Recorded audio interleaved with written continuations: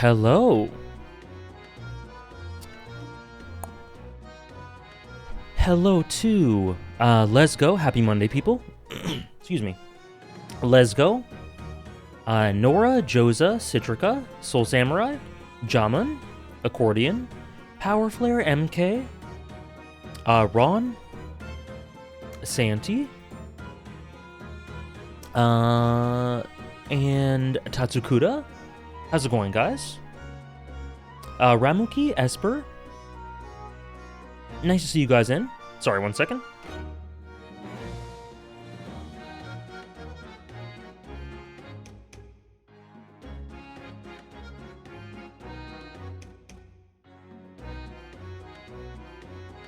Alrighty. She does look great, doesn't she? I'm so glad to have Gina back. Kingslayer, how's it going? I'm very excited. Did I see MK Leo? Man, that tournament went way too late. I missed the last couple games. They were kind of in the background, Jamun. But I'm really excited for today's stream. Last stream we finished Case 2 and started Case 3. Here we're properly into Case 3, like the whole stream's gonna be Case 3, and that's the one that everyone adores. So I'm really excited to see where it goes. Really excited. I hope you guys are too. Welcome in again. Let's have a good time.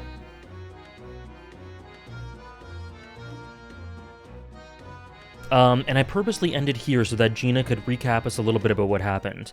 We have some Industrial Revolution technological stuff going on. Kurtman, how are you? Trayla, how's it going? How's it going, guys? The best thing about Gina's progression so far is that she so easily smiles. She smiles so easily. I love it. Welcome in. It was out of this world. Whoops. It was out of this world, it was. The brainy bloke, pulled a bunch of levers on this machine and suddenly it started billowing smoke. I'm really good. I'm really good, Kingslayer. Had a good weekend. Playing this great game, this amazing story. Yeah, can't complain. Yeah, Ron. A really interesting atmosphere here. We haven't had this sort of atmosphere for Great Ace Attorney yet. So, interested to see what they do with it. It just went pop. I ain't seen a better experiment here yet. Sorry, you mean you saw it, Ginny, with your own eyes? Jamun, just to let you know, I'm not a huge Ultimate watcher. Not a huge one. I saw bits of Mutace's run, which seemed really awesome. But, I was in and out of the Genesis top 8 for Ultimate.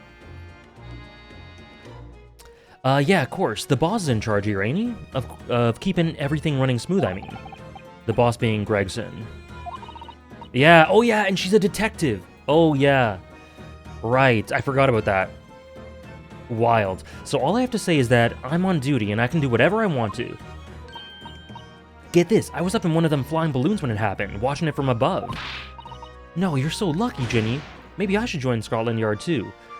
Also, I would be amiss if I did not mention Iris's hat. Yeah, do it.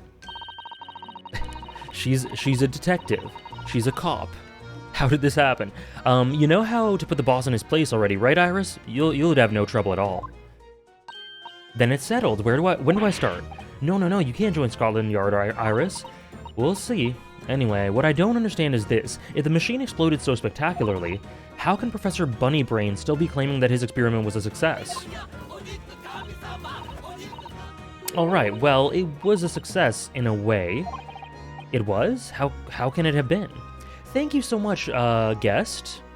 Can you put this towards the Haikyuu video? Yes, of course. And thank you for the full year. Thank you so much. Thank you for the 12 months. You now have the good old number on your spider. Thank you so much, guest. I really appreciate it. Hopefully you're having a good start to your week. Successful experiment? Oh, they really are, Nora. Like all of them except, what's her name?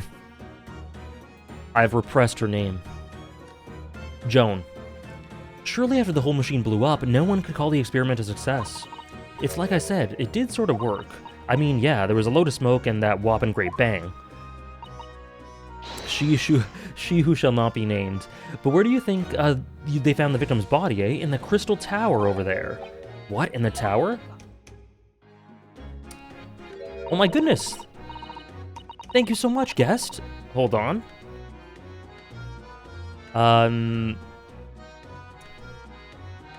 Thank you so much for the 12-month wreath sub, and then the 4 gifted subs as well. Do those go to the Haikyuu video too?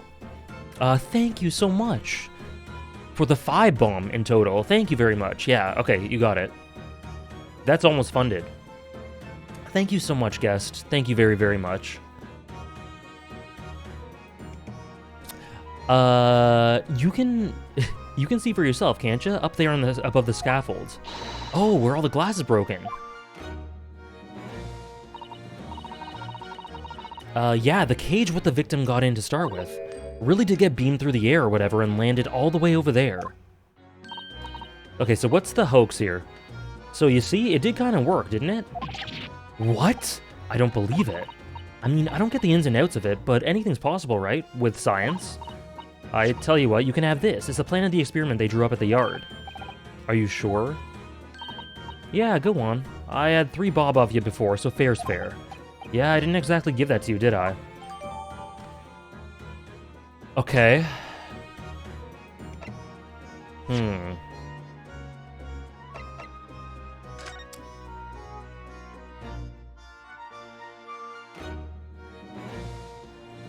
Okay. Alright. Something Inspector Gregson said before seemed a little strange. For what it's worth, anyway, investigating is off the charts for all of us. Yes, naughty old Gregsy ran off after that without explaining himself. Oh, right, that.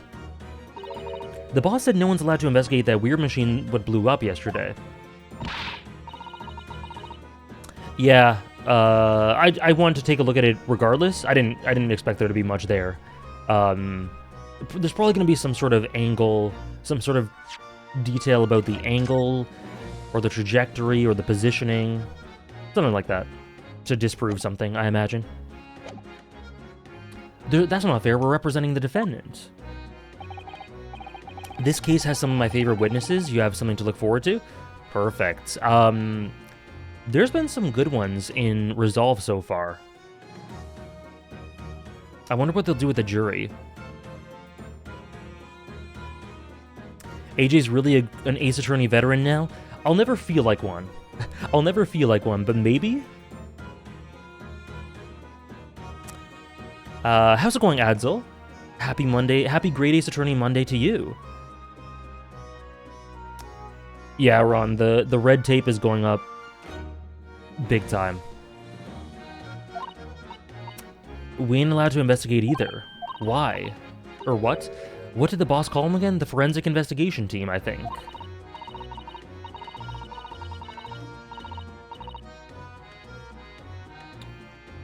Sure, I'll take it, Remuki. I'll take it.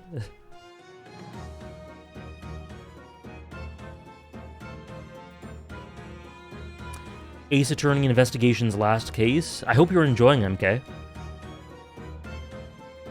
The great Ace Attorney is a series that no matter how much I played, I never feel like I'll be a veteran. Which is, like, in a good way. But I appreciate that it feels that way to you, Remuki. I guess in terms of the gameplay, maybe I am.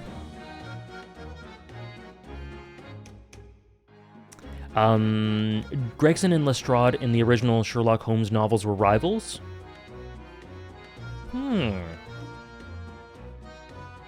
I would never know any of this stuff without you guys.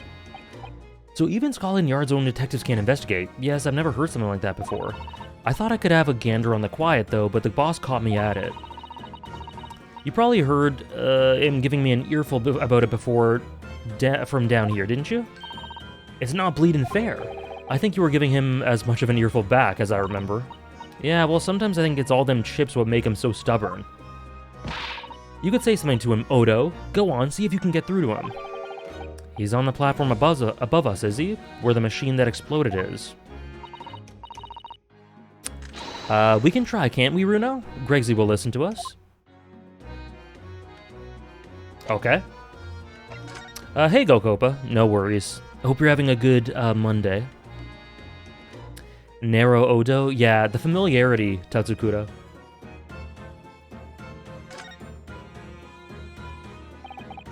The Crystal Tower. It's certainly an apt name. It was built to be the focal point of the exhibition, and it definitely is, being so tall and with all that glass. I can't imagine a building like this ever being erected in Japan. There are lots of exhibits inside the tower as well. Oh.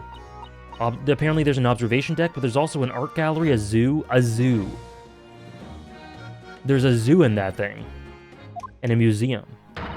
But I heard you have to queue for 3 hours just to get through the doors. Well, at the moment, the shattered glass from the failed experiment may well be the biggest draw. Erected? And thanks to that accident, the whole tower's shut. Suddenly, it's not the Crystal Tower anymore, but the Crystal Glass Shower. Apparently, everyone's taking to the skies now to look down on the disaster area from above instead. There's a 3-hour queue to go up in a balloon now. Londoners must be very patient people. Okay. What is that? Is that an instrument? Someone dropped something behind the tree just there. Dropped or hid? Oh, that's not it. No, it's not. That doesn't look like an instrument. Some part of the machine that exploded? Maybe. It could have fallen from the platform above in the blast. What's going on here? Her smile kills me. How does it feel playing 2 peak games with a Crystal Tower at the same time? It's interesting. It's a bit like... I play it and I'm like, do I really deserve this? Do I deserve 2 peak Crystal Towers in 2 peak games? Not sure, but I'll take it.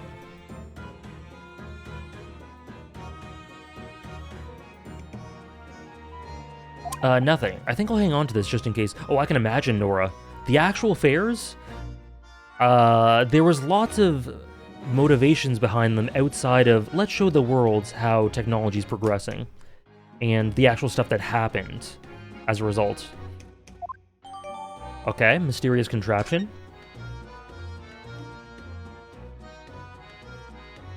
Okay. What's this? Stairs? This platform must have been set up for the experiment, I suppose. It's very high up. Oh, the exhibition. About 30 feet above the ground, apparently. That's what a policeman I just spoke to said. I don't really understand feet very well. We don't use them in Japan. Out of context. How do you walk? I just crawl everywhere. I just drag myself. Yes, sorry. It's about 9 meters. But you'll soon. I've been in London a year now, Runo. It's time you got used to our measurements. Yes, well... This thing's so tall, the spectators at the front would just have seen a wall and nothing else. They probably thought they'd secure the best spot to watch from, only to be disappointed. There's a saying in Japan, the darkest spot is right under the lighthouse. Ooh. I feel like it probably applies here.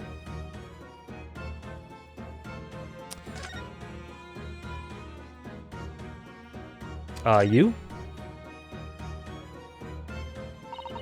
That's where the Cove ended up after his instant kinesis, or whatever they call it. Dead, of course. And yet they're calling the experiment a success. What's the wooden scaffold there for? The coppers, our lads, set that up after the incident happened. To get the body down, I think. I don't know, really. That was raw. That was kind of raw. Why do you think we never see transition scenes in Great Ace Attorney? Because nobody walks in Japan. Ah. Yeah, Ryunosuke just got his legs when he got to Britain. Didn't you help erect the scaffold then? Nah, lookout duty's more my thing. Wandering around the exhibition and keeping a lookout for the fun stuff. Mind Gregson doesn't hear you saying that or he'll give you the boot. It's incredible though, isn't it? I mean, could the victim really have bridged that gap by some sort of invisible kinesis? No.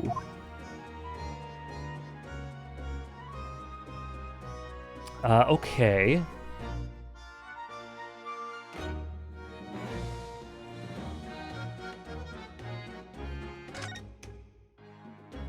Okay. Can I move? Whoops. The stage. Oh, that's where I am now.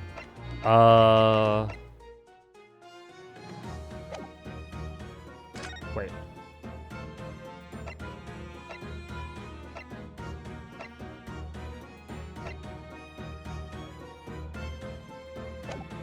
Okay. Converse. Dunno.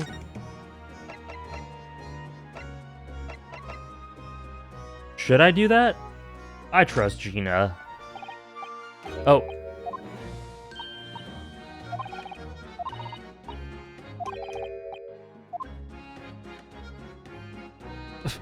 Okay. I am a lawyer.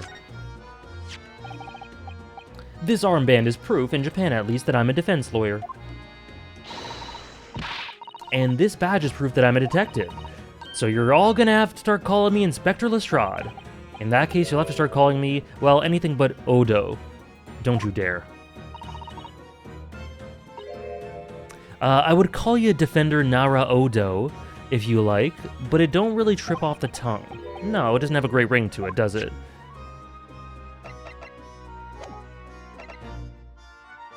Okay, what am I missing? Oh. Oh, I see.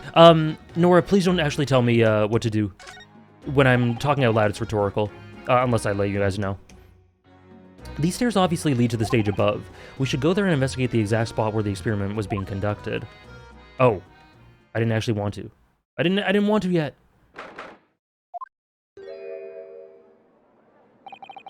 So that's it, is it? The machine that blew up. It must have been a magnificent explosion, and I've seen my fair share. Okay, I wanted to just look at this thing. What is this? It almost looks like a... crossbow. There's some sort of lever here. Oh, yeah. Oh, okay.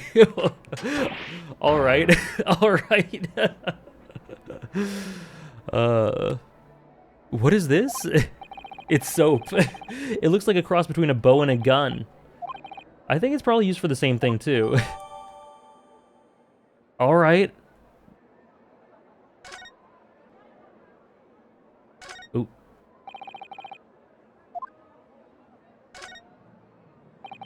This groove here must be where the arrows are loaded, I suppose. So I was right, it's a sort of bow with an automatic firing mechanism. This would be perfect for someone like me who catches his ear with the bowstring 2 times out of 3.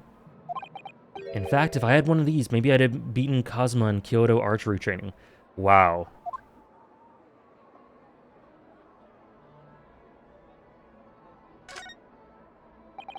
The Kazuma influence. Oh yeah, and we saw Kazuma at the beginning of this when we went to Van Zeek's. The mystery boy. It's Kazuma. It looks like you wind this around in order to draw the bowstring back and create tension. You must be able to fire arrows with a huge amount of force using this device then. In fact, I would imagine it's far more accurate and powerful than a Japanese longbow. I really had no idea what I was picking up when I spotted this at the exhibition grounds. Okay. It was McGilded. Oh, true. Damn. Well, I mean, listen, you guys know me and McGilded. I have no problem with that. Thank you for the follow, Gato.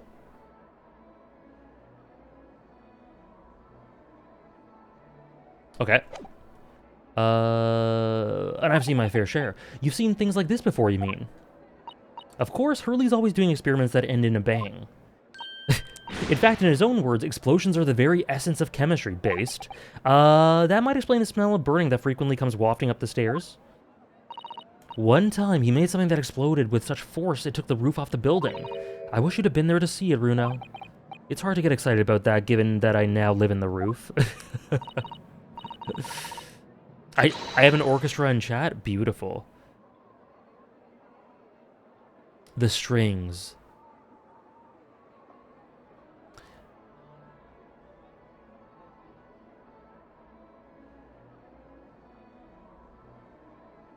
Anyway, that's enough about that. It's time to investigate. You got it, ma'am. Ah, look, Inspector Gregson's over there. He seems to be deep in thought about something, whilst eyeing up the machine carefully. Really? He just looks confused to me. Alright. Alright, talk to us. It's ripped apart itself magnificently, didn't it? Magnificently. Oh, I meant to talk to him. Whoops. And mercilessly. So someone stands in the middle of the machine to be disassembled and then beamed through the air. Yes, beamed.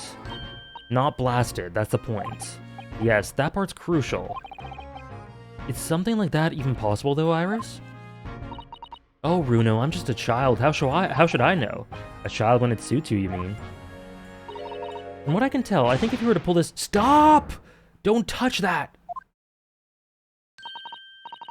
Ah, that was practically instantaneous kinesis the way you flew over just now, Gregsley.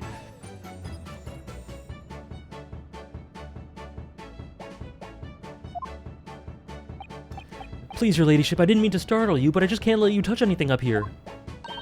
So sorry, you can have some of my latest special blend to make up for it.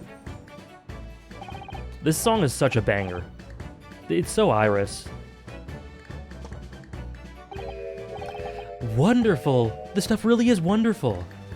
Do, do, do, do, do, do. It's just like old times, this is. No! I wanted the song to stay. We're representing Professor Hairbrain in court tomorrow, Inspector, so we should be allowed to examine the scene. Ha, listen, Sunshine, even I'm not allowed to touch anything up here. It's that blasted special dispensation for scientific equipment Actapling. It's driving me potty. Oh yes, that special dispensation. The professor mentioned that too. The more red tape's all we need. I don't know what the government thinks it's playing at sometimes.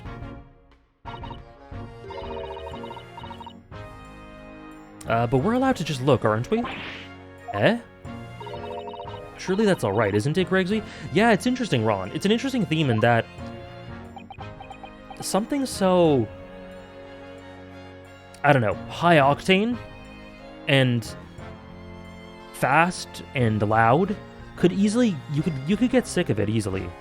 But I never get sick of her theme. Of course, your ladyship, anything you say. But please don't get your dainty hands dirty, will you? Don't worry. We wouldn't dream of touching anything, would we, Bruno?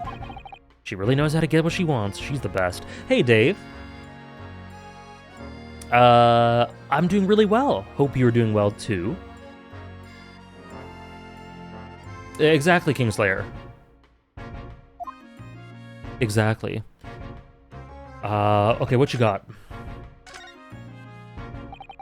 Using high-voltage electricity to somehow disassemble a man's body, and then beam him across to the Crystal Tower, it's an extraordinary thing to attempt, especially in public. True, it was by far the most unusual of the experiments planned for the exhibition, mind. To be honest, I'm a bit surprised it was allowed. Carrying out something so dangerous with so many spectators present, I mean. The government doing everything it can to promote new science and technology at the moment. They're more worried about being ahead of the game than the odd spot of public safety infringements. What was it we said earlier, Nora? I mean... honestly, Jamon, I didn't love the game.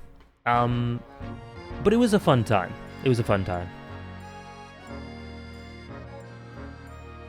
Exactly, MK. And honestly, I wouldn't love it as much as I do if it didn't have that bit of emotion. There's sentiment and emotion at one of the parts that's just really, really well done. Glad you enjoyed, Dave. I have not experienced 2 out of 3 of those. If they can be the first to develop some new technology, it makes Britain more powerful in the future, you see. Oh, the battle themes. No, they were good. Those were good. I like the gym leader. The gym leader one in particular, how it progresses with each phase, Jamon. Also, the rival battle. It's a good OST. I suppose that's true, in a way. So the powers that be are placing a heavy emphasis on scientists' rights at the moment. What sort of rights? Yeah, very super tired. I have not seen BoJack. Hey, Patchface. Yeah, the Soul Samurai, the rival theme's really good. Hey, Patchface, and hey, Kay. Hope both of you are doing well. What sort of rights? They're making it so that any theories the brain have remain their legal... The brains have remained their legal property, as it were, right through developing it into a practical idea and even going into production. Which is the infuriating reason us coppers aren't allowed to touch the crime scene. Because the new Highfalutin Special Dispensation for Scientific Equipment Act forbids it. I see. The only people with permission to investigate here are from some brand new department at the Yard. The Forensic Investigation Team, it's called. Okay, they're building this up.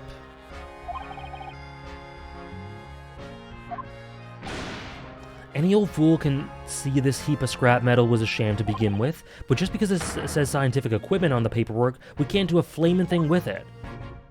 Poor Gregsy. He's very what? What did that say? He's very het up? Wow, I've never heard that phrase before. I guess that means heated up? He's heated? Sorry. So Power Flare asked what I thought about the Area Zero. I owe Community and BoJack my sense of humor. Community I love. I adore Community. How's it going, NG? And so yeah, my thoughts on the Area Zero stretch of Scarlet, it was the best part of the story, easily. Easily. I was actually surprised at how it came together, Power Flare. It was very good. It was very good. Ryu is not very het up. An old form of the past tense of heat. Cool. Okay, my top 5 Scarlet and Violet Pokemon. I don't know if I can think of 5. Okay, well, Tinkaton, number 1. I like the whole Fuecoco line.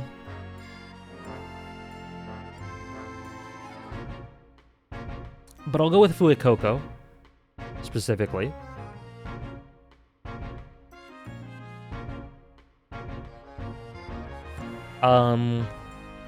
Excuse me.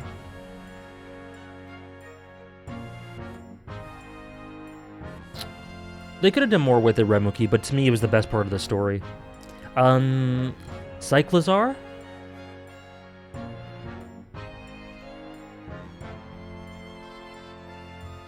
And... Two more.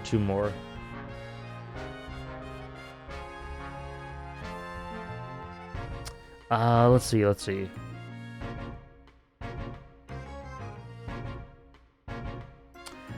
Because of the story relevance, and I forget its name, but Arvin's Pokemon? The one that was sick. I forget its name. Fluttermane. Sure, you know, I actually really liked it. Mabustiff, yeah. Meowscarada, sure, let's add that to the fifth one. There we go. What's this new legal act that means we're not allowed to touch the scene here? Are you having me at it, Sunshine? It's a special... God, that is a mouthful. Special dispensation for Scientific Equipment Act. I think Hurley mentioned that, with a real twinkle in his eye. I'm sure he did, your ladyship, I'm sure he did. Passed especially for this great exhibition it was. All scientists have to do is present their ideas or inventions to some suits in the civil service, and if it gets rubber stamped, that's a guarantee of rights to maintain the invention's confidentiality. What does that really mean? Think about it. Think of all the world-changing new inventions on display every day at this exhibition. Although a good half of them are probably a load of cobblers if you ask me, put forward by shammers like yourself. What? I love how absurd some of the inventions here are. It's all so fun. This stuff reminds me of Chrono Trigger. It's really cool. It reminds me of Chrono Trigger. It reminds me of BioShock Infinite a little bit. It might be fun to you, but a member of the Force has to be present at every single demonstration. Can you imagine? Hang science, that's what I say. Hang science. I don't think so. That sounds like my dream job. You'd think otherwise after spending a day guarding all these shammers' bogus contraptions. But if they're all bogus, how can anyone hope to demonstrate them? There'd be no point. Yeah, well, there is a point, sadly. Sorry? Thanks to another of our government's bright ideas, if any theory or invention is deemed to show potential, the government hands out a research grant. Gregson a tsundere? Gregson a flat earther? The scientists get funding? Exactly, that's what they're all after. All these shammers coming in from far and wide to clog up Hyde Park. And who has to keep them safe? Who has to smile politely and welcome them? Us coppers, that's who. So you can see why I say it now, can't you? Hang science, hang it! We have not, Ron. Oh, maybe I can see your point.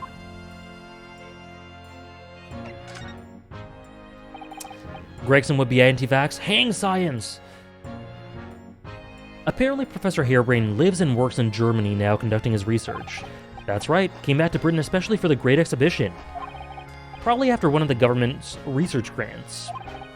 Actually, we learned something else about the professor earlier today, so the research grants seem to be continent-wide.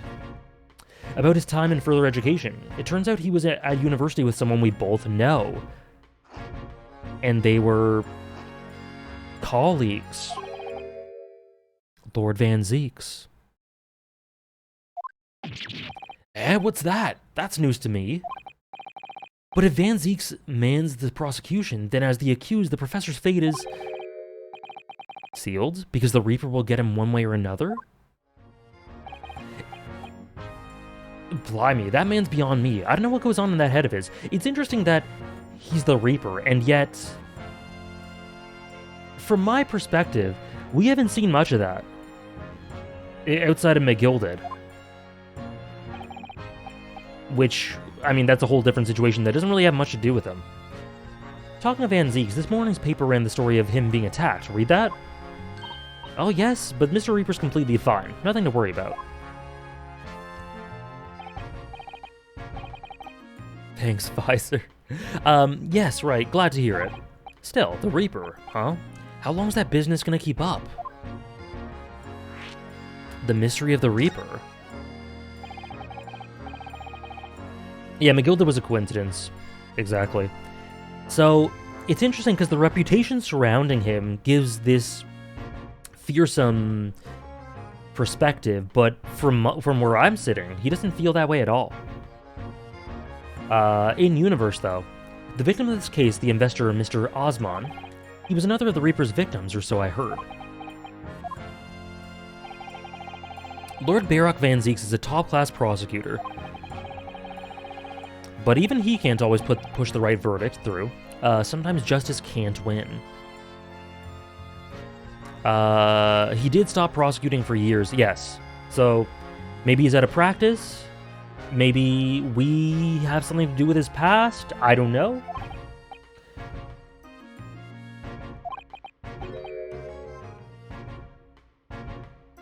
Falsified evidence, Reaper of the Bailey. Scotland Yard suspected Van Zeeks initially. We all assumed he was taking matters into his own hands if he failed to seal the deal in court. Although the man himself denies that charge. Well, we've done a very thorough investigation, and the conclusion we reached is that Lord Van Zeeks is in no way related to the deaths of those people outside the courtroom. There's no question in my mind. I'd stake my reputation on it if I could. I would. But if that's true, how do you explain it? All those defendants couldn't have just coincidentally died if no one killed them. I know that, but I can't explain it. It's a mystery, after all, isn't it? That's the whole point of the Reaper. Professor Harebrain mentioned something else. He said that at university, Lord Van Zeeks was a total different person, easygoing and kind. Third case. Dave, it's in the title. The case is always in the title.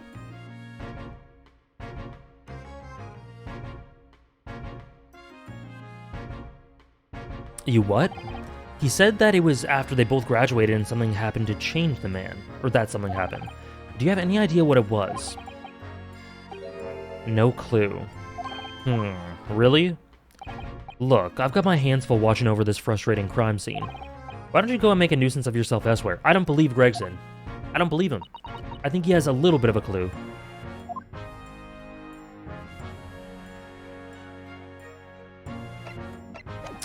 Okay.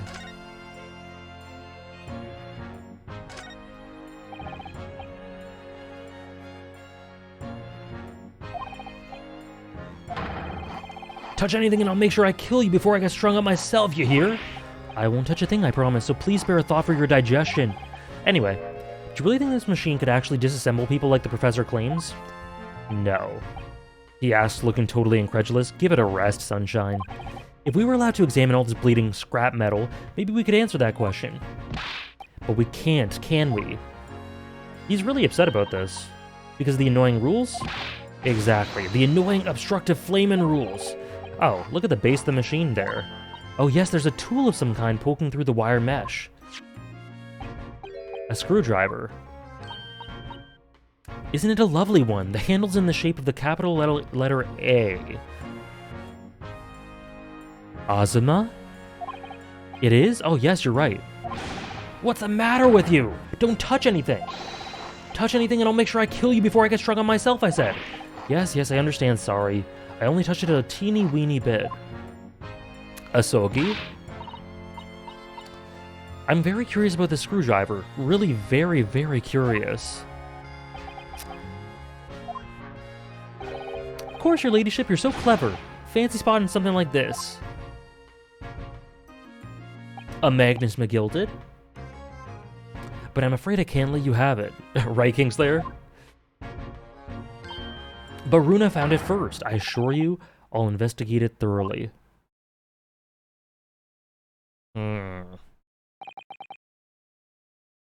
He's gone off with it. Could Gregson beat Ryu in a fight to the death? No. What would happen in that fight is they would both fight to the death, getting nowhere simultaneously. And then Gregson's something. He would eat a bad. He would get indigestion and the choke on his chips, all at the same time. Inspector Gregson's gonna make a very clumsy and embarrassing mistake in next month's installment. Oh, and Ryu has a sword. Right. Exactly. He's never used it, but he could. Poor Gregsy.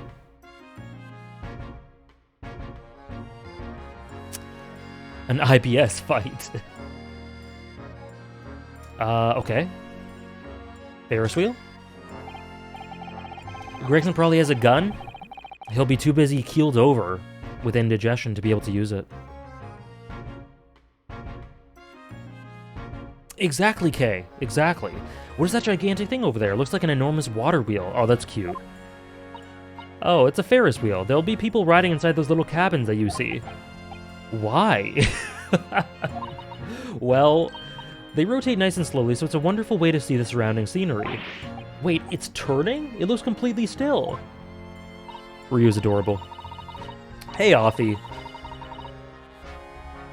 What's up, Offie? That's because it's turning so slowly. One complete revolution takes about half an hour. If you were mad enough to go in one, it could be more fun to whiz around fast, don't you think? I feel as though you just invented a new sort of ride there, Runo. About to head to work. How's everyone? How's the stream? Good so far. Just investigating more Great Exhibition stuff. I haven't gotten too far, but I hope we see Kazuma again. I hope you have a good time, Offie, whenever you do. Head off to work. There are all sorts of strange buildings here in the Great Exhibition grounds, aren't there? I seem to remember something similar being exhibited, in Japan one time. In your country, Runo, I do wish I could go and see it. I present a particularly steely samurai with a present of one of Hurley's stories I've written especially. And see if I couldn't get Hurley into a jam against some Bartitsu master ninjas. There aren't as many of those sorts of people as you might think. Oh, that's dull. Reality is often disappointing.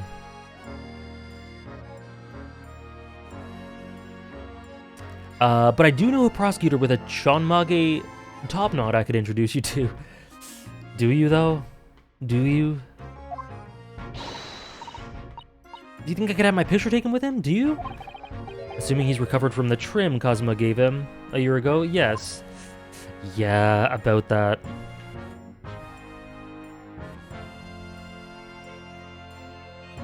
Oh, up? Okay. R.I.P. Ouchie.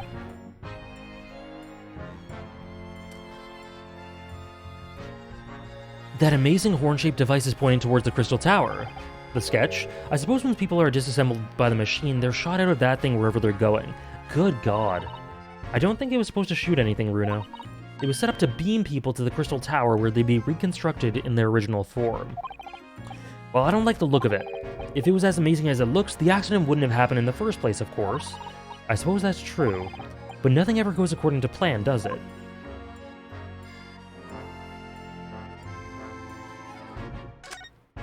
Hot air balloons? I always thought the day would come when humans would discover how to fly, but I never imagined it would involve them being suspended from colorful, floating Tamati handballs. I'm sure it must feel amazing being up there among the clouds. Let's take a ride together, Runo. If I'm being perfectly honest, I would like to try it, but without a cast iron guarantee that the thing won't plummet to the ground, I'm too scared. In that case, I should tell you what Hurley said. It's physically impossible for a flying balloon to plummet to the ground as long as it doesn't explode. Call me crazy, but I think that exploding part might play on my mind a little. Okay, is that it? Let us see. Ferris wheel. Yeah, looks like it. Looks like it.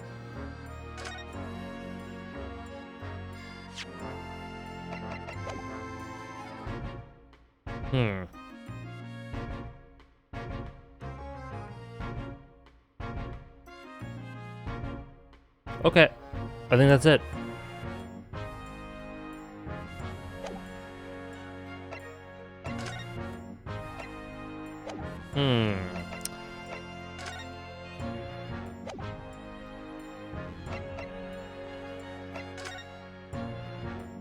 Maybe it's not it? Let's see. They may have killed the man, but not the idea. His idea lived on. His legacy. His living legacy.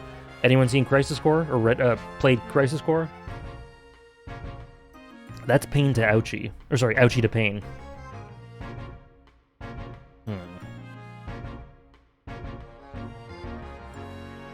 Okay. I think that's that. That's all we can do. I'm pretty sure. I think I got everything.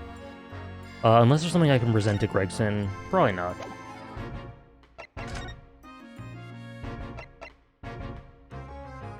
Okay. Now how do I leave?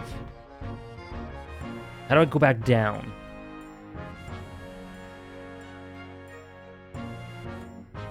Me? Gungaga. I don't actually know how to go down.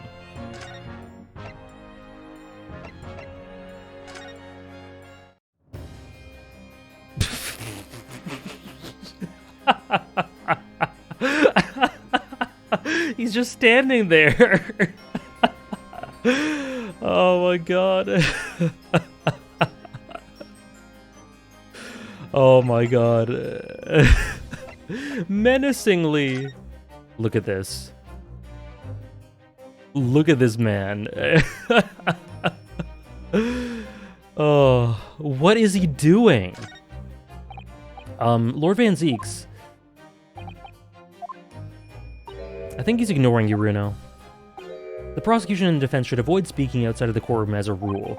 So if anyone's being rude here, it's most certainly the man in black standing before us. Oh, I see. Well, thank you for setting the record straight. Did you see that? He spoke to me, Runo. So, Lord Van Zeeks, have you managed to visit the Great Exhibition yet? This man kills me. Yeah, the music too. Shaman, sorry, I didn't answer that right away. I do plan to eventually play Fire Emblem Engage, but not anytime soon. I need to, like, now that I finished Pokemon, I'm now on Xenoblade 3, and then I want to play Hollow Knight. This is outside of stream games. Then there's always more 14. Anyway, it's not imminent, is what I'm saying. There's Trails in the Sky as well. Oh my goodness. Hailing, how's it going? You did come at the perfect time. Thank you so much. He's definitely ignoring you. Thank you so much, Soul Samurai, for gifting 5 subs. Thank you so much. Kirby's Epic Yarn? I played that one. That one's good. Thank you so much, Soul Samurai. Thank you. That's incredibly kind. Thank you very much. I really appreciate it. And let us know where that goes towards. On my stream on Friday, people donated so many subs and bits all over the place, and so few actually allocated them to goals, which I'm totally fine with. But because there were so many there, I just added 20% to the Sekiro goal for no reason. You got it, Soul Samurai, thank you. Trails in the Sky, yeah. I played first chapter and half of second chapter, Esper, and then I stopped. I took a break from it, which ended up being like a year and a half.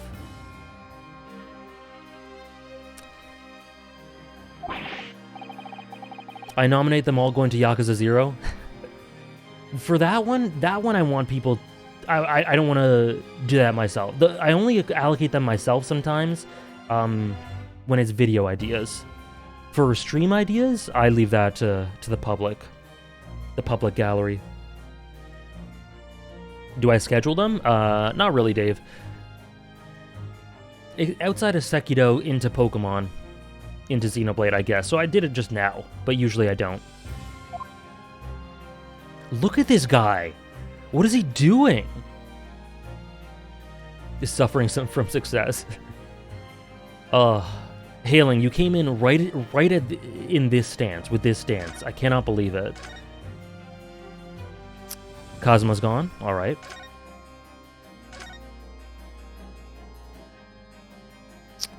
No, Esper. No, I wouldn't say so. This, I can't get over this pose either. What is he doing? He doesn't know what to do with his hands without a wine glass. Okay. So, exhibition.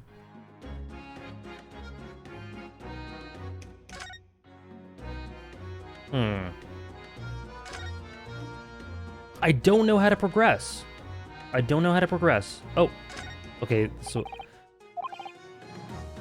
okay, we're here.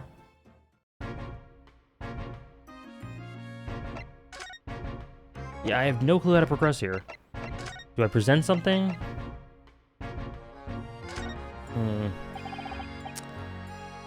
Cosmo's been gone since 1-2. Oh, the masked man is Cosmo.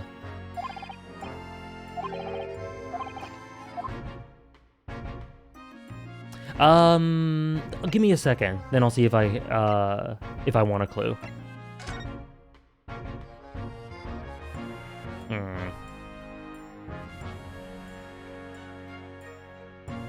Saw this building. Oh, whoops. No.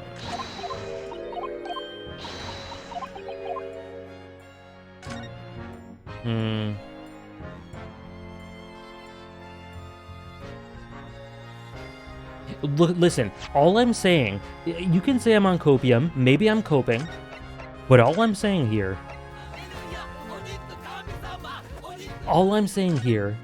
is that look at the title of this episode. The Return of the Great Departed Soul. That's all I'm saying. That's all I'm saying. Lips, won't mention it again, lips sealed now. Thank you so much, Huey, for the 8 months. Thank you very, very much. Really appreciate it. Thank you for the 8 months of support. Thank you so much. Okay. You know what? Uncle, I give. Could someone give me a clue? Because I have no clue. They're being very... Either I missed something very obvious and I'm stupid, or they're being very weird with how you progress here. How do you feel about the chance of him being alive for the story? I don't... Okay, in all seriousness, I don't know... Okay, you know what? Let's put it out there. I actually think that's him. I actually do. I'm just getting vibes. There's been all this plot significance and cryptic stuff about the reason why he came to Japan in the first place.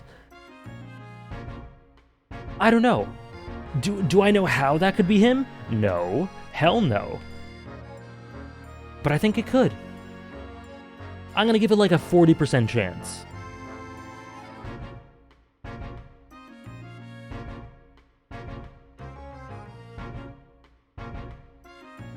If it's actually McGilded, that would be sick too. Hey, antagonist. Welcome in, antagonist. Good morning to you.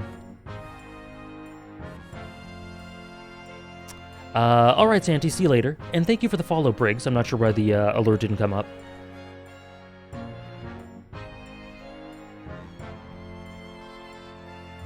Do you want to know what to do yet? Next? Yes, please. Yes, please. And thank you very much, guys, for always... Oh, no! No! Didn't mean to click.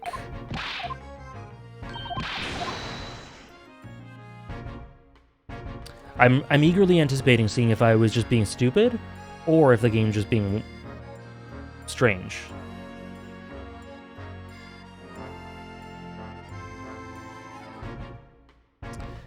Go back to the bottom of the stage. There's more to investigate.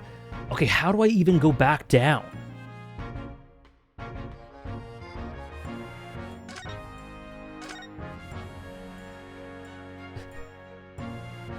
How do I even leave? Is this it? No. No, that's... Damn it.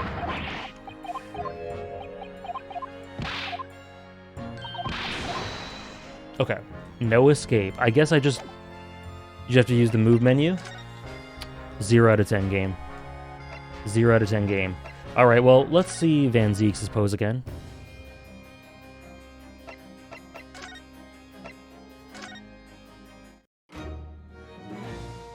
Yeah, it's weird. It's weird, Nora. I'm not sure. Okay, so I go to the bottom here, and there's more to investigate?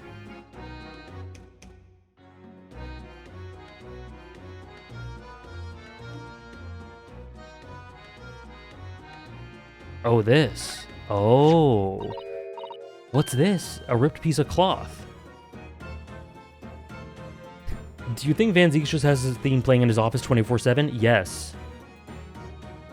Yes, I do. Mid-attorney investigations.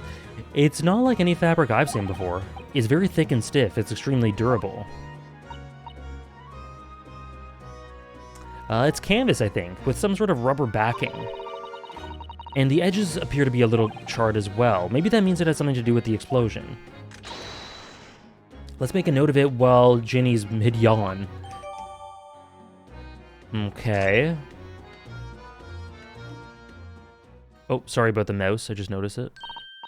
Bruno, listen. What is it? I missed the cloth, goddamn. I've been thinking. Hurley might know something, mightn't he? What? About what? About Mr. Reaper.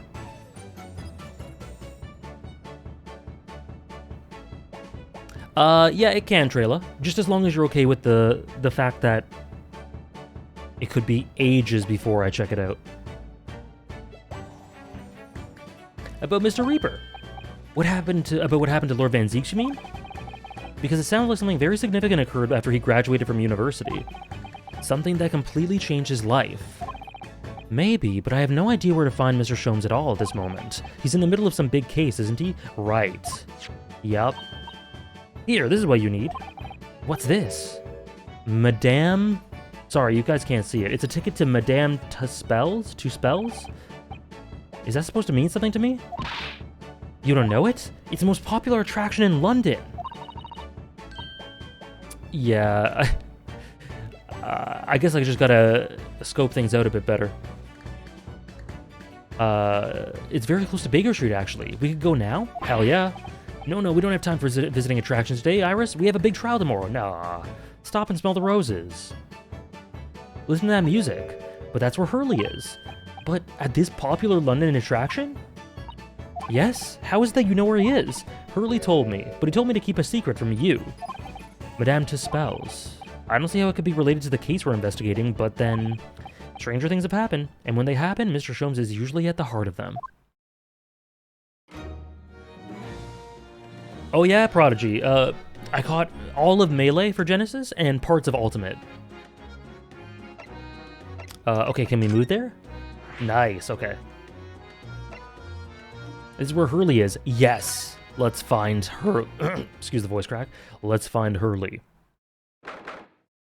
Oh, Waxworks! That's so cool. It's like Madame Toussaint. Toussant's? Whatever it is. I was so glad for J-Mook. He deserves it so much. What is this place? This is so cool. Look at these terrifying scenes. Why are all the people so still? Guillotines, ruthless murders. I know what I'll be dreaming about tonight. Cosma. They're all wax models. They're amazingly realistic, aren't they? Or Tussauds, right. What do you think, Bruno? Shocked? Wax models? Ah! I read about dead bodies in wax once in a magazine about strange phenomena. Depending on how corpses are kept after death, parts of them can turn to wax, apparently. It's called a adipocere. We share the same brain cell, MK. I don't really play much, Dave, but I loved Mewtwo for a bit with Smash Ultimate, and I really like Falco, and weirdly enough, I'm pretty good with Samus and Ganondorf for Melee, but probably Falco. Morning, Waddle Gang. How are you? Stop talking about creepy things like that, Bruno. You're scaring me. Anyway, adipocere doesn't form really... Ah! What now? I've just remembered something I read in another magazine about strange phenomena. There was an old lady, maybe a witch, who used to pour molten wax over corpses and put them on display. Good God, Ryu. None of the exhibits in here are real. They're all entirely man-made replicas. They can't be. Do you really expect me to believe that? Just look at them. This is so cool. Oh. Yeah, what is he reading? There's no way anybody could make models of people that are this real.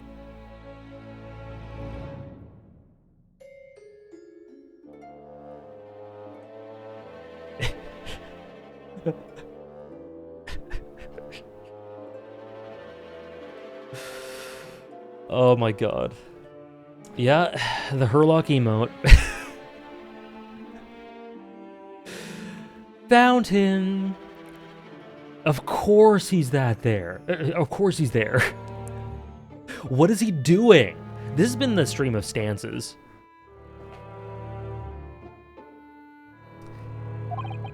And they're all such gruesome scenes. Yeah, of course there's a wax model of Sholmes. Finished Ennie's Lobby Part 1 last night. Best One Piece video yet. Thank you, Kaine. I'm glad you enjoyed it.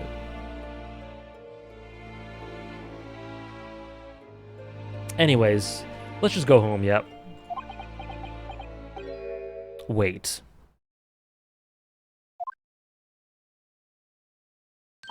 What is he doing?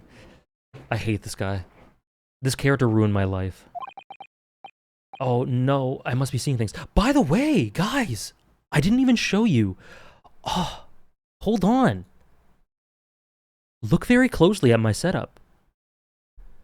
I know it doesn't come across huge here, but do you see what this is? Do you see who this is?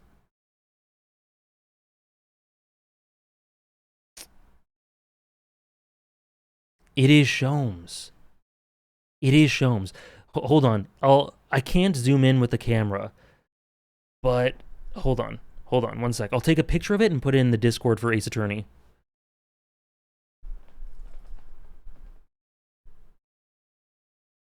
Okay. Hold on.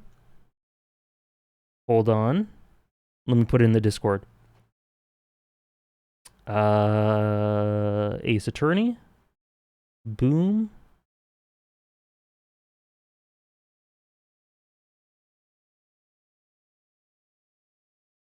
There we go. Let's see if I can show it. Ads are censoring Sholmes. I can't believe this. Hold on. Hold on. Okay. For anyone who isn't in or can't open the Discord or isn't in it for some reason. There you go.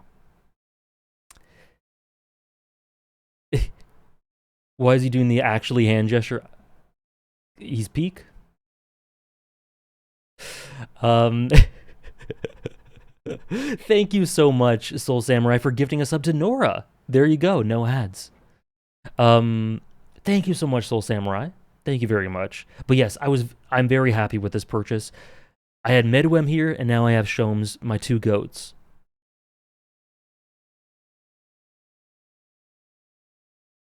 The small little guy. I just wanted to share that. I can't believe I didn't until this point. I guess it wasn't here last week, so that's why. Oh no, I must be seeing things. Where's your house I need to steal? Joke's on you. I've got 20. So you steal it, I've got 19 others.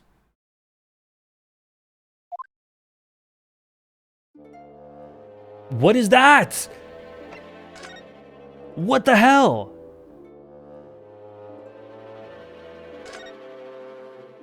This is too chaotic. Please, where do I even start? Oh god.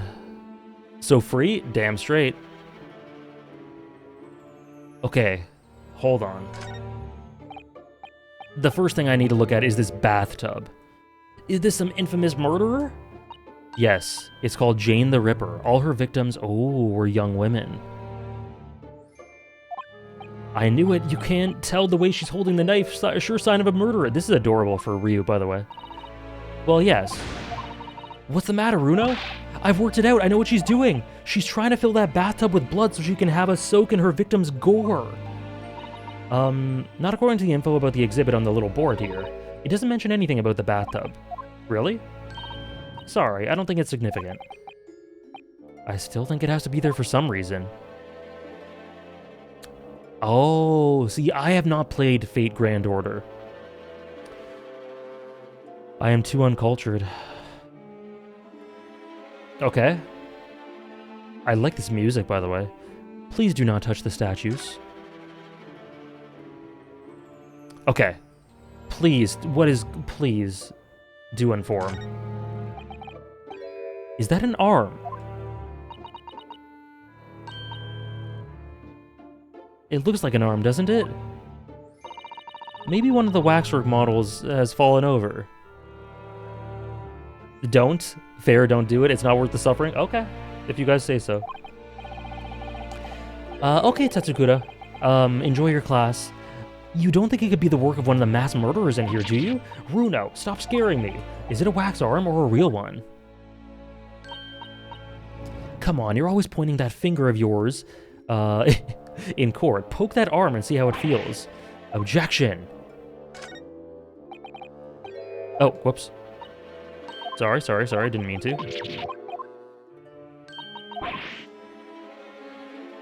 Okay. That big heavy curtain's in a very prominent position, isn't it? I have a nasty feeling there's going to be something truly terrifying behind it. Oh yes? That's the famous To Spell's special exhibit. It depicts one of England's most notorious killers. Do you want to pay the extra fee and have a look? Yes. Pay more money to be even more terrified? Let me think about that for a moment. It was only a suggestion. What a spoil sport. What a buzzkill. Alright. Alright, I guess we should... Well, there's this guy. What is going on here? These models are so well made, I can't tell what's a waxwork and what's a real human. Or maybe all the exhibits are real people. And when it's closing time and the visitors have gone home, they suddenly start moving about. Already, just thinking about it makes me wish it was closing time already and I was on my way home. Okay.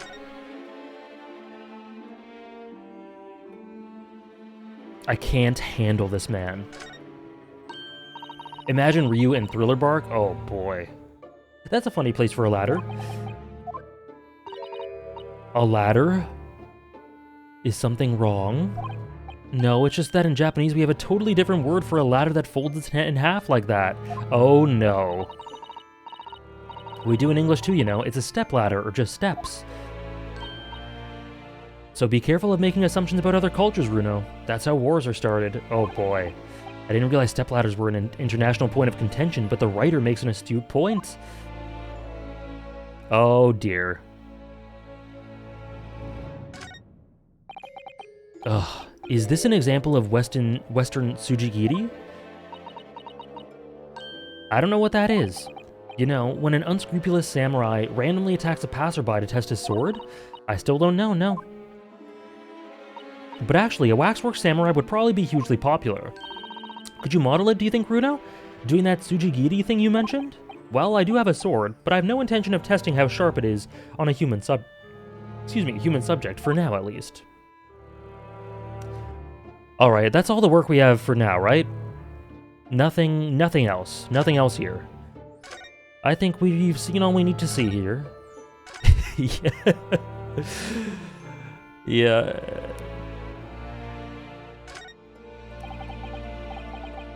It's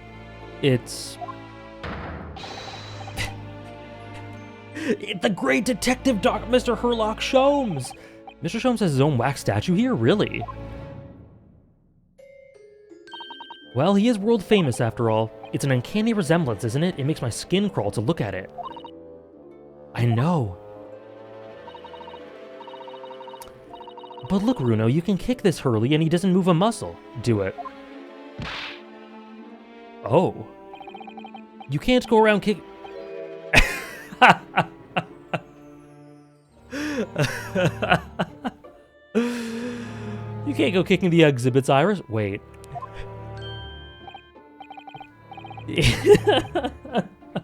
What is he doing? Why is he doing this? It just moved, I'm sure, and not just a little bit either. Really? It did it. And look closely. There are beads of sweat on the face of this waxwork model.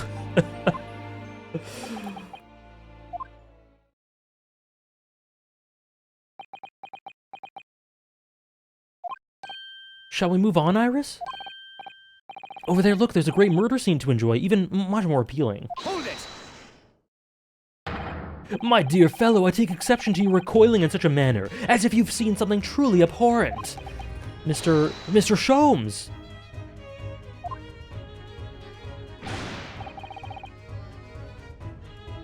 Iris, what possessed you? I strictly forbade you from divulging my temporary waxwork secret to Mr. Naruhodo. Temporary waxwork? What do you mean? And that kick, could you not have exercised a little more restraint? You winded me. But Bruno has something he needs to ask you. A question? And I thought you'd be getting bored too.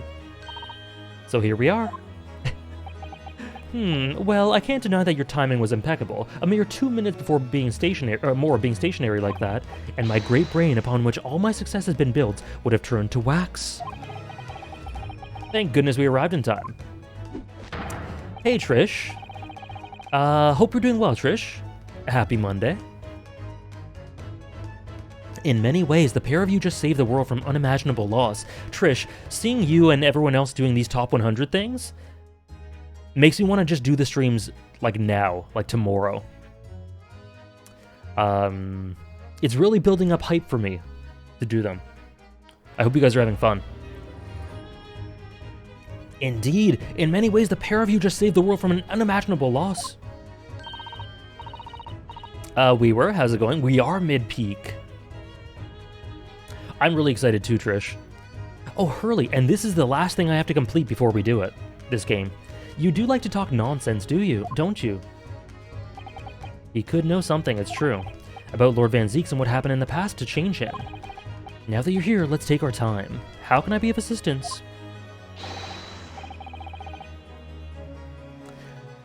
For you're in luck, I'm suddenly quite taken with the idea of conversing.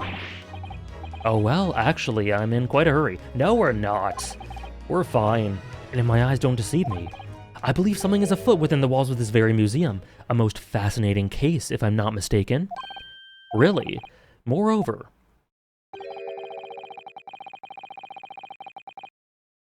That's cool, Ron.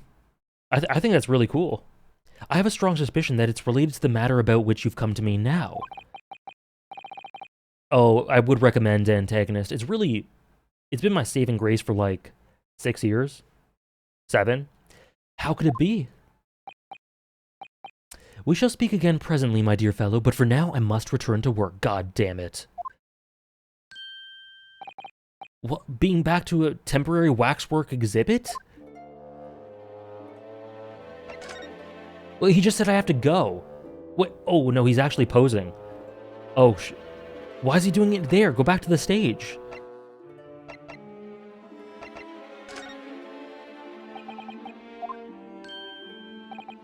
Well, what is it you'd like to ask me then?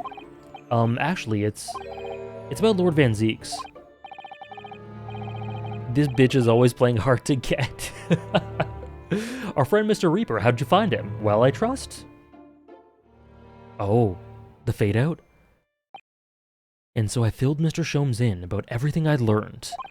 About Lord Van Zieks, Professor Harebrain, and about the strange coincidence that they had been at the university together.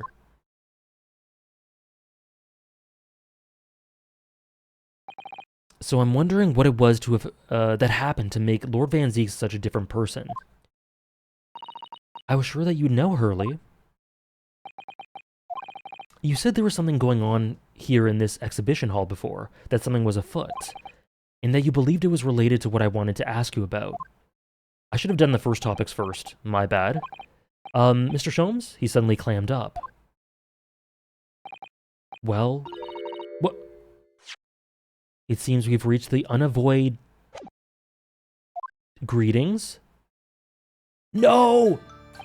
Oh, that's a cool design. I wanted to talk to him more. Mommy? Hello, where did she appear from?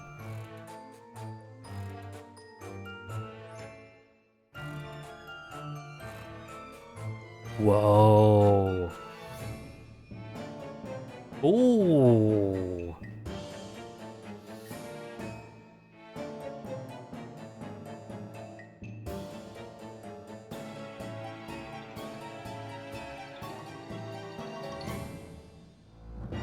Ooh, the organs. That means she has a connection to Van Zieks. Wow.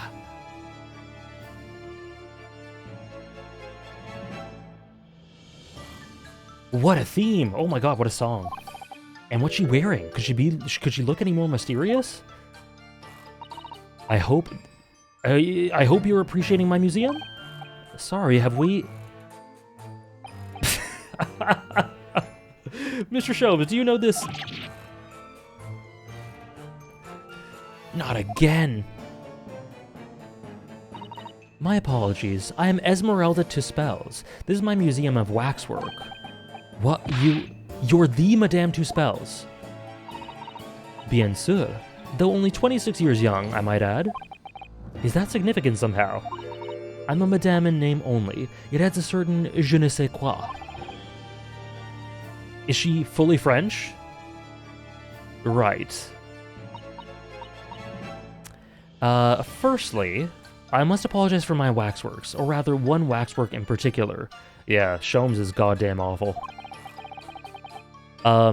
Yes, I think so, Trish.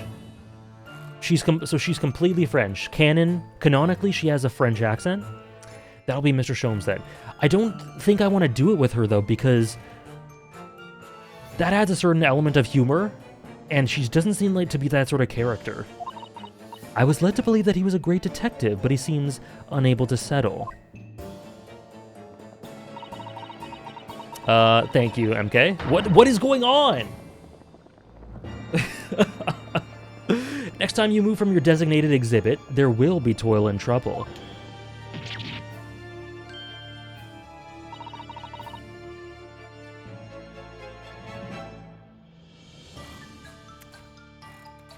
Great joke, Trish, don't worry. She's pretty funny? Okay, we can adjust. She sounds deadly serious. That's a problem. How am I supposed to ask Mr. Shomes about Lord Van Zieks now?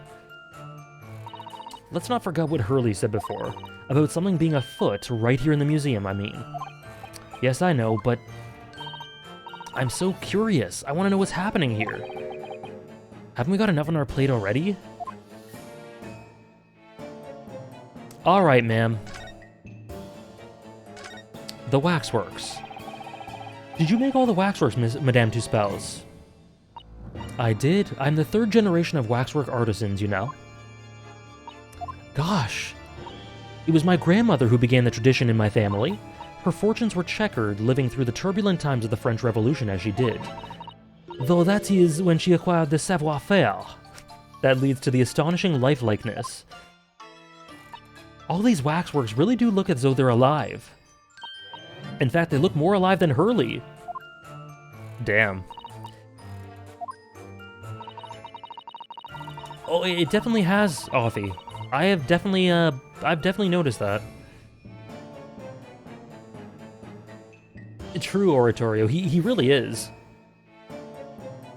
What you see exhibited here represents the most atrocious of London's criminal past. All the waxworks were created in the presence of the real people on which they are modeled, in the hours immediately following their executions. That is the secret to extraordinary lifelikeness. Interesting. That sounds terrifying.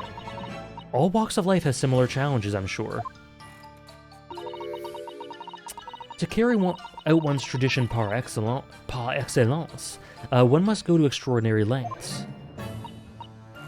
My exhibits are a reflection of society. I create only that which the public wishes to see. Ooh, they could do some interesting things with this. They could do some really interesting things with this. Why couldn't the public have wished for something less horrifying? Do not fear. What? Sorry? This room is the only one in the museum with such a macabre theme. I do hope you'll explore. There are models of famous singers, actors, politicians, something for every taste, I hope.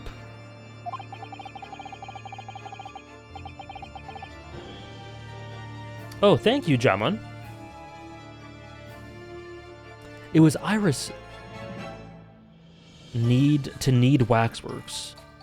It was Iris who dragged me straight in here, come to think of it. Sorry, perhaps I could have eased you into things.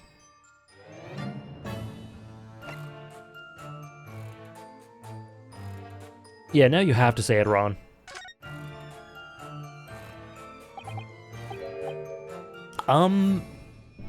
What's the situation with that? Ah, my temporary waxwork model? What is going on here? He approached me some days ago, you see, with a business proposal. Oh, what sort of proposal? My dear madame, what these sparse exhibits need is the addition of a world-famous great detective. Or words to that effect. I see you, Ron. I see you, Ron. He literally said,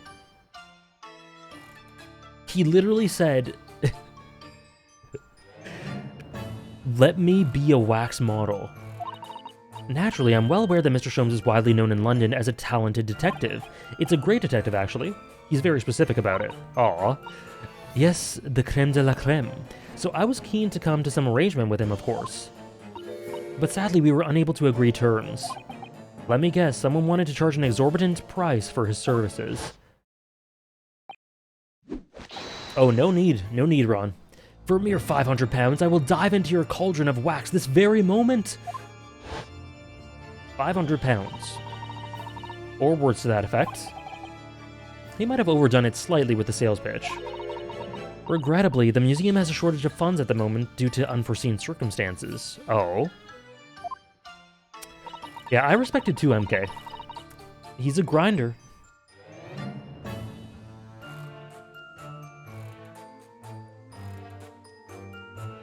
This game is the 1890s antagonist, so we came to the current arrangement instead. Surely he doesn't need to do what he's doing, though, does he? I would think not, but he's very insistent. I have a 50-shilling problem that must be solved by the morning. Oh my god. Or words to that effect. It's the pawnbroker, that's what it is. He must have something to redeem. Is the consulting detective work not going so well? Something is afoot.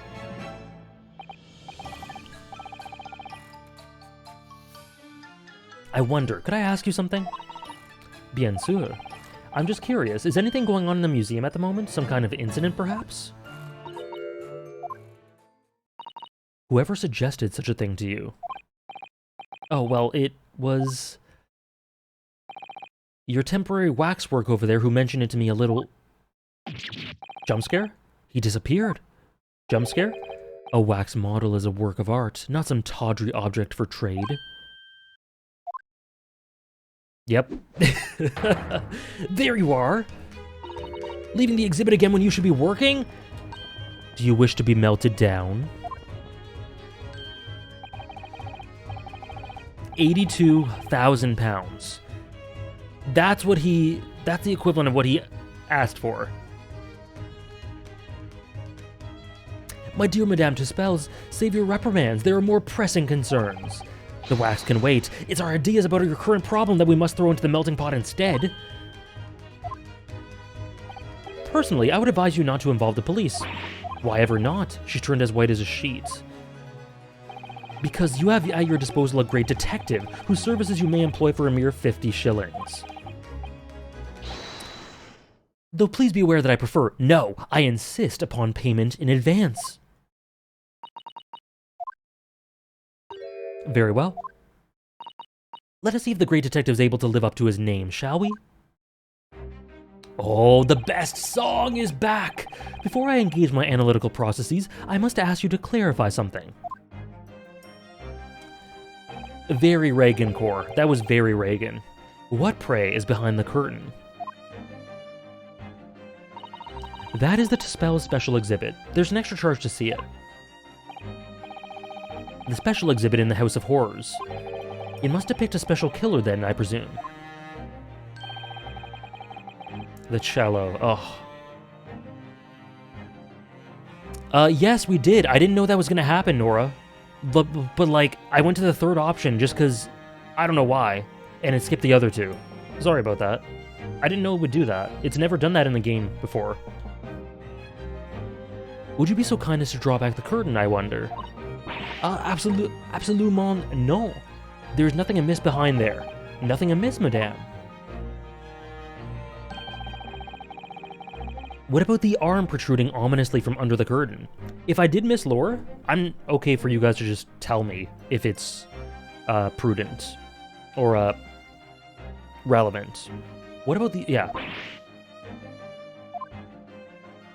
The unintentional speed run. Hailing. But yeah, I guess it's just ingrained in me. I strongly encourage you to allow me to see what lies beyond before the situation worsens. No, not suspicious at all, Briggs, yeah. Very well. I will draw back the curtains, but only a soupçon. What do we got? McGilded? Thriller bark? I must confess, I peeked behind the curtain earlier.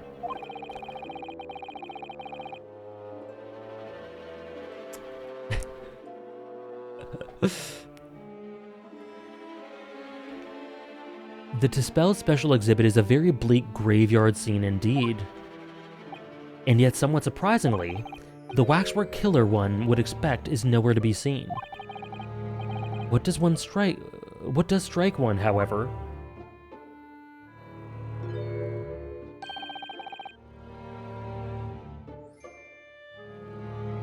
Is the...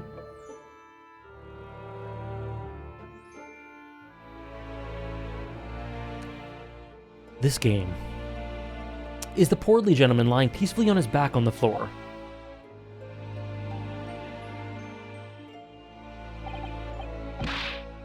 Then perhaps, Mr. Sholmes, that man on the floor is the ruthless killer himself.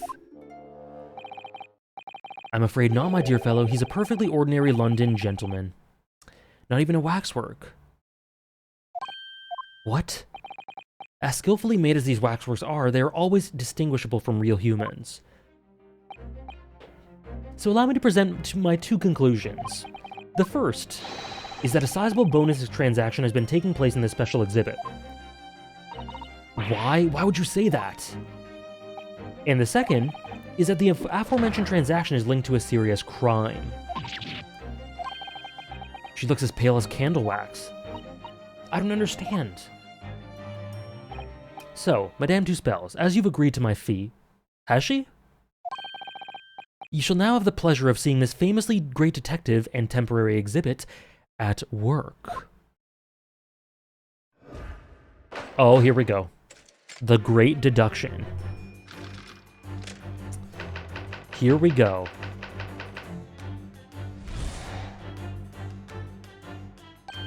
To begin with, we must ask ourselves what exactly is afoot here in this museum. The answer is revealed by the bundle of banknotes protruding so helpfully from your bag. Yeah? In my estimation, some 200 pounds. That is all my own money. So what does this large sum of money reveal? Ah, not so much as the involuntary glance you cast, it would seem, Madame Tuspels. Yes, the answer lies when where your eyes now fall. The significance of the 200 pounds is revealed by that public notice. Waxwork for sale? Your business has hit hard times, so it would seem. In short, you sold the infamous killer the centerpiece of your special exhibit for the sum of 200 pounds. She sold the man? She sold the man? Thank you for the hydrate, Shaman. No! Now, let us explore the next curiosity with which we are presented. Who is the portly gentleman stretched out so peacefully on the floor? It would seem that the man has suffered a severe shock, the cause of which is clearly known to you. Unfortunately, madam, keeping secrets does not appear to be your forte. What dealt with the man such a shocking blow was, of course, the 200 pounds. It would appear that you twisted this gentleman around your little finger most effectively. What are you suggesting? He rashly agreed to purchase the waxwork for the sum of 200 pounds. Only when he came to hand the money over did it occur to him what an extortionate amount he was paying. Didn't you just ask for 500? But the money was no longer in his hands. And the result, the scene we see before us, he collapsed in shock. Yes, the killer in this special exhibit fetched a killer price. We can only pray that the gentleman's dreams are not plagued with regret. I love her design, antagonist. She has a great design.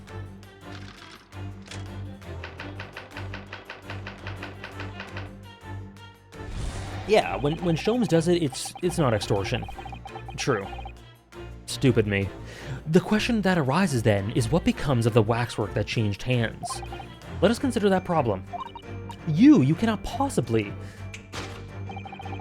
Oh, what immediately strikes about this conundrum is the young man standing over there. Who is this fellow? To find the answer, we need only observe his neckerchief. Such as is worn by policemen as a secret sign to fellow members of the force that a crime is being perpetrated. Is it? This young man is an undercover policeman currently investigating this museum. I know him well, in fact. It's Sergeant John Clay. Okay. What are you talking about? The man's quite a celebrity. He received triple accolades at last year's policing awards. But... Next, we turn our attention to the old man sat before him with a particularly unsightly visage. I've been watching closely and he hasn't moved a muscle, almost in fact, as if he were a waxwork. But your reaction only confirms my suspicions, man. I noticed it at once, of course. Observe. The telltale sign that instantly proves whether or not this old man is a waxwork is obviously the price tag. God, he's so stupid. God, he's so dumb. Threepence? A tragically low price, you would say. Though perhaps the going rate for aging waxworks riddled with cracks. What? Holy shit, Sholmes. This man is off the rails, yet you sold it to the portly gentleman for an exorbitant 200 pounds. He thinks she's a human trafficker. The sort of plucky behavior that's sure to attract the attention of Scotland Yard. Isn't that so, madam? You're right, Offie, I'm so sorry. Yes, the waxwork you sold has already been seized by the police and remains in their custody as we speak. The old man must be reunited with his grave in the special exhibit, and not a moment too soon. Wow. I think so, Oratorio. Unbelievable. Thus concludes Herlock Sholmes' great deduction of this horrifying puzzle.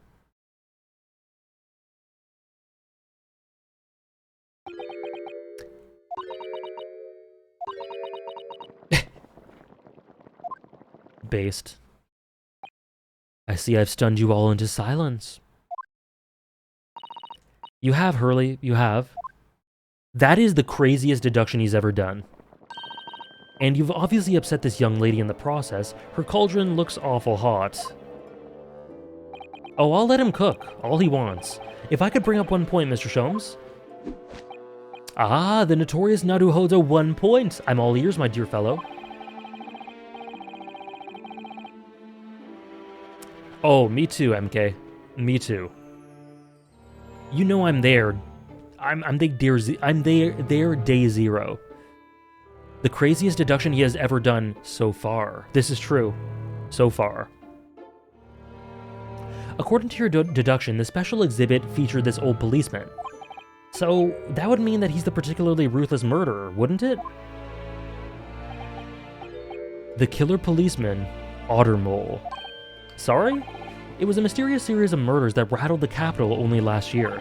The police rushed to the scene every time, only to find the culprit had disappeared into the ether. And it turned out the culprit was a policeman himself, a senior officer by the name of Ottermole. Hey, Gansey. Nice to see you. This is amazing so far, this stream. How much coke did he do? Oh, me too, Hailing. So you mean that's who the sinister-looking old man there is supposed to be? Indeed. It's a particularly grim face, is it not? Unforgettable, in fact. Yes, I remember that odious countenance only too well. But is £200 a lot of money for a wax model?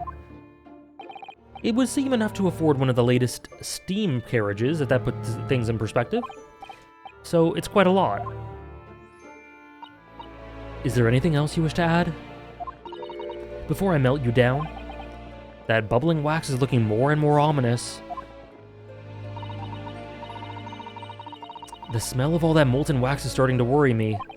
Mr. Sholmes did more or less just accuse her to her face, so I think I might have to call on your assistance here, Iris, if that's alright? To make some minor corrections to the Great Detective's general deductions. Yes, Sholmes was asking 2.5 times that. Alright, let's set things straight. Let's get started then, before Madame Tuspels vents her anger. Just what I was waiting to hear, my dear fellow. So, Madame Tuspels, in accordance with our agreement, you shall now have the pleasure of seeing this famously great detective and temporary exhibit at work. Straight? In my Ace Attorney? Never.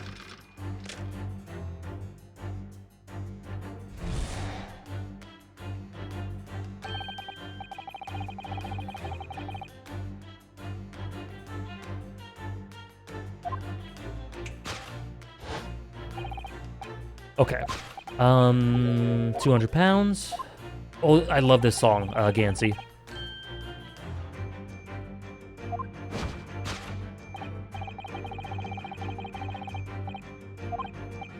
Alright, Ryu, let's put this straight. So she's glancing at the public notice? Right, okay. She definitely looked in this direction, it's true, but I'm not sure she sell any of her waxworks, even for 200 pounds. Oh, she must pour her heart and soul into making them, don't you think? Over and above the wax. If it were me, I wouldn't sell them for anything. For that much money, I would, but it sounds like that makes me a bad person. He's so real for that. Speak your truth. Well, anyway. I wonder if the 200 pounds could have some other significance. Let's follow that furtive glance again and see if there's anything else that could explain it. Okay.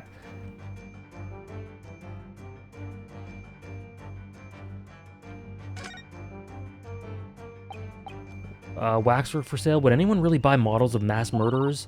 I think I'd rather have 200 pounds in my pocket. You could buy one of those brand new types of steam carriage. I'd buy all the herbs in the world. There must be another explanation for the money. We have to keep looking. Okay.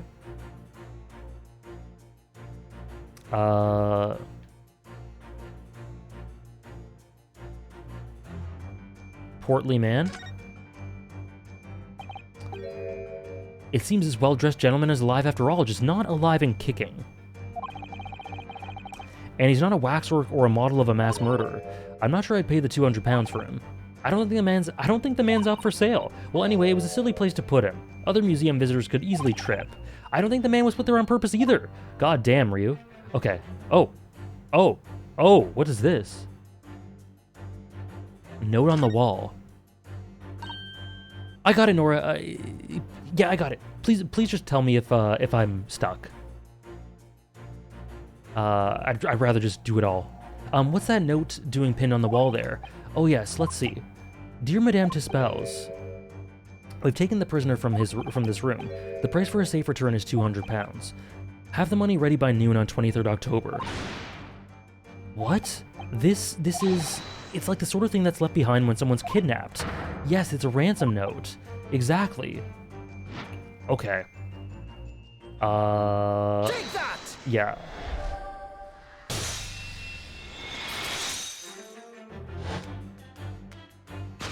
God, he's so flamboyant.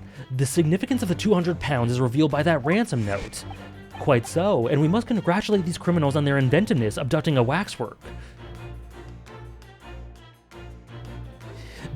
What's great about this is that Sholmes is being told literally straight up how he's wrong, and he just rolls with it, as if he knew all along.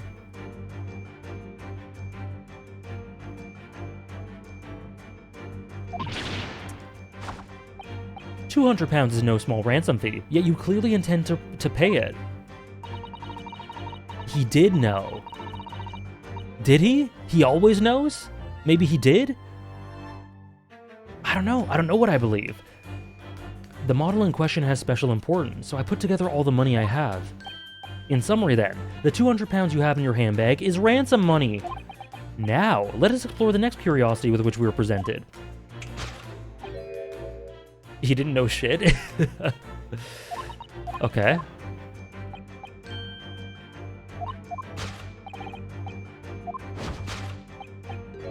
The £200.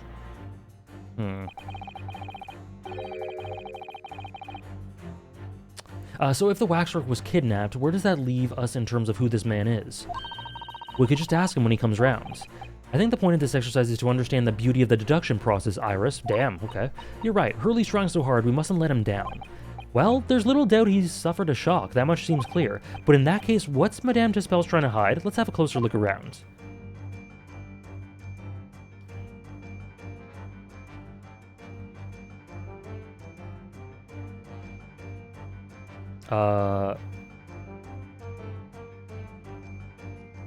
Is there a pouch? Oh god! Hand of Madame?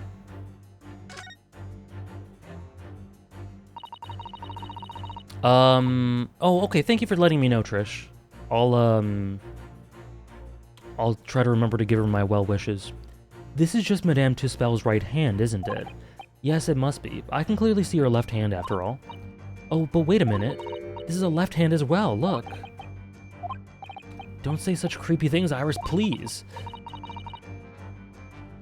And it seemed very stiff, too. In fact, it's really hard. You mean... it's made of wax? Okay. Take that!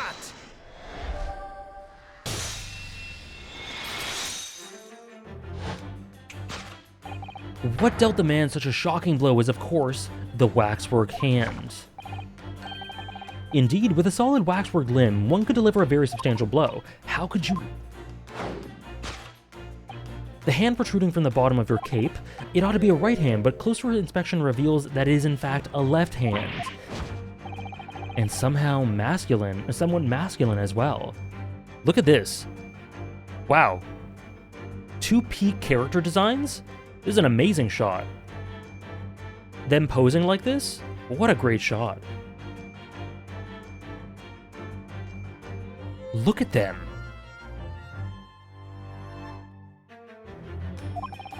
In other words, it does not belong to you, madam. It is the hand of a waxwork model.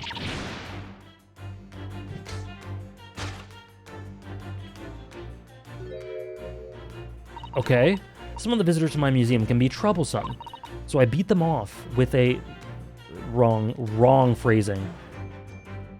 I shoo them away with this hand. Oh no, oh no, oh no, oh dear, oh dear. Do you mean that arm? Anyway, let's move on, let's move on. Yes, this gentleman saw fit to try to remove it as a souvenir. No small keepsake. Like taking a whole branch of a cherry tree when you go to view the blossoms.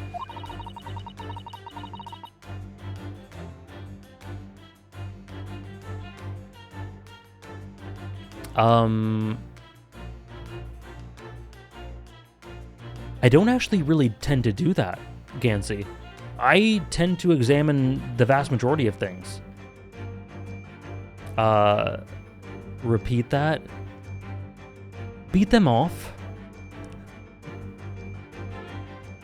She beats them off.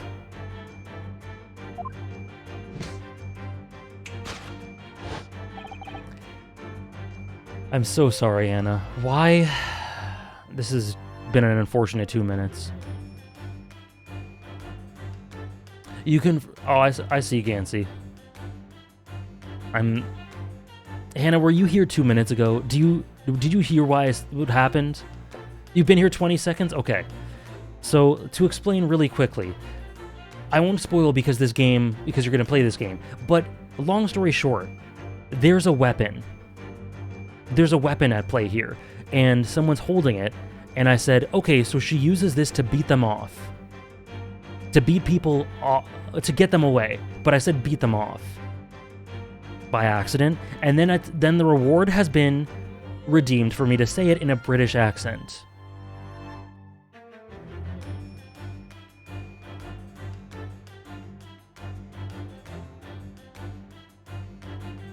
Check the VOD, I've got receipts. That's exactly what happened. Just a regular Monday? I don't remember that happening. Lies! Lies! My chatters have betrayed me. He just wanted to say it? The defense is crumbling? Wow. Unbelievable. The weapon is also described as hard and stiff. It is. I don't know if that helps or hurts me. Defend me, Ryu. You confronted the man and tried to take the arm back. And the result? The scene we see before us. He was knocked unconscious. A point we need to revisit later, but for the time being, we have our conclusion. Would chat betray a two chats? Wow. Thank you, Hannah, for the full 12-month resub. Happy 1 year to my favorite scandalous streamer. I knew I was in your top 3 scandalous streamers, but I'm glad I pulled it out by the end. Thank you so much, Hannah. A year. And you got the 1 on your Phantom Thief. Phantom Thief. Phantom Troop. You got the 1 on your Phantom Troop Spider? Beautiful. Thank you so much, Hannah.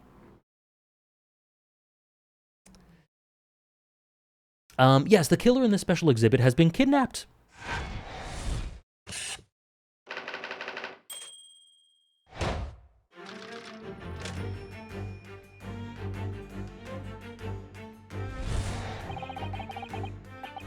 The question then that arises then is what becomes of the waxwork that changed hands? Okay. Let us consider it. You cannot possibly. The young man there. His neckerchief.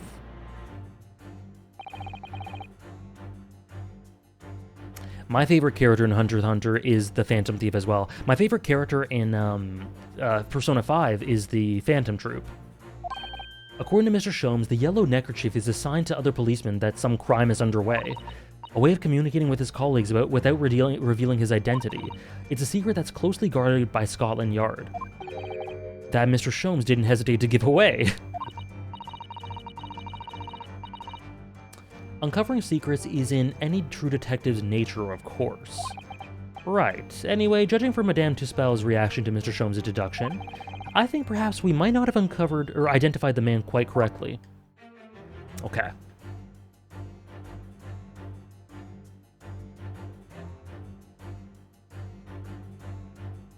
This is beautiful. This is just the most beautiful deduction I've ever seen. What the? The man has a stub sticking out of his shoulder where his arm should be. Ah, that settles it then. Right, this isn't a real person at all. His entire arm's been ripped off from the shoulder down. His arm's been... Of course, that ties in with what we just found out. Take that!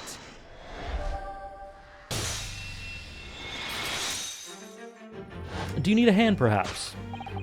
Who is this fellow? To find the answer, we need to only observe his shoulder stub. No such boneless human walks this earth, of that I can assure you.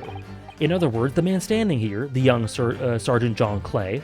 Oh, hey, oh wait, I think I might have... Never mind. Is in fact, defying all odds, a waxwork model. I seem to remember it was you who concluded that he was a real person in the first place, Mr. Sholmes. He has become quite a celebrity in London, being the winner of no less than 3 policing awards last year. I simply had to make a model of the man. Naturally, what other explanation could there be? And it was this detective's arm that was pulled off by the man on the floor in the special exhibit, wasn't it? Next, we turn our attention to the old man sat before him with a particularly unsightly visage. I've been watching closely and he hasn't moved a muscle, almost in fact, as if he were a waxwork. But you... Yeah, okay, so the price tag... Boom. A killer policeman called Ottermole, was it? Was he well known? It was all over the papers last year, but I can't say I know what he looks like. I think this man's real. It's a very low price, though. Threepence isn't much money. Only for a few measly hours of gas in Mr. Garredev's delightful lodgings, in fact. So this is the special killer taken from the special exhibit, is it? The waxwork that somebody stole from the museum and tried to ransom for £200. Is this crusty old killer policeman Ottermole? Perhaps we should have a good look around again to see if another idea crops up.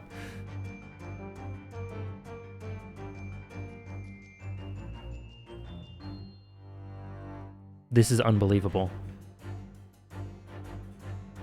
Oh, crap. I meant to observe it. Speedrunning strats again. The telltale sign that instantly proves whether or not this man is a waxwork is the obvious twitch, which Sholmes somehow was unable to see. In other words, this splendid old man is in fact a genuine member of the Scotland Yard. Slight shift in your choice of adjectives, then. Well, there you have it. Well, Madame Tispels? Well, what? It was me who contacted the police and demanded that someone come in the first place. Wax statue is vibing to the OST? He's clearly fatigued, he's sound asleep. But then, what's this tag showing a price of 3 pence? No doubt the price tag of the muffler, which the old Bobby purchased recently at a local market. And I presume you've observed the scarf tied around his arm. Does that not strike you, Mr. Naruhodo? Yes, the secret sign used by detective to show that some criminal activity is currently underway. Of course, because as you know, there's been such criminal activity happening here. As you deduced from the very beginning, detective. So it would seem that we finally arrived at the truth. Twitch? More like http://twitch.tv/Alexander with an X. Thank you, Hailing. That's Pat and Rola's scarf? Really?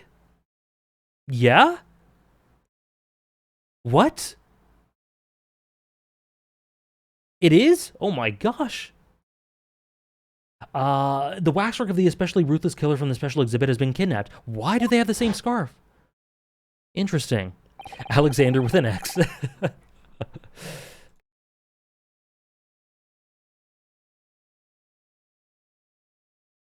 And Scotland Yard are already investigating. But the model's whereabouts remain a mystery. Thus concludes Sherlock Sholmes' great deduction of this horrifying puzzle.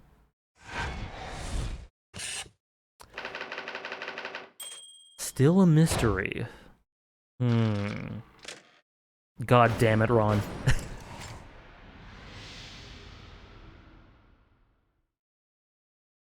Okay. All sorts of people visit my museum here. Men and women, young and old. Sometimes they drop in for a short time on their way back from the pub. I welcome them all. But if anyone tries to damage my exhibits, I do not take it lightly. Anyway.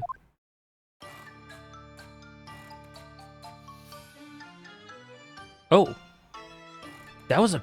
I love that animation. Your great deduction was even more enchanting than I had been led to believe.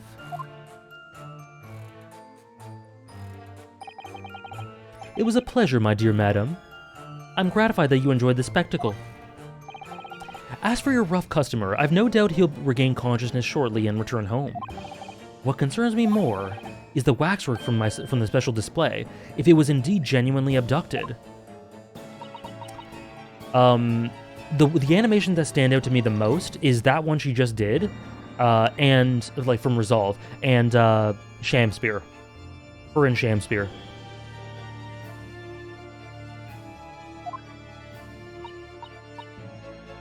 Yes, tragically, it was... Then I would ask you to recount to us the events surrounding the stolen waxwork, in as much detail as possible, if you please. Dispel's the second best female design in this game? Do I know the best one, Weaver? Very well. But after I've told you what I know, I must insist that you return to your work. The talents of a great detective could be put to better use, I feel, but as you wish. I do not. Okay, I'm looking forward to it. All right, madam. Tell us more about the stolen waxwork, please. It was some days ago now when I came in here one morning. I immediately noticed that a waxwork was missing from the special exhibit. Yeah, me too, Gansey. Ryu is just a cohesive part of it. In fact, Sholmes is so genius that he just sets it up for Ryu to get some credit.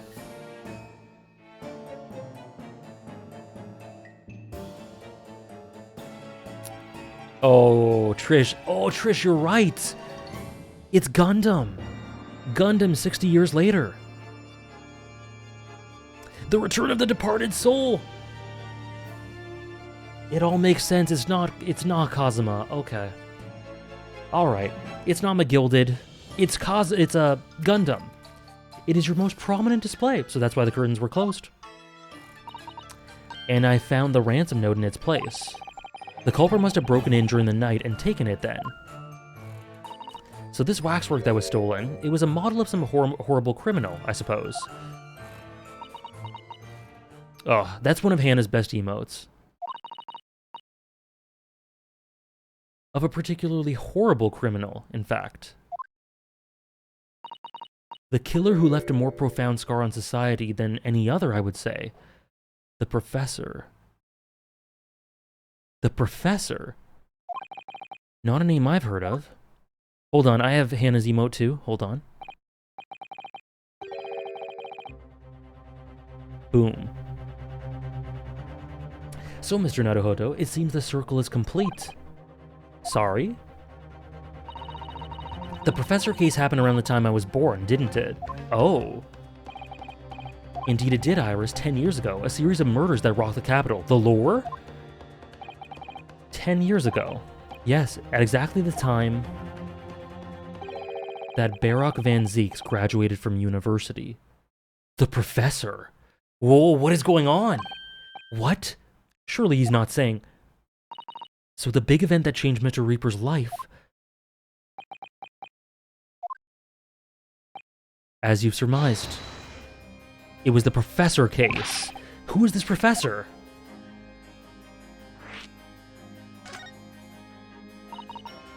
It was a series of gruesome murders that had all of London gripped in terror a decade ago. After 5 victims were killed, the man was arrested and put to death. And now he's immortalized here in wax for all Londoners to admire and enjoy. Though, of course, he happens to be absent at present on account of the abduction. But I don't understand. How is all this related to Lord Van Zeeks? Professor Oak? You must first understand, my dear fellow, why it is that the Professor earned such infamy. It was due to the victims he chose, some of Whitehall's finest. What do you mean, Hurley? Those murdered by the Professor were some of the highest members of British aristocracy.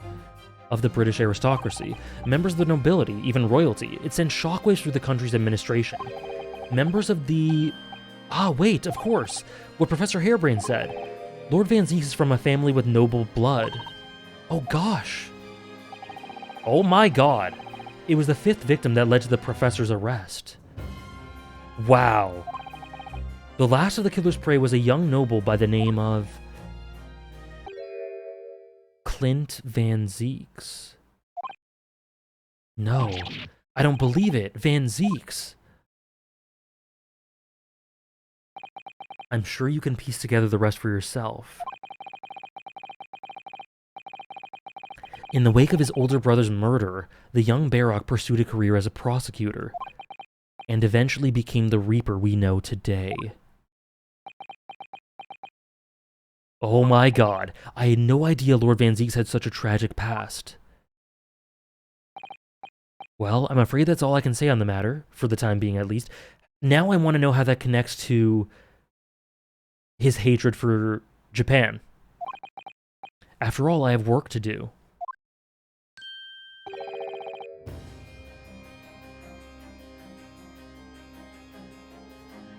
They could have done that, Trish. They very much could have. A waxwork was as a waxwork exhibit. See, that could be the case, Ron. That could be it.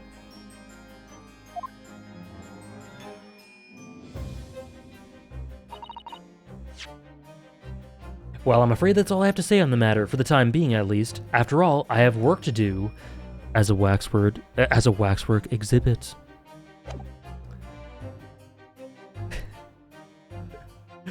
He is so unserious, and I love it. I'm afraid I shall have to excuse myself as well. Yeah, Sholmes is literally like, yeah, this is the core of Van Zieks' tragic past. Anyway, I gotta go be a wax model. Yes, of course. It's been a pleasure. Thank you.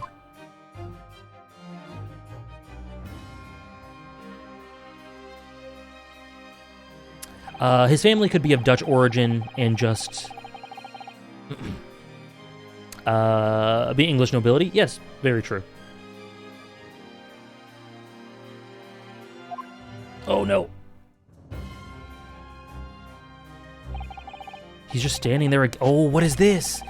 What is this? Hold on. It's been too long. It really has. I'm delighted to see you, Barock. Hold on.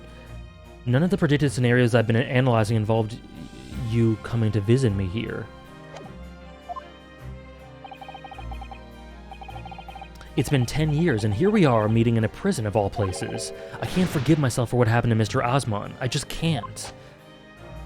Oh, and this guy's motives are interesting because he accepts full guilt for what happened, but it has to be proven to be manslaughter or an accident or something, not murder, because that way his research and breakthroughs can't be taken. That's really interesting. I still can't believe it could happen. Tomorrow the court will decide. Yes. I have a young Eastern man acting for my defense. He seems reliable enough, though. It was an accident, a terrible accident. He assures me that he can prove it. I must warn you. I know. I've heard already. You're going to be prosecuting, aren't you? True, Remuki, yes. I knew a guy whose family from Austria, and whose last name was Thumbfart, and he had the most cut-glass British accent you've ever heard. Yeah. So, what Citrica said could easily be the case. It probably is the case. Yes. Since I returned to England, I've heard lots of stories. Barock, are you really... What? Never mind. I know that you have my best interest at heart. My friend is on trial. I wouldn't entrust it to anyone else. Of course, I fully understand. You can just spoiler tag it, Weaver. Or you can put it in the stream spoilers channel. Either or. Thank you, Barock. Until tomorrow, then. I'll see you in court. That was lovely. Why'd he look at me right at the end?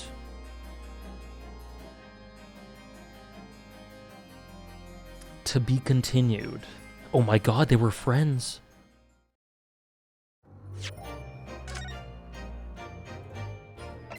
Interesting. So I assume there's gonna be... Whoops. I assume there's gonna be much more than just this trial. Like, there's probably gonna be another investigation and then a trial. As well. Just like always. But it really feels monumental. Like, I feel like something important is going to happen in this trial, part 1.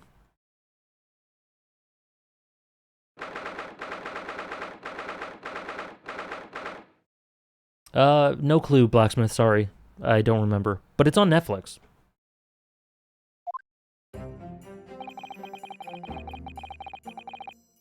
I can't believe it's been 6 months since I was last allowed to work in court. Okay, once we enter the court, I'm going to quickly go to the bathroom, but That's only once we enter. And now here I am, back at the Old Bailey.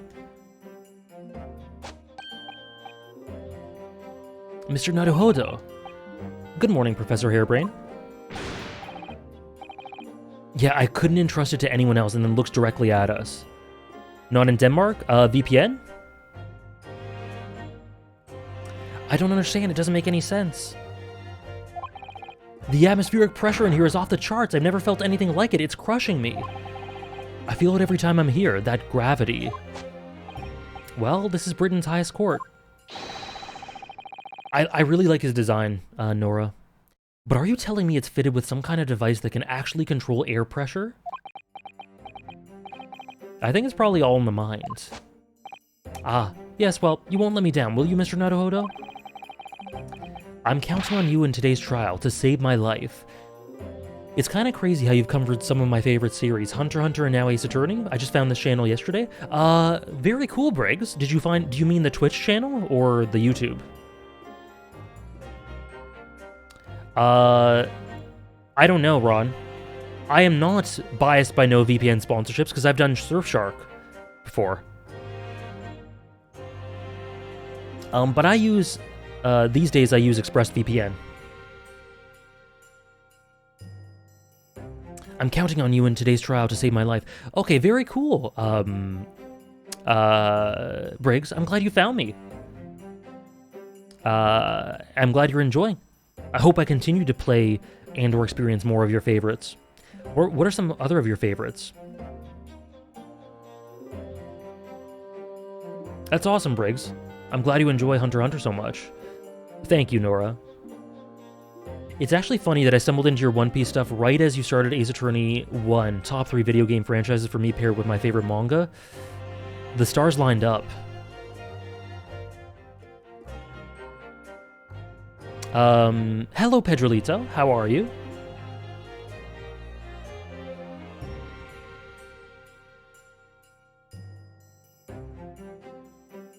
Isn't almost everything in Netflix Canada?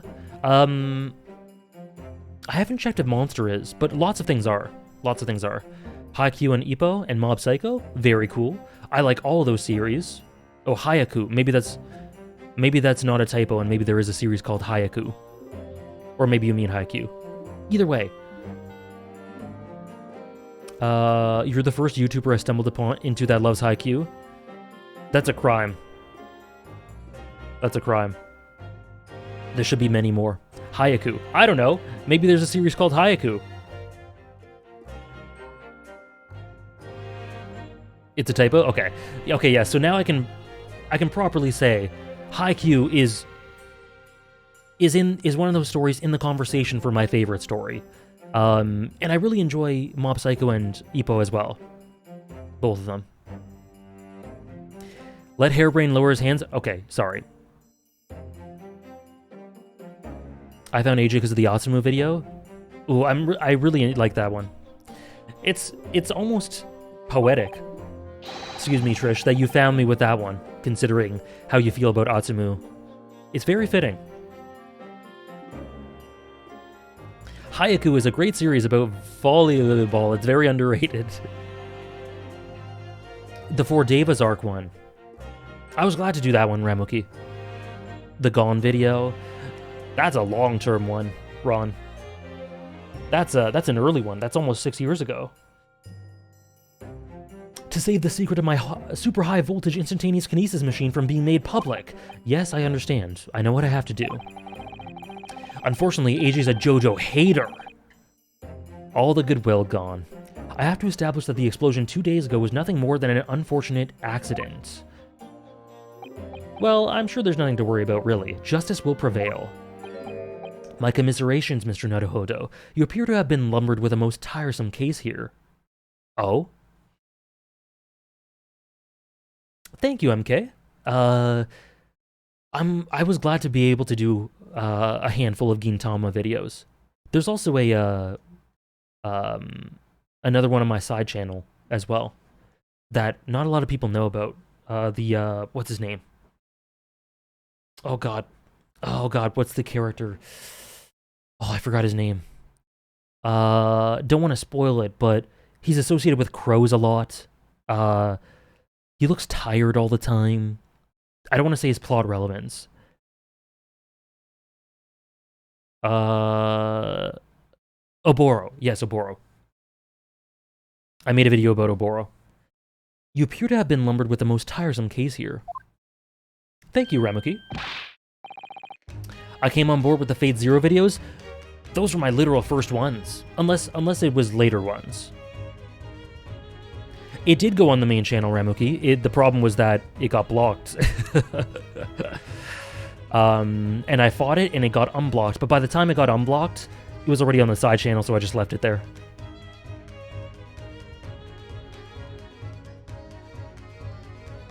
Oh, true. Exactly, Ahmed. Absolutely. It was the FMA and Fate Zero videos. I'm so glad, Nora.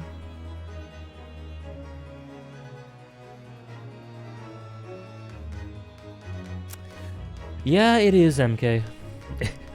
Mr. Sholmes, I didn't expect to see you here. That was very mean, Runo, leaving me alone at home with Hurley. Was just gonna ask where to start Fate. I have personally vowed to never give opinions about Fate starting points. Fate is, like, it's crazy. Every 3 or 4 months on Twitter, there are just these horrible, toxic, vitriolic fights between Fate fans of Fate Zero and visual novels, and it's happening again. The past 24 hours, the past day or so, into today, it's happening again. I looked at Twitter very briefly and I saw it again, and it's just so tiring. It's so tiring. But I'm not going to answer that, I'm sorry. Very cool, Gansey. I'm not going to do that, Ron. I'm sorry you wasted your points, but I'm not going to do that.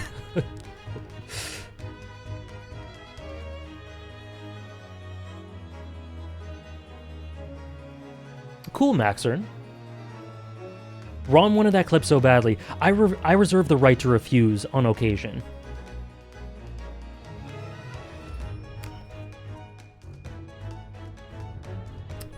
Never, KBX. Never. Don't know what you mean. That was very mean, Runo, leaving me all alone at home with Hurley. It took me at least an hour to wake him. Are you... Herlock Sholmes? Indeed, sir, I am he. Herlock Sholmes. He is such a piece of shit. Oh, I've heard all about your exploits, even whilst living in Germany. Ah, yes, Rance magazine is on sale in Germany, too.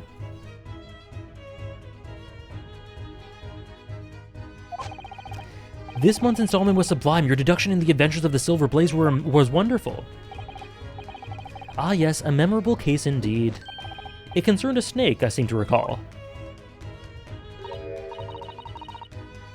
No, that was the Speckled Band. Well, thank you for coming. It came out so earnestly. I do appreciate your support. Yeah, Hairbrain is a Sholmes fan. I mean, based. I'm sorry to disappoint you, my dear fellow, but I'm afraid I can't stay. God damn it. Why does he just come? Why does he just come into these... He pops his head in, and then he just leaves right away. He gives me that little bit of hope that he's going to be part of a trial. And then he just leaves. I have urgent business at Madame Tuspel's. You mean your waxwork job? You guys are... Obviously, there was more to that sentence, Trish. Wow, you guys are unhinged today. The waxwork abduction, of course. Madame has engaged my services. Ah, you're trying to get to the bottom of that ransom note, are you? The week's wages depend on it, as does the safe return of the waxwork, naturally. As such, I intend to give it my undivided attention. Oh, well, never mind then. I understand.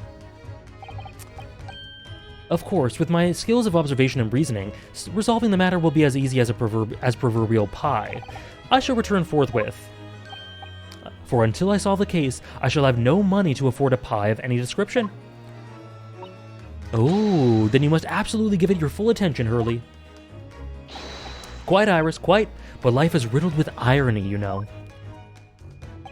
Whenever I did give something my full attention, I have a quite insatiable desire for a pie. One of the universe's intractable mysteries, you might say. Yes, quite, definitely, absolutely. I totally understand. This is adorable. Is someone a little starstruck? Herlock opens an OnlyFans? Oh, he'd have an audience, to say the least. I wish you the very best of luck, Professor Hairbrain. Thank you. Before I depart, Mr. Naruhodo, a word in your ear, if you please. What's this about? Indeed, Ahmed. Indeed. As you've remarkably little grounding in science, I feel I ought to inform you. As compelling as this super high-voltage instantaneous kinesis hypothesis may be, a practical implementation, such as was attempted by the professor at the Great Expedition, is quite impossible. But the professor said that the demonstration was a success. Yes, it would appear that he fervently believes it was. I've read Professor Bunnybrain's paper about it too, Runo, and I have to say, I'm sure it can't be done. It could barely be done theoretically, let alone practically. Oh god. Oratorio, oh no.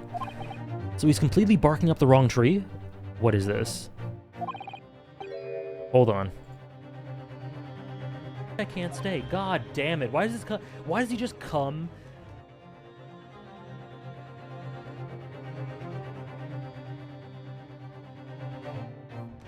Why does he just I can't stay? God damn it. Why does he just come?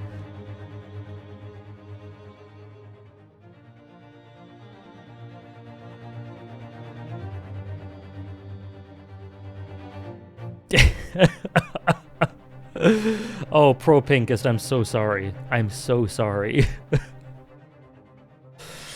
Oh no. Oh god.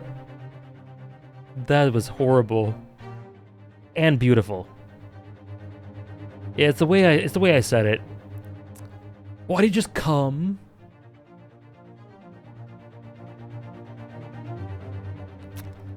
Oh boy.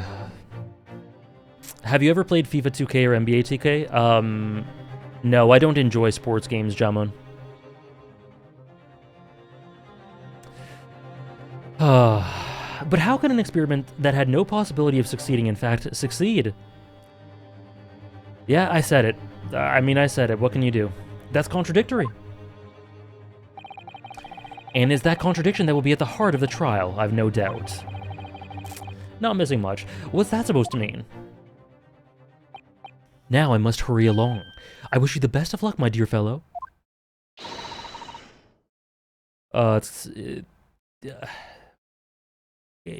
have no comment, Pro Pinkest.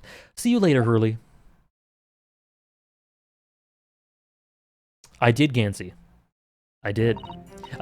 Melee, all of Melee, and parts of Ultimate. It looks like you're on your own today, Runo, but chin up. You can do it. What about you, Iris? Oh no, I'm afraid I can't help. I have something I need to do. I see. It's gonna be a big surprise for you when you find out what it is. We're all alone then. That sounds ominous. Counsel for the defense and the defendant. Court is about to be in session. Make your way into the courtroom at once. We're on our way. An experiment that the laws of science can't possibly succeed. And a scientist who's convinced that it did. That's the riddle you have to unlock here, Ryunosuke. That's the key to this case.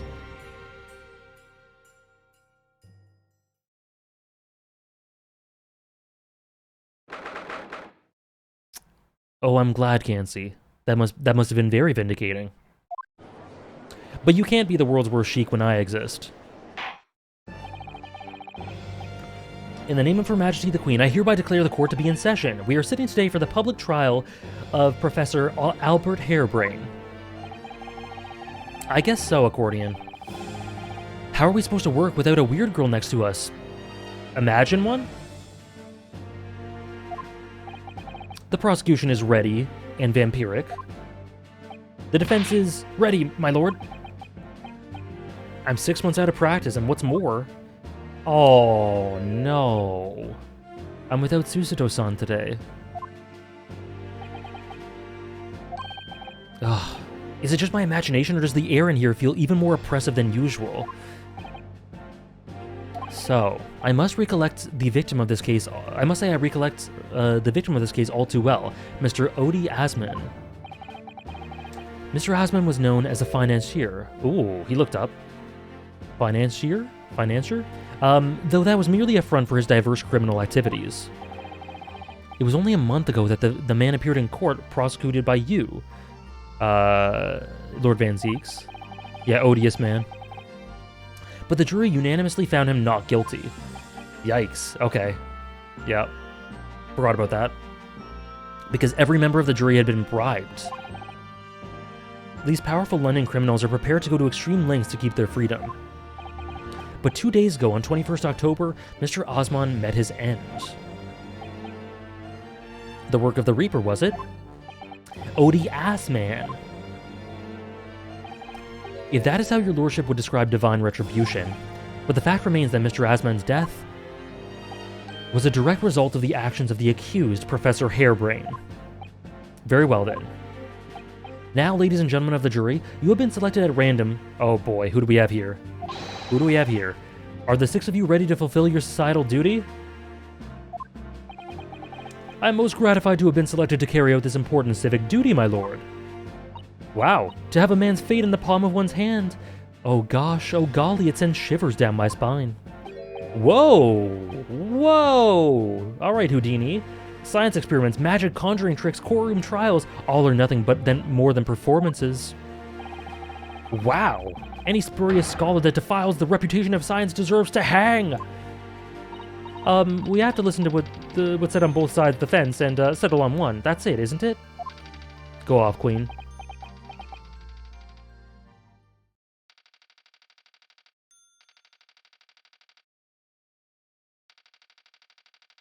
Looking familiar. This actually is random. Oh God! He's got it. Wasn't like this in my day. Wasn't like this at all. That's the wax figurine, the very cracked one, according to Sholmes. The police killer Ottermole look-alike again. And he's as exhausted as ever. Now, as I'm sure you're all aware, the incident we're here to judge today tragically took place at the Great Exhibition, shortly after its opening. Though the death toll could have been far worse, with the exception of the victim, no one was killed. Nevertheless, it is Absabius. The dream of the signs being exhibited rapidly turned into a nightmare for the spectators. Yeah, we're just pulling children on the jury. A tragic turn of events, and as such, the eyes of all London, no, of the whole world, will be here on this trial. It is our duty to reach a swift and just conclusion, I feel. So, your opening statement, please, Lord Van Zeeks. Oh my gosh. Okay. Guys, I'm gonna quickly go to the bathroom. Quick bathroom break. If you've been here, especially for a decent amount of time, take a quick stretch yourself, go to the bathroom if you need. And we'll be back in just a couple minutes, okay? And then we'll start the case properly. Be right back.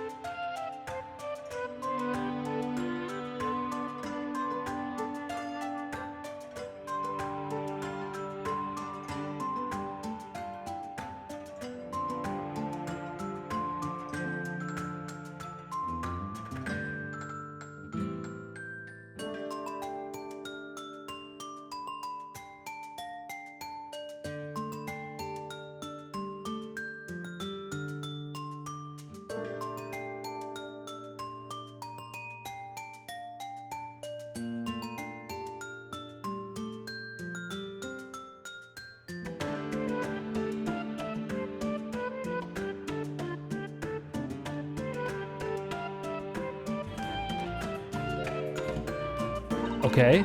Some of the visitors to my museum can be troublesome, so I beat them off with a wrong phrasing.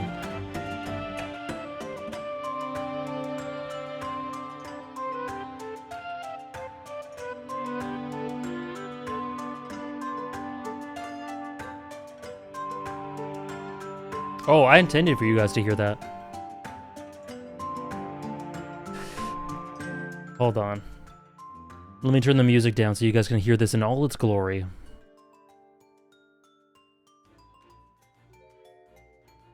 Okay? Some of the visitors to my museum can be troublesome, so I beat them off with a wrong phrasing. I shoo them away with this hand. Oh, man.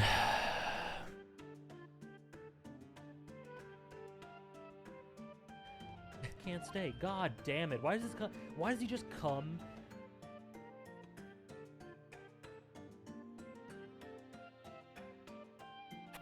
This is too much. Maybe I should just end. Okay. Let's play some Great Ace Attorney, shall we? See you next week. I am back. I am back indeed. At the heart of the incident... Tell us, King. Is technology never before demonstrated anywhere in the world? One of science's latest developments, I take it. The government is keen to capitalize on the Great Exhibition to improve Britain's technological advantage. The technology being demonstrated by the accused was described as super high voltage instantaneous telekinesis. Thank you, Soul Samurai. YouTube AJ, PhD, Twitch AJ, Street Smart. What's Discord AJ like? I'm not in Discord often, but when I am, pretty similar to Twitch AJ. We need a third clip, the holy trinity of clips. The technology being demonstrated... Oh yeah, okay. I'm glad, Offie. Alright, Briggs, no worries. Good lord.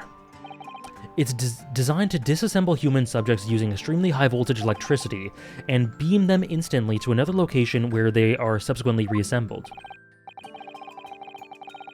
Is such a thing even within the realms of possibility? I forgot to retweet. Well, I don't believe it, that's for sure. Disassembling people with electricity. My goodness, how shocking. The whole idea is absurd. The hypothesis would never stand up to scrutiny. Sir, I believe you're a fellow of the Royal Society, are you not? An expert in your field? I am, and my word on the matter can be considered final. Instantaneous kinesis is poppycock. So this expert and Mr. Sholmes are in agreement. It's impossible. Do I, antagonist? Damn. What is the prosecution's view on the matter? The prosecution... Whoa. Would assert that the accused instantaneous kinesis demonstration was a success. What? What rot! Order! The professor's hypothesis is currently under investigation by the British government. Oh yeah, just ask him about that, right, Gansey? He would spontaneously combust. Science is fake. If it is deemed to have merit, a substantial research grant would be made available. The accused made... Yeah, this is very nice. He's supporting... In a way, in his own way, supporting his friend. The accused made use of the invention built on his new hypothesis to take Mr. Asman's life in order to be the sole benefactor of that grant. But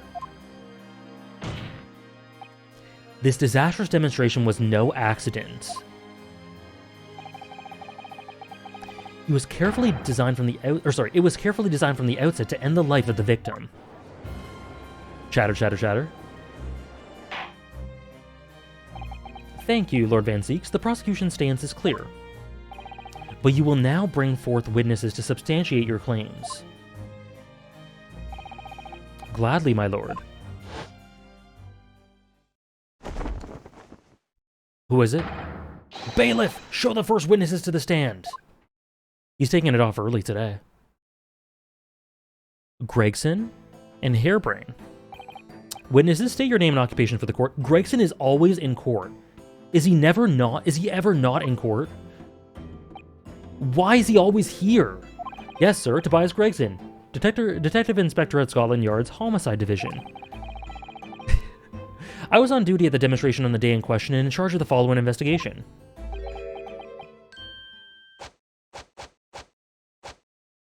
Beautiful.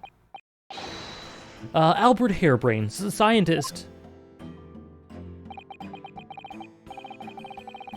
Van Zieks is giving it all today, absolutely. Ah, makes sense, Ahmed. For a moment, I 100% expected to see Gumshoe. I miss Gumshoe. You were born in England, but have been carrying out research in Germany in recent years, correct? Yes, that's right. After graduating from university here in Britain, I went to work in Germany and made an amazing discovery. Which is what brought me back. I had to demonstrate my incredible hypothesis at the Great Exhibition. What you demonstrated was incredible, all right, an incredible explosion. But the science, it was a success. The instantaneous kinesis worked. You know what, I can say that one, Gansey. I think I can say that one.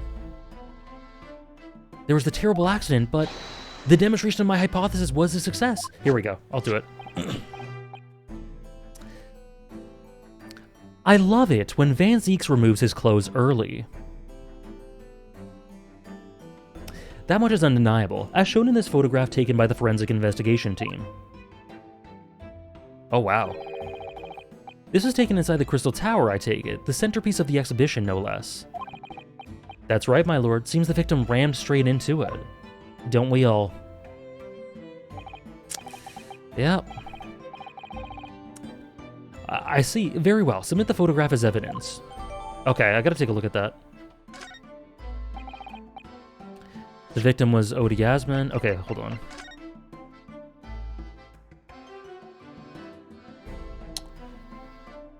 Alright. So you plan to kill someone is one of those leading questions that Van Zieks could ask. Yeah? There have been a number of allegations being made against the man, but putting them aside for the time being, he was the man who financed the research for the experiment and the demonstration itself. Look at this graph. So to summarize the situation, the defendant is accused of taking the life of the man who funded his work. Would that be correct? Exactly. But couldn't it be that the explosion was caused by some malfunction in the apparatus used for the demonstration? That's right, that must be it. My splendid machine, my poor splendid machine. You saw it yesterday, didn't you? We can't even examine the wreckage thanks to the special dispensation for the Scientific Equipment Act. The wreckage? The wreckage? With that being the case, how can the facts be established? How can it possibly be determined whether this was an accident or a deliberate and malicious act? Extremely simply, my lord. I beg your pardon? Isn't that right, witness? I love his animations. Sorry, me? No, your neighbor. Yes, sir, it was a murder, plain and simple. Anyone could state that with complete certainty. What? How can he possibly think that? Thank you, Inspector. We'd better proceed to formal testimony. You will explain to the court on what grounds you claim this experiment to have been a front for murder. Okay. Actually have to think. Actually thinking time. The corpse that went crashing through the Crystal Tower had a broken neck. I made a minor miscalculation in the angle of the beam projection, that's all. That was my mistake. But the post-mortem examination revealed another injury, a fatal wound. Oh? There was a lesion in his chest where he'd been stabbed by something sharp right in the heart. So the victim was killed before he went anywhere, and this fella's the only one who could have done it. Not necessarily. Not necessarily. An extraordinary business. In addition to suffering a broken neck, the victim was stabbed in the heart. Information I would really like to have heard from someone other than the judge. The coroner says death would have been all but instant from a wound like that. You could say, in fact, that the victim was killed twice by the accused. No, you couldn't. What are you trying to say? Don't double it. No, no, and no! That couldn't be further from the truth. I have here the experiment plan document that was submitted to the security team. The victim stood himself inside the birdcage ready to be beamed instantly. Beautiful, look at these animations. Says who the budget is lower for this game. To the second level of the Crystal Tower, about 25 yards away. The experiment did not go according to plan, however. It was angled up, yeah. There was a large explosion. The blast caused the beam transmitter to point higher than intended. Accordingly, the kinesis resulted in the birdcage materializing in midair, from where it subsequently fell, crashing through the glass of the Crystal Tower's large round window. Okay. My word. One assumes the victim's neck was broken upon impact with a tower then.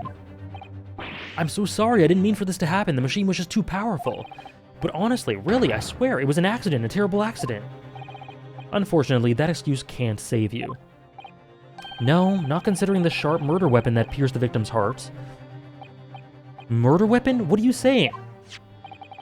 Do we not have a murder weapon? Or a potential murder weapon? This is the autopsy report submitted by the coroner. The prosecution would like it entered into the court record. Okay. We do have a sharp object. I was there in person, you know. I saw the whole ludicrous performance. And the only other person on the stage with Mr. Asman was the disgraceful excuse for a scientist. Then really, by all accounts, it must have been him. These are some really cool designs. Hard to think otherwise, really. Beam me up, hairbrain. Counsel for the defense, proceed with the cross-examination. Alright. Yes, my lord. I need to focus here. It's been a while. Alright. Alrighty. Okay. Oh, no, we don't have it. We don't have it in evidence. Okay, never mind.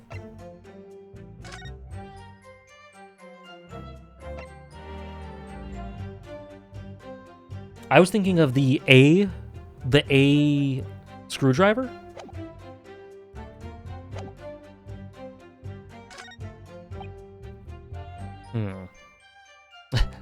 Me too, Avi. Me too. Fatal wounds. Maybe could he expand upon something sharp? Because he took the screwdriver. Why is Gregson sus all the time? Hold it! The defense knew nothing of this crucial information. That's true. Also, yes, that is true. The prosecution received this report from the forensic investigation team only this morning. That was the first we knew of it as well. I can only apologize for the impossibility of informing the defense. Sarcastic and insincere? Thanks. Okay, let me reword that, or let me revoice that. Greg sus.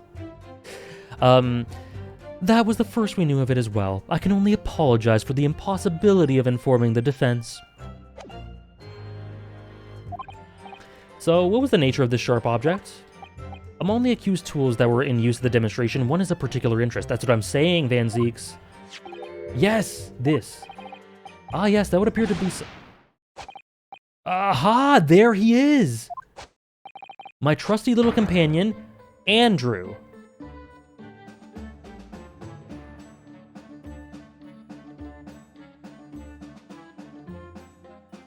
All right, Andrew. Andrew, of course. I thought it was for a Magnus McGilded. Ah, do you know each other already? He's one of my dear friends, like all my tools. I've named them all, you know. We're one big happy family. The judge. Andrew is my flathead screwdriver, of course. His brother Michael is a crosshead. Well, it appears that your beloved Andrew has a red stain on its shank. On his shank. That isn't... It's blood, beyond all reasonable doubt. God damn it, Andrew. That's not all. The long, sharp shape of this Andrew fellow is completely consistent with the victim's wound. What? What? Okay. There goes my theory. It was a great one, MK. It was a great one. The court will enter this friend of the defendant as evidence. Why are you being mean? So one of Professor Harebrand's tools is the murder weapon. Great. Okay.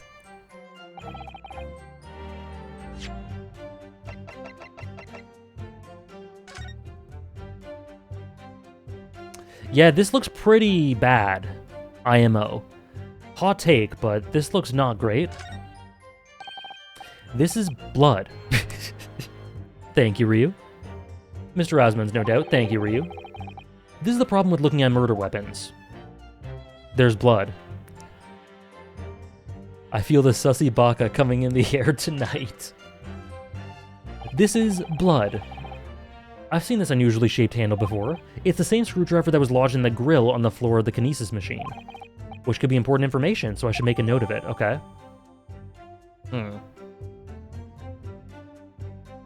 Okay. Okay. He's so smart. Great job, Ryu. Sorry, I'm sorry, Epsabius, you're right. No more bullying.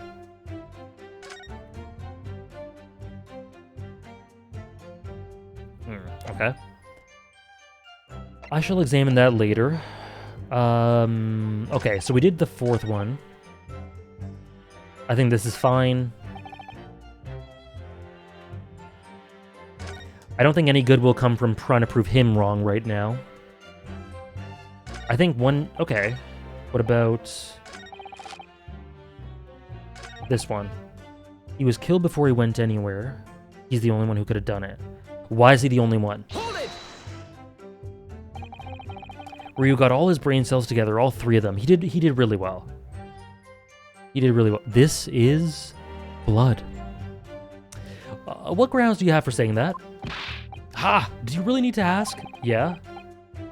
Do you think Ryu licked it to check? Yes, Riley. Absolutely. The lick test. There were only 2 people on that public experimentation stage, in front of the whole crowd. The victim, Mr. Odiasman, and the accused, Professor Harebrain. And we know for certain that before the experiment, the victim was alive. This is... soap? That's right, I saw him with my own eyes. And all this without Susie to organize the three brain cells. Absolutely. He's done really well, actually. I'm sorry. That's the problem with tools. The metal already tastes like blood. Wow. The layers. Furthermore, following the explosion in Kinesis, nobody went anywhere near the body. In other... Scott! Great Scott! Excuse me! Professor Harebrain, do you have some information that may be relevant here? Professor! Excuse me. Hey, Kozo, welcome in. I like the voice acting as well. Great Scott! Sorry. I was just calculating... Oh. The optimum coefficient of electrolysis to separate molecules in the human body. And the witness stand is the best place for that? It seemed as though you might have something to say? About Inspector Gregson's last remark. Aha! Ah, yes, that's right, of course. He just said that nobody else could have done it, didn't he? Yeah, that's right. Who else could have stabbed the victim, eh? I don't know, but there's no way that I could possibly have stabbed Mr. Asman as you say. Eh? Explain, please, Professor. Of course, the cold-hearted policeman may not be aware, I suppose. But humans are warm-blooded mammals, with blood continuously running through their veins. I had heard. Then surely you see, if I'd plunged something into If I plunged something the size of Andrew into the man's chest, the whole stage would have been a bloodbath. No, a blood swimming pool. But thousands of Londoners were watching me at the time. And yet, one of them claims to have seen a swimming pool of blood. Or, not one of them, excuse me. Well, no, I suppose not. You see? Not one. Why are you doing science right now? Why are we doing chemistry on the stand? Or on the juror stand? I didn't see anything like that. Well done, Professor. That was a great counter-argument. Aw. He's making soap. Makes sense. Order! Oh, yes. Me too, Hailing. It makes it so easy. Pray forgive the discourtesy if I savor a drop from my hallowed chalice to accompany my old friends a-deucing. A-deucing? Here's to you, Albert. That's kind of cute. He's going along with it. Oh, you're too kind, Baruch, but I'm not really a patch on you. My old friend seducing? Thank you, Soul Samurai. To cite as evidence. Perfect. Thank you, Oratorio. No, you're not. No? You've neglected to mention one crucial possibility. I have? A particular situation in which very little bleeding would result from a stab wound. Ah, of course. If the weapon isn't pulled out?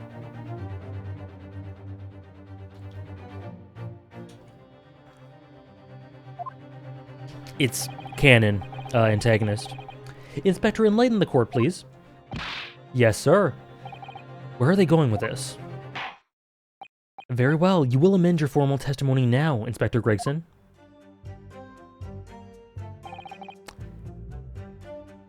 It must have been left in his body. Okay.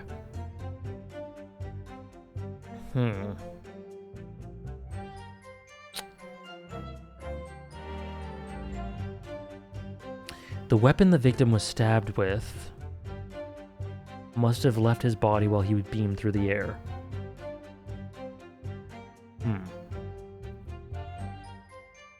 Is that possible?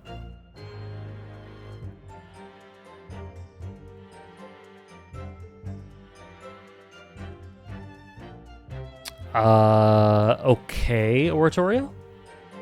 So I press the second one, right? Hold it!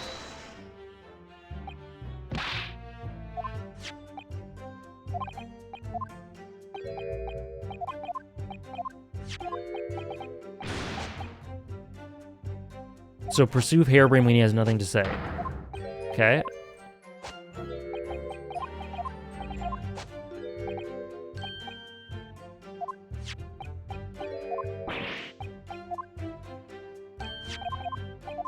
Okay, so like right here?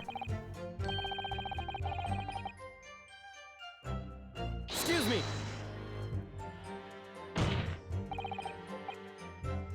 Are you hiding something from the court?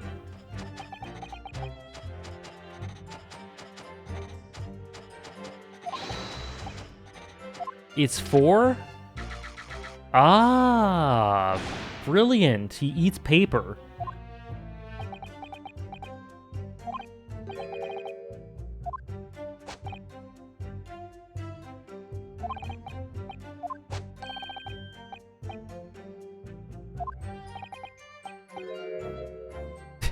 Well, moments before you ate the paper, you did yell out the number 4.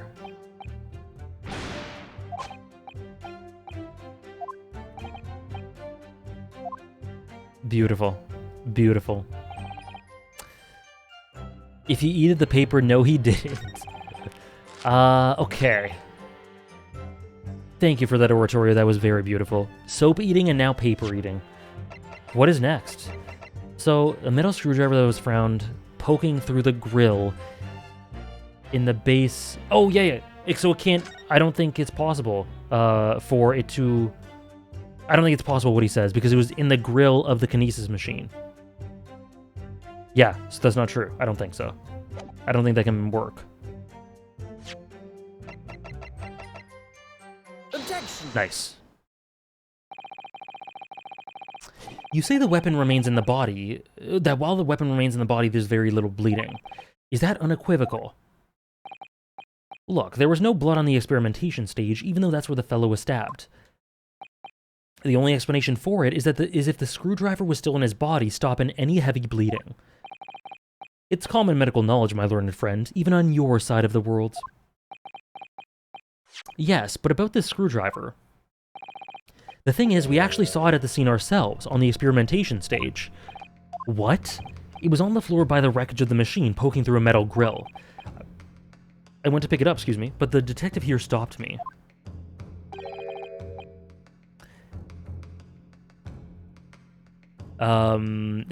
Shut up, loser. Isn't that right, Inspector Gregson? Ah, well, now that you come to mention it, yes. Inspector, are we to understand that you permitted the defense counsel to investigate? Uh-oh. That you contravened for the act? Not at all. I wouldn't do that. I just let him look. Nothing more. It was very clear he wasn't to touch a thing. Yes, that's true. The screwdriver was in plain sight on the stage. But it shouldn't have been, should it? What are you getting at?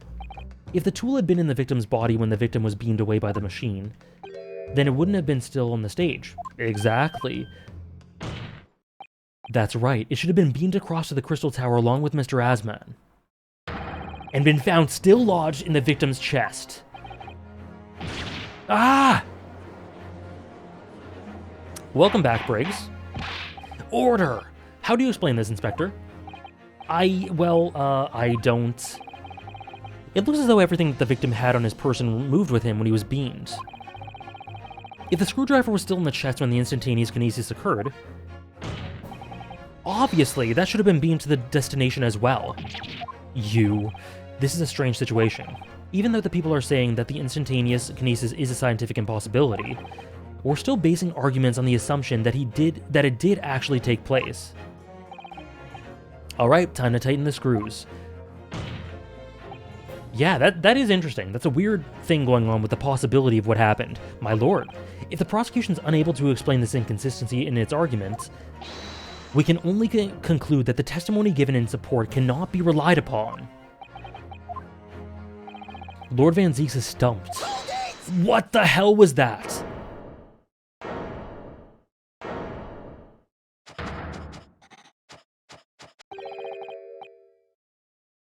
That actually hurt my ears a little bit. Do you have something to say, witness? Hold it! Yeah, that was worse than pains. I knew it. It bears out. The equations hold.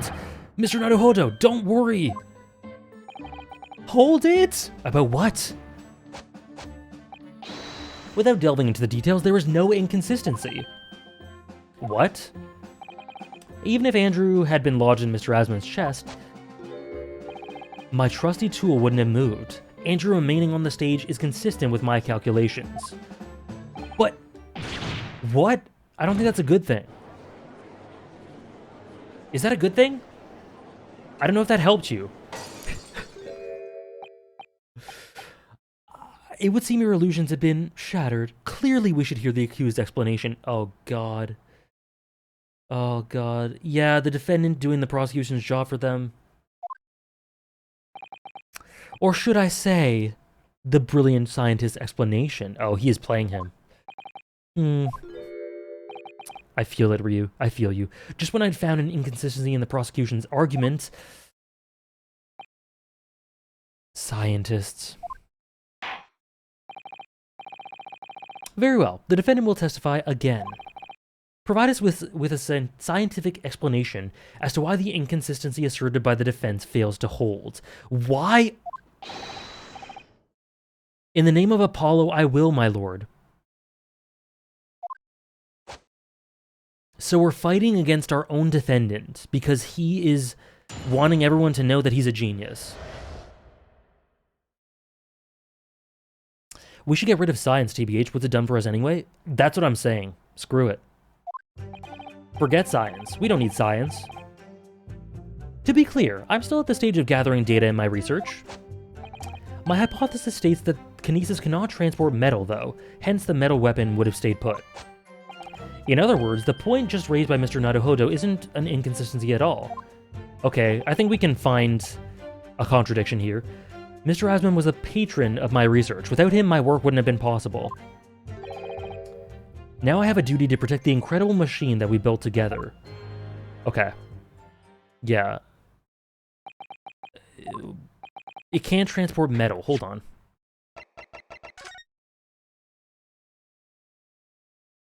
Is there not metal? Is that just gold? Is it a different type of alloy? Are those wood? There's no metal anywhere on him? I don't trust it.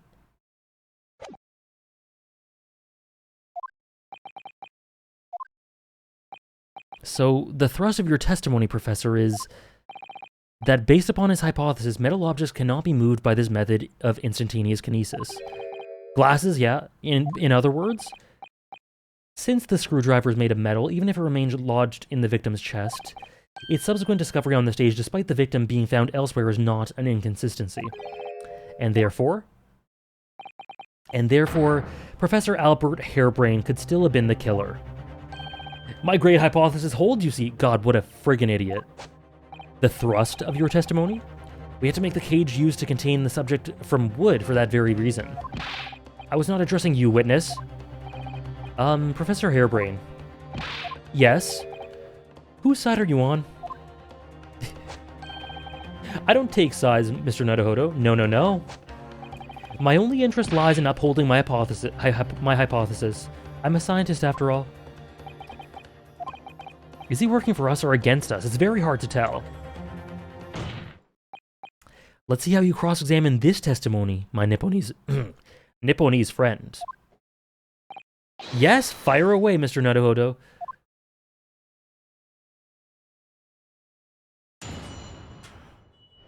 Where do I start? Let's start with this. This is basically the core. Hold it! Your hypothesis states it, so it isn't proven. No, of course not. It's merely a hypothesis, but a good one, based upon thousands of calculations. But it is widely known that metals can't be decomposed by electrolysis. Yes, of course, so I am right. My hypothesis is clearly correct. Ryu is a hypocrite for complaining about Harebrain sabotaging the case when Ryu was trying to expose McGilded as his client. It's directly equal. You're right. You're absolutely right. Why don't you suck this testimony, my learned Nipponese friend? What is it about incriminating himself that makes this man so happy? It's the whole reason that birdcage is made of wood, you see. Sorry, the birdcage? Yes, that's what I call the C. obtusa cage, in which Mr. Asman was played for the kinesis. Ah, the jail cell in which the victim was detained. It does seem to be made of a timber of some sort. I'll thank you not to refer to it as an instrument of incarceration, your lordship. In short, any weapon lodged in the victim when he was beamed away by instantaneous kinesis would have been left behind on the stage if it was made of metal, correct? That's it. Yes. It all fits perfectly with the mathematical model. But the ultimate conclusion, then, is that the defendant alone had the opportunity to inflict this fatal injury on the victim, is it not? Will Ryu ever get a normal client, I wonder? No. Indeed, sir. Someone beam me out of this nightmare. Remember when Van Zeeks threw the bottle and just went, I am done with this? That's Ryu right now. Okay.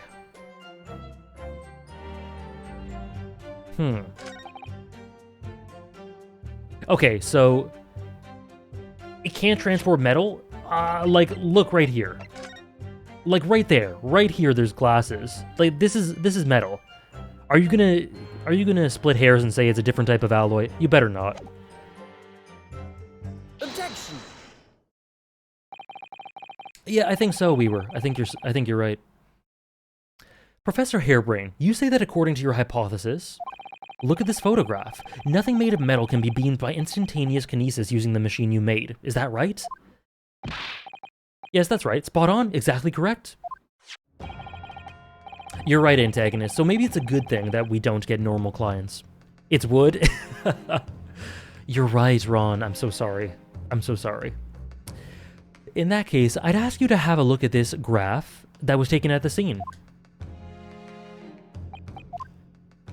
There we go.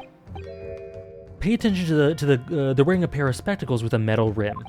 What? Metal? No, metal can't. That's not metal. No. We've already established that the proposed murder weapon, the screwdriver, was found on the stage. However, if your hypothesis correctly predicted that outcome, the glasses are made of wood and soap. It should have been predicted that the metal-rimmed spectacles would be found in the same place. My hypothesis! My hypothesis! This is good for you, sir. This isn't easy for me to say, Professor Hairbrain, but your hypothesis is clearly flawed, my goat, my king. Wah! Oh god, Propinkist. Counsel, what is the implication of this? If on the day in question, the alleged instantaneous kinesis never took place, then it's entirely possible that the victim was killed somewhere other than on stage. In that case, someone other than the defendant could have been the culprit. But my hypothesis, it's sound! I proved it that day. The experiment was a success. The experiment was proof of all my work. Objection! If I could say something here, in my capacity as a fellow of the Royal Society. Yes, juror number 4, go ahead. As a man of science, there's one thing I simply cannot abide. And that's a fraud who pretends to be a fellow man of science. What? Wait, great Scott! Are you suggesting that my science is suspect? It's just been disproved, hasn't it? In front of all of us. In other words, the whole demonstration was a complete nonsense from start to finish. Believe me, my fellow jurors, when I tell you that this man is a heel, a bounder, and a fraud. I say that the wreckage of the machine should be stripped down and thoroughly examined. No, never! That machine is the essence of my entire hypothesis! It's protected by the Special Dispensation for Scientific Equipment Act! What the devil is that blasted act all about, eh? Who made up such a daft rule? I don't like the way this seems to be going. What's the best way for me to help the professor? I would say probably raise an objection. Like, this isn't going well. He's being kind of slandered. Objection! Professor Hairbrain has yet to perfect his invention. That would seem to be the case, yes. But even so, what? Going to such trouble and expense to create a fake machine to display in public, he would have absolutely no reason to do such a thing. Objection! Thank you, Esper.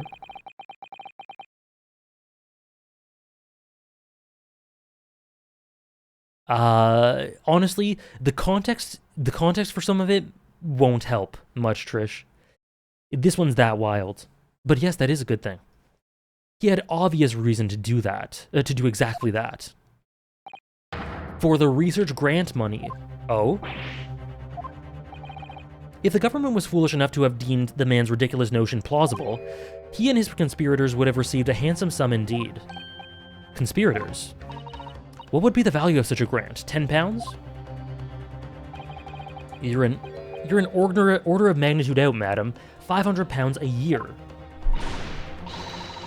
You could live handsome on that much for years.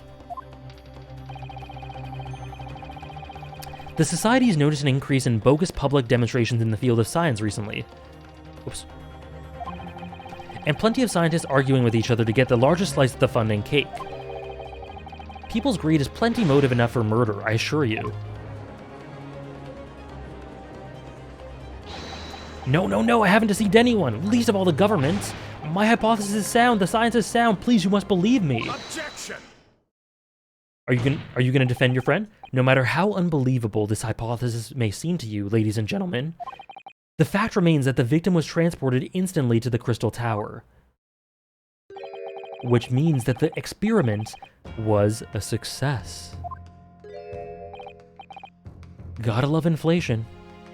Hey, Wolfman. I hope you're doing well, Wolfman. Ah, Barak! Aw, and therefore, the only person who could possibly have committed the murder is the accused. Barak. Where's this heading? I have no idea. My lord, if I may. Yes, Lord Van Zeeks. The prosecution would like to summon new witnesses to the stand. New witnesses? What would be the nature of their involvement? They were spectators of the demonstration at the exhibition, who were occupying special seats. Eyewitnesses? Very well, the court grants the prosecution's request. I should very much like to hear from the eyewitnesses to the incident. The prosecution's stance is clear. This experiment was no pastiche. The accused killed the financier victim there on the public stage before the very eyes of the spectators. Now, my learned friend... Oh, yes?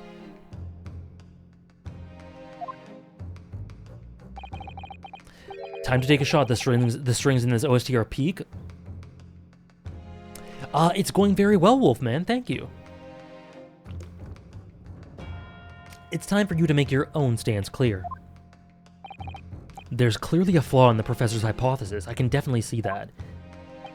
But where does that leave me? Points? You're gay. We shall have a short recess, during which time the prosecution will prepare its new witnesses to take the stand. As you wish, my lord. Good. In that case, court is adjourned for 20 minutes. Alrighty. First intermission.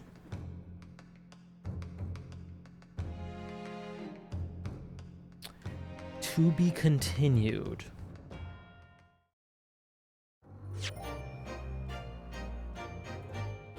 There you go, Absabius.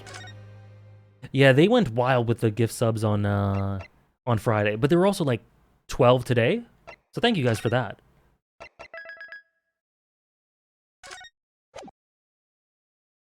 That was quite short, yeah. I imagine if I had to predict, like, this is going to be a long case. I think it's going to last till the end of this stream and next one, at least.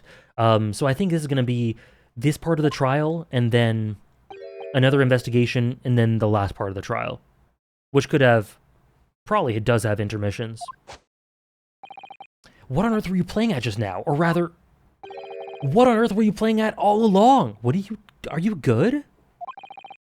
My hypothesis, my amazing hypothesis. You've been picking holes in it from the start. This is the second longest case in the duology. Is the longest, oh, in the duology, okay. I see. Sorry about that. I truly am, MK, I guess so. But you promised me. You said you'd prove the dratted explosion was an accident, not murder. We'll see how I feel once we...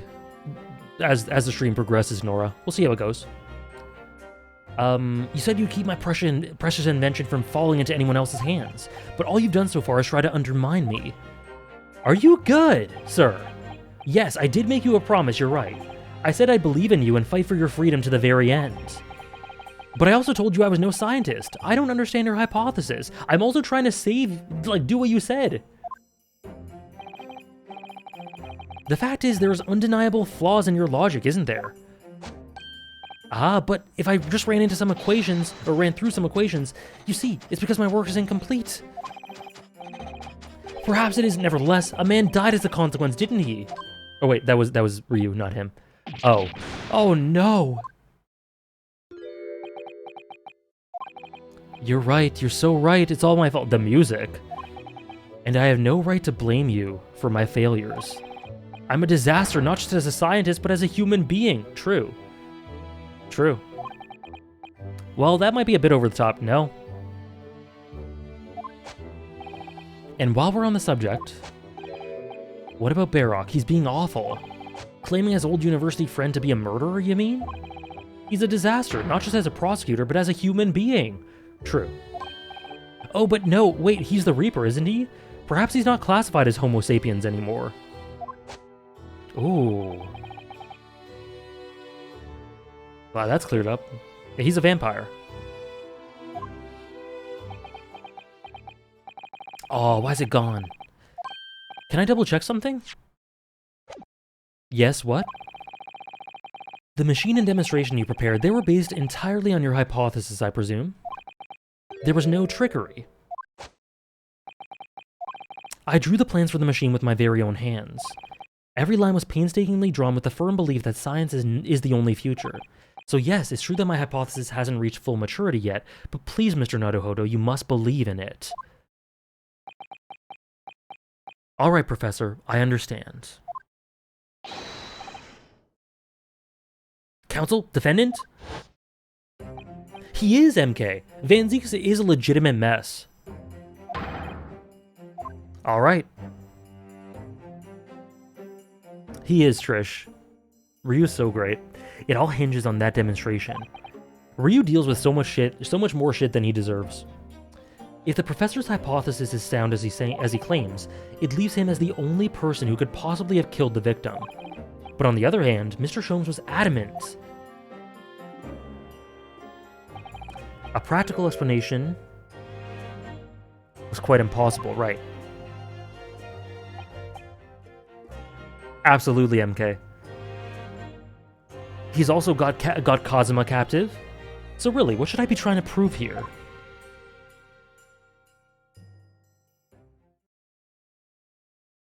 Okay.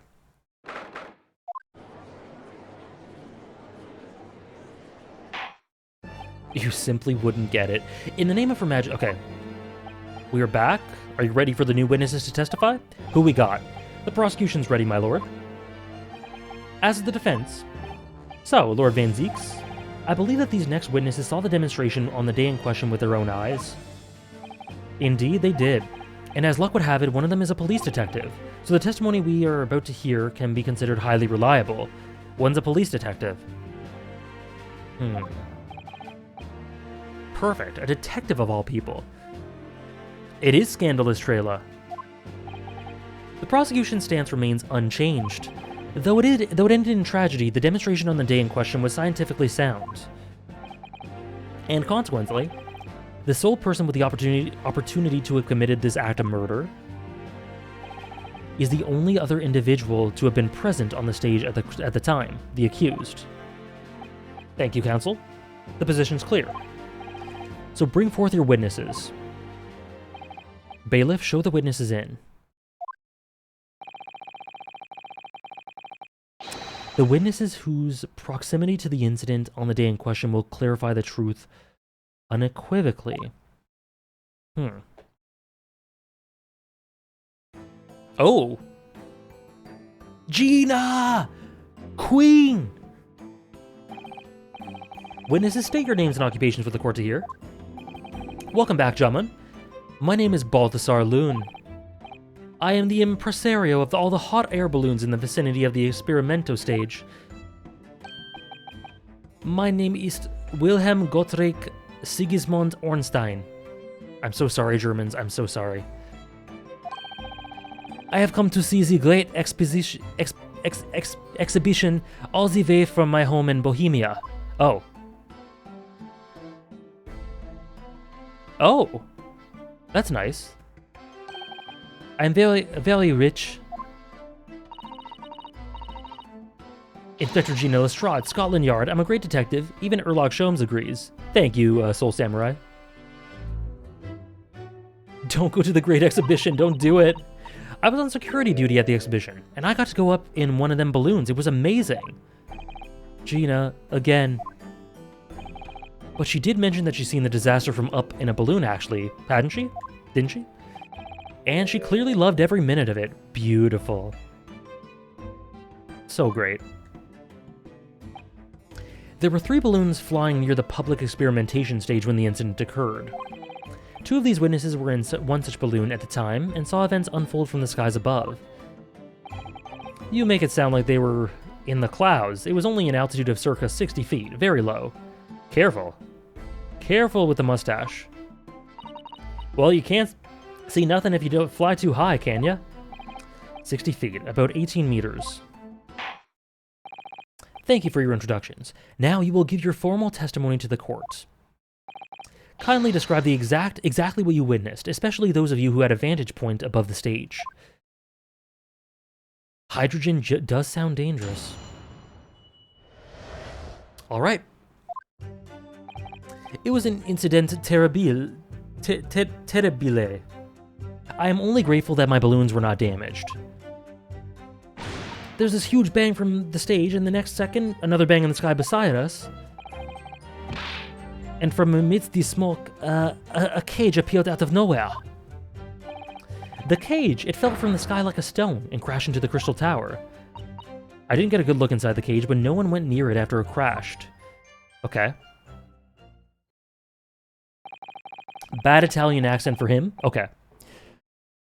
Any Italians in chat? I'm very sorry. A most extraordinary collective account, I must say. Could I just clarify something? There's a detail in the witness's testimony that I've not heard any mention of until now. Specifically, that there were 2 explosions. More precisely, 2 explosions in 2 separate places, yes. When the demonstration began, the balloon carrying the 2 witnesses was around here. There were other balloons in the air nearby at the time carrying other passengers as well, to be clear. Then, as power was supplied to the machine for the demonstration, the first explosion occurred. The so-called birdcage that contained the victim disappeared from the stage, and a moment later, a second explosion occurred, directly adjacent to the balloon carrying the witnesses. Okay. The birdcage appeared at the site of the explosion, subsequently to plummet down into the crystal tower. Okay. I was very surprised. Suddenly a cage appeared before my eyes with a person inside. The blast was so hot, but I didn't want to miss a thing, so I kept my eyes wide.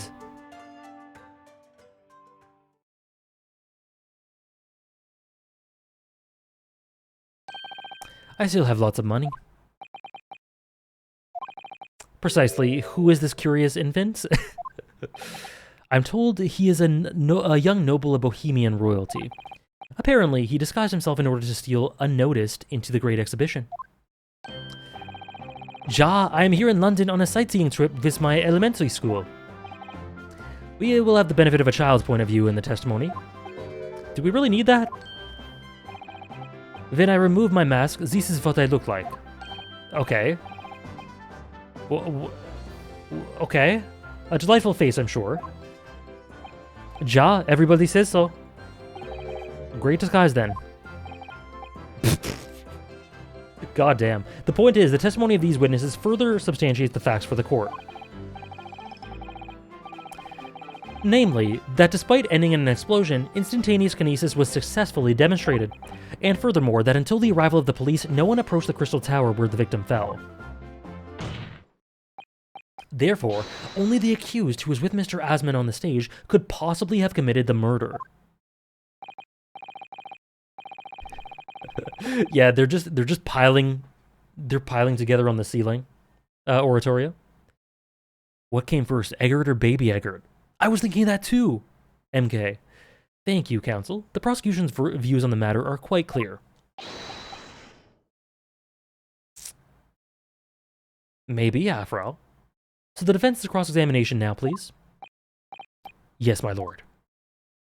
All right.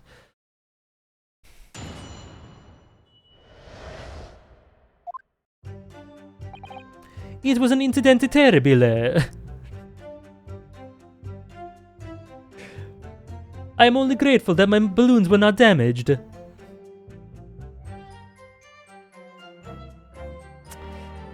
Luna's Mario.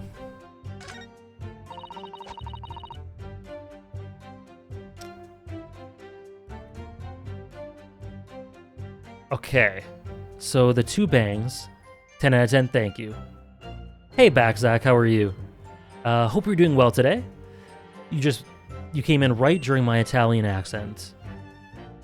Thank you, MK, thank you very much. Thank you for the follow, Zamzid.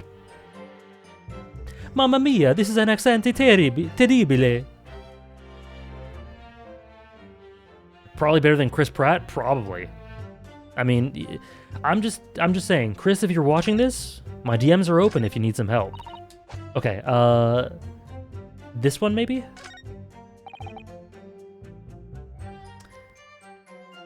A cage appeared out of nowhere. So I think the second and third ones. The cage, it fell from the sky like a stone and crashed into the crystal tower. Okay, so the second and third ones are the ones that are concerning to me. Hold it! Is better than Chris Pratt, thank you. So you saw the incident happen from up in the air. AJ's... Thank you, MK, how sweet.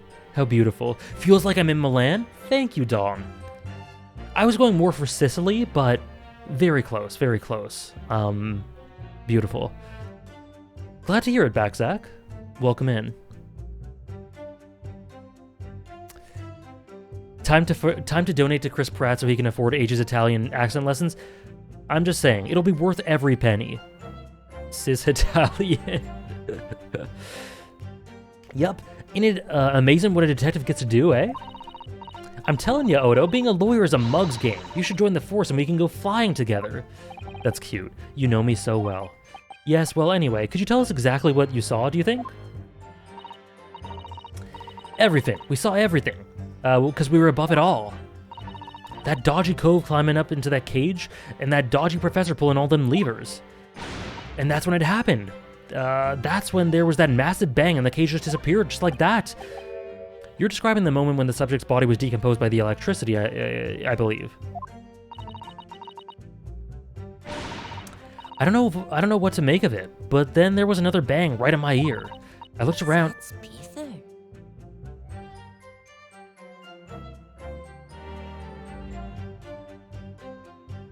Do you by any chance have a lot of money? Excuse me.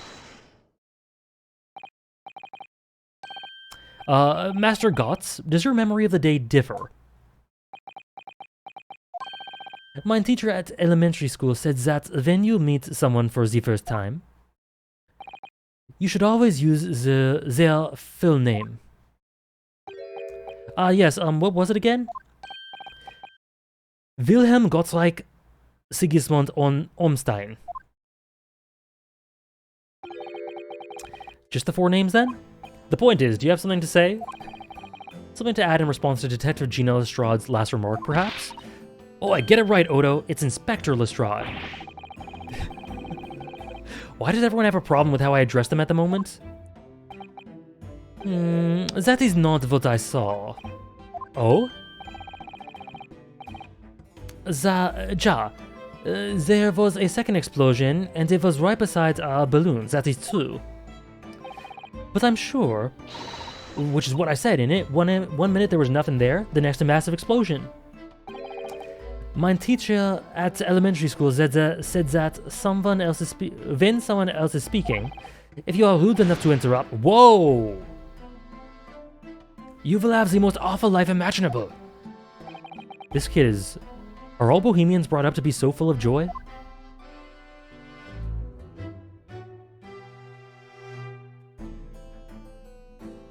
R.I.P. Gina.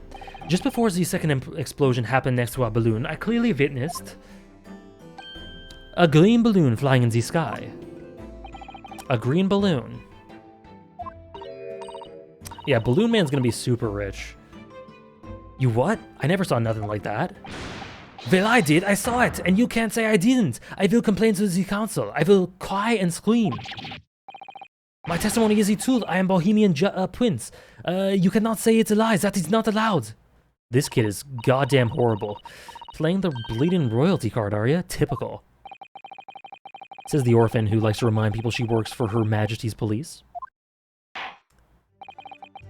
In that case, young man, I must ask you to amend your formal testimony. In the interest of the cordial national relations between Great Britain and Bohemia, it was not the skies that exploded, it was a green balloon that was next to ours at the time. Oh! Okay.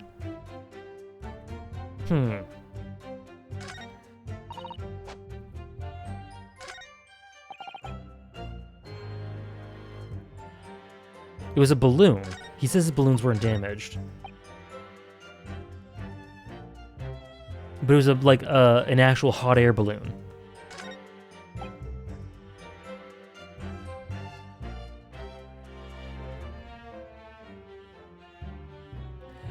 He's a toddler Johann from Monster. Oh my god, he is. I can't believe it.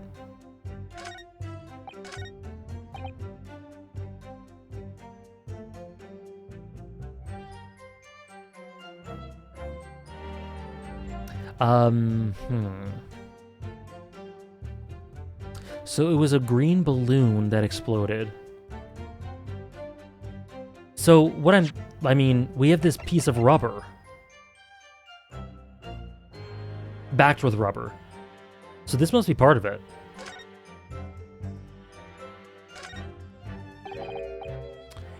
It looks like layers of thick canvas with a thick rubber lining. I've never seen anything like it before, but applying Mr. Sholmes' methods, you might deduce that it was part of a raincoat worn by someone who really didn't want to get wet, and the charring must have occurred when the person was struck by lightning. Okay, or maybe not. Okay. This is part of it, but I don't know if this counts as a... This isn't a contradiction because it's just corroborating what they say. This is blood.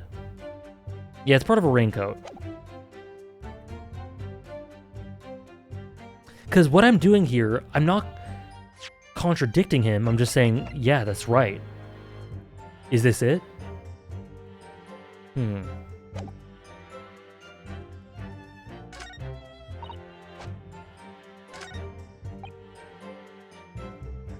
But... Oh, those are... He owns all the hot air balloons as well. Okay, I thought he was talking about these small balloons. Like, just his stall of small balloons or whatever he had. But, like, looking at his hat, that tells me he's in the hot air balloon business. He probably owns those as well. Let me see. No, back. Oh, I can't look at the people. Damn it. I assume he's talking about his hot air balloons. In which case, that does work as a contradiction. But it doesn't here. Okay. Oh, right, right, Kingslayer?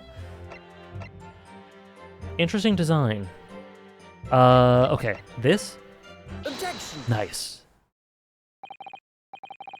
Mr. Loon, in your testimony, you said that all three of the balloons you had operating at the time were undamaged. See, that is correct. If they had been caught in the... Oh, sorry. See, that is correct. If they had been caught in the explosiones, that would have been terribile. I wonder if you might know what this is. Ah, I think it may be. See, it's part of a balloon. The funny thing is, I think he's Spanish. A burnt piece of the fabric of the envelope. Sorry, the envelope? Pardon, that is the large round part of the balloon which becomes filled with hot air. It's made from very thick fabric lined with rubber. You do not want it to rip when you're in the sky. Just as I thought. This piece of cloth was found near the experimentation stage. In other words, as Master Gotts testified, a green balloon did indeed explode that day. If all the balloons in the sky above the experimentation stage belong to you, Mr. Loon, then your statement that they were all undamaged clearly contradicts the evidence! No! If a balloon exploded that day, what did the man say so? Everyone on board was killed! He dropped his cards! No, having spent 10 whole pounds for the experience? How awful! Seems to me like those things crash 50% of the time anyway. Did they just say it was awful? Wait, did they just say it was awful that they died after spending 50... I don't know. The instantaneous kinesis did occur, but after the explosion on the stage, the point of the materialization shifted to a location occupied by a balloon. Causing the balloon to explode? Yes, eminently plausible. An unfortunate traffic incident, as it were, but it changes nothing about the pertinent facts. This I cannot accept. Why not, Mr. Loon? You are suggesting that I am a liar? That person's died in a balloon incident? There is no need to get fired up, Mr. Loon. Nice pun. The victim was the sole fatality that day. That's right, and I prove it. Balthazar Loon is not a liar. There is no such balloon in the sky. It is non-impossible. You're saying it's impossible. Why? The court has more important matters to discuss than the number of balloons that were operating that day. Aye! Beautiful antagonist. You forgot... You forgot McGilded's hat. We can't ignore the fact that nobody appears to... And the good old boy Sholmes' hat. appears to have known anything about this balloon, other balloon until now. My lord, the defense calls for further testimony from Mr. Loon. I concur. There is clearly more to the truth here that meets the eye. The ring pop hat. It is imperative that we clear up the issue of this phantom balloon, I feel. Witness, you will give supplementary testimony about the balloons you were operating at the exhibition. Grazie, my lord. Oh, that's Italian. Why are we seeing little Johann? Okay, there we go. As I said, Balthasar Loon is no liar. Every balloon I had in the sky landed safely. All 3 of my balloons were carrying passengers, yet they fell to the ground in explosion? What a catastrophe! But you can't get away from the fact that a burnt-up bit of cloth was found at the scene, can ya? The coppers at the yard reckoned it was probably some debris thrown from the explosion on stage. That stupid ragazzo was mistaken. My balloons have the red and green zigzag stripes anyway. Exactly, Kingslayer, that's what I'm saying. So your assertion is that the balloon this child saw was not one belonging to you. Si, exactamente. If he ever saw a balloon in the first place, I do not like the sound of it. It is very bad for business. I have a good mind to sue the land of Bohemia. Whoa, if you attack us, we will fight back. It will be war. All out war.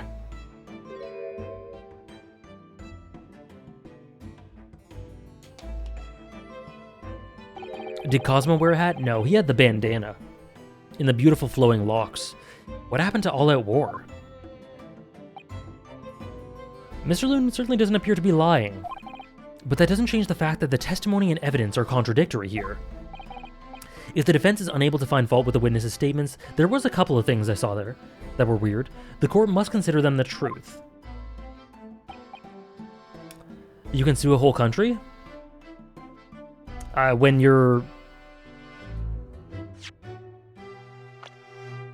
you are Bohemian Boy, then yes. I wanted them to show me the full name.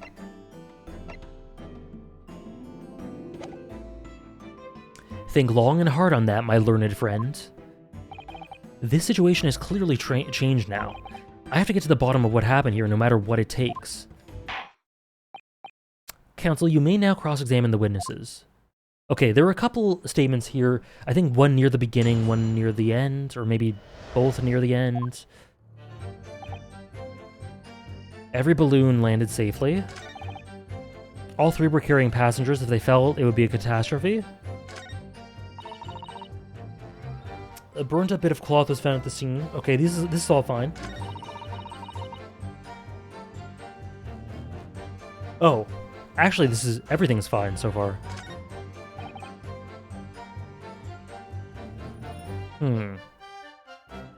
Okay, so what is it? Where's the green one come from? Hold it!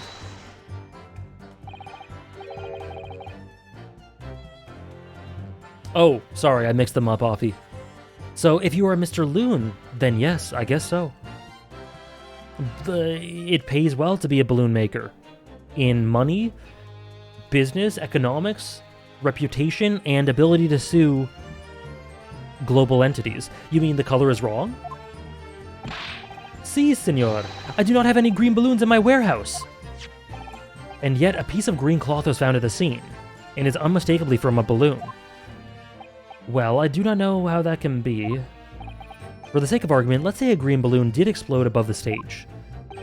You couldn't therefore conclude that it happened on the day in question. True. Why not? There have been recreational balloon flights all over Hyde Park operating from before the exhibition. One could have exploded on some earlier date. Unfortunate, as I'm sure you'd agree. You believe it may have been from some earlier balloon accident that predates the exhibition? Si, exactamente. As the senor says, it is not from one of my balloons.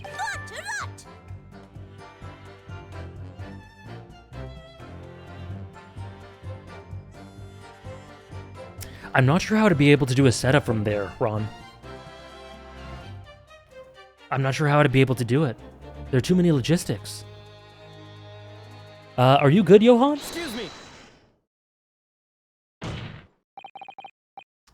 What was that sound? Yeah. It's Master Wilhelm Gottschalk Sigismund Ornstein. It was on the tip of my tongue. Ja, something is very wrong. I know what I saw. There was a green balloon there. I swear it. I swear it over all Bohemia. You can speak as much bad language as you like, but it changes nothing. If you do not have evidence, Ragazzo, then I must tell your parents to punish you, eh? I'm glad you like it, Huey.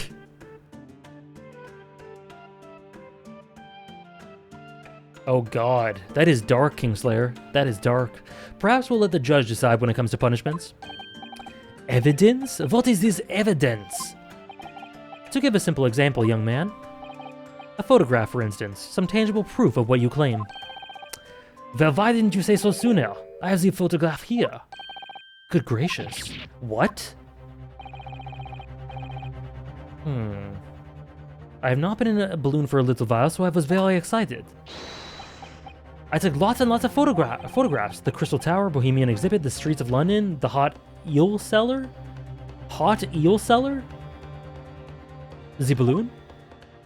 Oh, and the instantaneous kinesis experiment? Did you take a picture of that? Yeah, Mr. Loon is really beefing with a 10-year-old.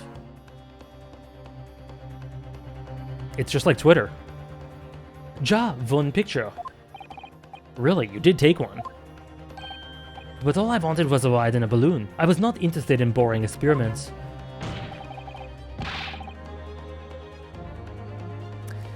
Just like Twitter. True, Ron.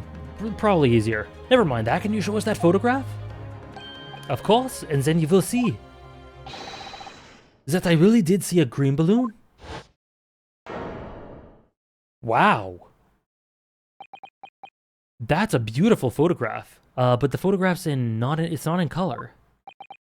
Oh no. Oh no. It's so green. Well, I see you are too shocked to speak. Yes, I think shocked is indeed the word, young man. Ja, perhaps you cannot see that it is a green balloon from this photograph, but that is not my fault. That is the fault of the stupid person who made the camera. Where? That is one very bohemian-sounding cry. Very well, the court will accept this photograph as evidence to humor him. It's not my fault, it's the fault of the person who made the camera. Well, never mind. I'm sure you have plenty of wonderful sepia... Wow. Why are you dragging him like this? I'm sure you have plenty of sepia memories to take home with you. What the hell was that, Ryu? In any case, when exactly did you take that photograph? Thank you, accordion. Well, it was on the day of the big explosion. You don't say. When I pressed the shutter release, there was this very loud bang, and a hot wind brushed over my face. That means this photograph was taken a split second before the explosion occurred. A gay man will roast anyone. Well, if you ask me, this black and white photograph changes nothing. I cannot give the flying fig. Lovely language you picked up. I don't know how old he is. Mr. Loon's testimony doesn't quite add up. The young bohemian boy seems to have seen another fourth balloon, but he denies it. It's hard to imagine the man in charge would be mistaken. Still, this inconsistency must tell us something, I'm sure.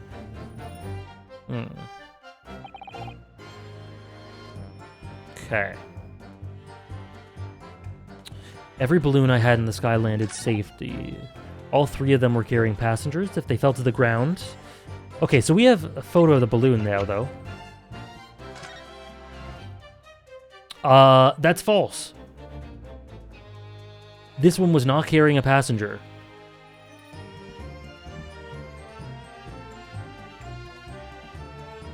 This looks great, by the way.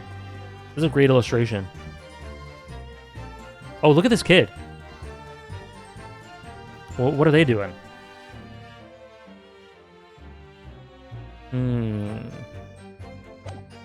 Anyways, so they were not all carrying passengers. Objection! Unfortunately, the photograph Mr. Gotts took can't tell us the color of the balloon. But it can tell us something else, something crucially important. What? It shows that the pictured balloon wasn't carrying any passengers. Ah, my goodness, you're right! But surely all the balloons would have been carrying passengers, there's no sense in it otherwise. See, they're for pleasure, for seeing the view. My balloons only fly with passengers. Which tells us that the pictured balloon isn't one of them. So when the incident occurred that day, there was a fourth balloon in the skies just above the experimentation stage. The mysterious green balloon. I know nothing. Niente. I can only tell you one thing. If this balloon was not carrying passengers, then it was not mine. The hot eel salesman. There are illegal tradesmen everywhere you care to look. Clearly one such entrepreneur decided to capitalize on the opportunity presented by the Great Exhibition, and managed to operate balloon flights on Mr. Loon's patch without him realizing. See, the competizione, trying to steal my profits. He did not notice because of the esperimento that went wrong on the stage. Yeah, he's actually fuming. The fourth balloon exploded at the very same time that Mr. Asman was beamed from the stage below. Right, so them scraps that fell to the ground after and left them scorch marks, they didn't come from the stage at all. It was the bits of the balloon raining down. Because no one was in it, it didn't get no attention. A mysterious fourth balloon carrying no passengers, silently floating over the experimentation stage. Objection! This photograph shows us nothing more. A stray balloon carrying no one and operated by some rogue trader. Clearly it has nothing to do with the case. Its relevance does elude me, I must say. The court has already seen sufficient evidence and heard ample testimony. The prosecution calls for this trial to be concluded.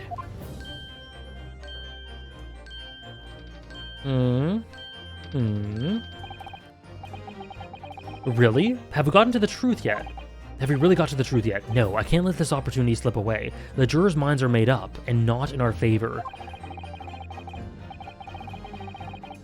But what else can this photograph tell us? Is there nothing else we can learn from it? Sure, there's more. Objection! I don't know what, but there's more. Ladies and gentlemen of the jury, wait! Don't give your decisions yet! The photograph from Master Gotts may well be hiding one more vital clue. What's that? A vital clue? Objection! We're well past the point of mere possibilities. It's time for definitives now, so tell the court. What exactly does this alleged clue in the photograph prove? Hold on. Okay, the balloon's color, owner, or cause of the explosion. Not the color. Probably the cause of the explosion?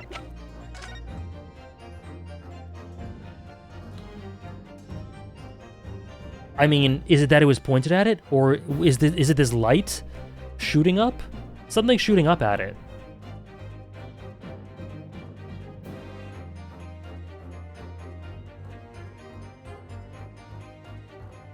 No, this isn't pointing at it. I think it's too high. It's this thing that's shooting up at it. That would have caused the balloon to blow up, so yeah. So the cause of the explosion. The anime beam, exactly. We can reasonably assume that the picture balloon was destroyed in the searing heat of the explosion. That's right, it was not my fault. Evidently, because the birdcage from the kinesis machine materialized in the sky where it had been flying, and the balloon, being filled with flammable hydrogen, instantly and explosively reignited. Objection! No, that's not what happened. What? It would appear that the photograph requires closer examination. Oh god. Counsel for the defense, you will highlight the location of this alleged clue in the photograph for the court. Of course, my lord. Okay, well, that's easy.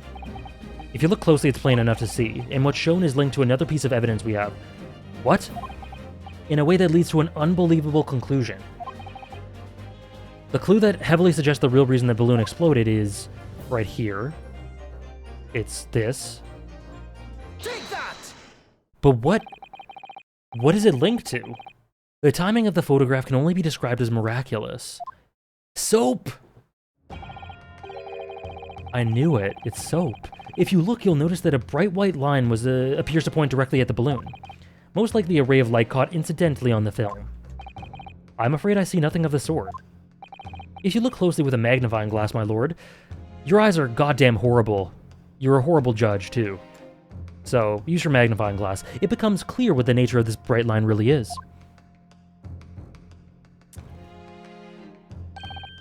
Goodness, what is that? Undeniably some flash of light, yes. Oh golly, do you really think it might be lightning? Oh, that wasn't Minoru, that was just Naru. That was Naruhodo, that was Ryu. It couldn't have been a finer day. I believe we may be looking at fire. Was it? A bolt of fire heading straight for the balloon like an arrow. Oh shit! Okay, they just told us what it is. They just told us what evidence it links to. Indeed, even to my aging eyes, it would appear to be a flame of some sort. My word, are you suggesting that this flame struck the hydrogen gas that filled the balloon? Objection! That's absurd. The balloon would have been 60 feet above the ground at the time. I got it, Kingslayer. I be cooking. No flame could possibly have reached such a height. Objection! Actually, it's my opinion that a particular piece of evidence found at the scene reveals how that is exactly what did happen. They are backseating MK. It's crazy. What evidence? If such evidence exists, Council, then for goodness sake, present it, man! Which evidence explains this mysterious streak of flame that appears to be headed directly for the balloon? The crossbow. Take that! This was found hidden at the foot of a small ornamental tree near the scene. Good lord, is that a crossbow?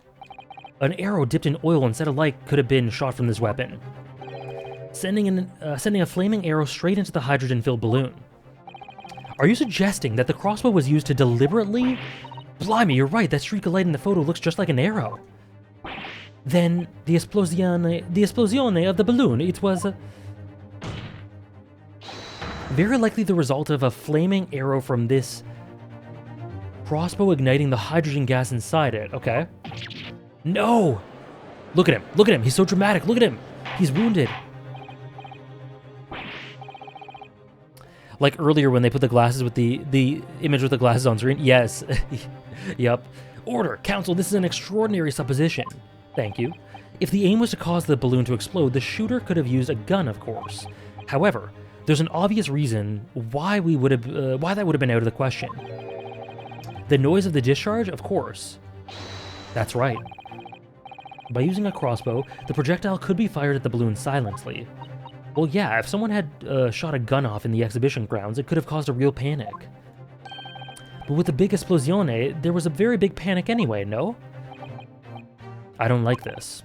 I should be pleased to have found a plausible new explanation for all this, but something feels wrong. Objection! Do you understand the implications of what you're saying, my Nipponese friend?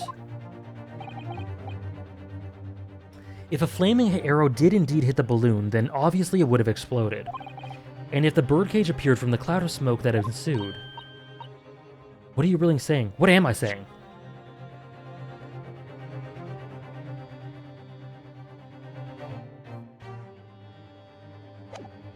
Are you saying it... Wait. I don't get it. Was the birdcage beamed up into the sky after all, or what? Is he trying to say it worked? My goodness me! Ah, now I understand. That's what this sinking feeling is about. I think there's a good chance that the birdcage was actually, yes, concealed inside the balloon all along. What? Did I just hear that correctly, Council?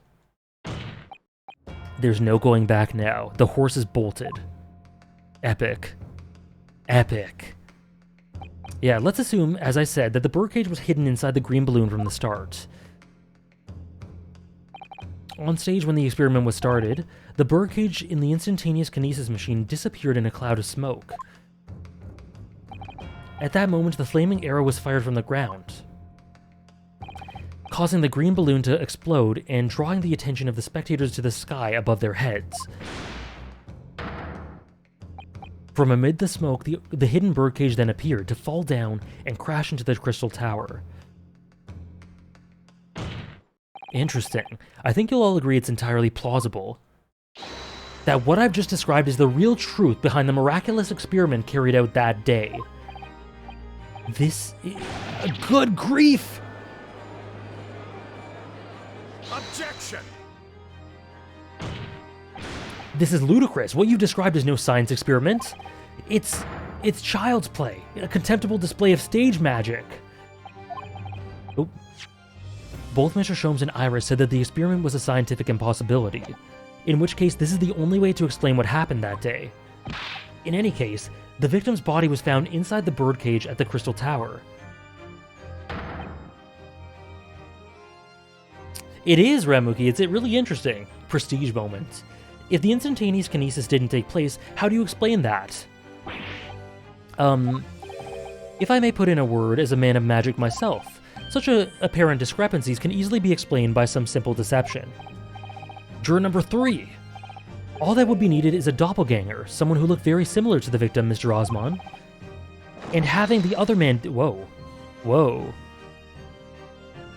Offie, we may not be streaming in an hour.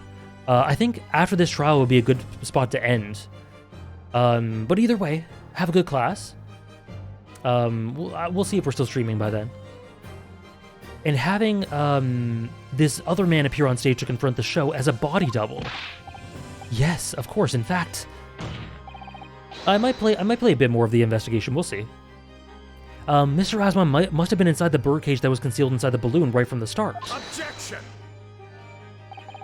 That balloon would have been filled with hydrogen. Anything inside it would have been scattered to the four winds when it exploded. No one would ever have embarked on such a risky venture. Not necessarily. The explosive force of the balloon gas would have very much depended upon the mixture ratio.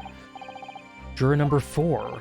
Flying balloons are rarely filled with pure hydrogen, but a mixture of other gases such as helium as well. Helium on its own doesn't explode, but by controlling the gas mixture ratio, the explosive force can be altered. The mixture ratio. Obviously, the victim's body would have suffered some burns. That would be unavoidable. But not to such an extent as to render this whole obscene charade impossible. Thanks very much, Offie. Have a great time in class. Yeah, the jurors are experts. This is crazy. I'm not used to this. So everything that happened can be explained, logically and scientifically. The explosion that engulfed the stage at the start of the experiment was no accident. It was all part of an elaborate deception, to make it appear that the instantaneous kinesis had occurred. Yeah, very, very coincidentally convenient, Nora. Well, goodness me. And if we accept that this is what happened, it means that the victim, Mr. Osmond, was never present on the public experimentation stage to begin with.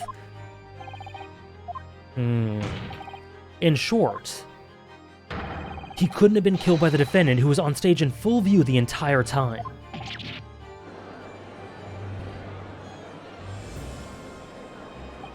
This will be very hard for the prosecution to counter. Lord Van Zieks can't credibly maintain that Professor Harebrain is a suspect.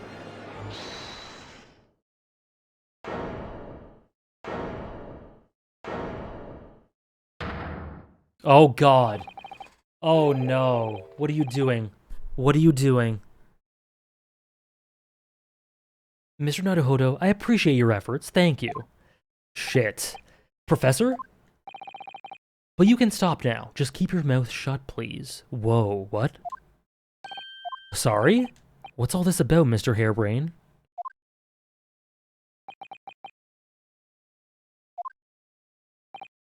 I, Albert Harebrain, hereby confess that it was me who stabbed...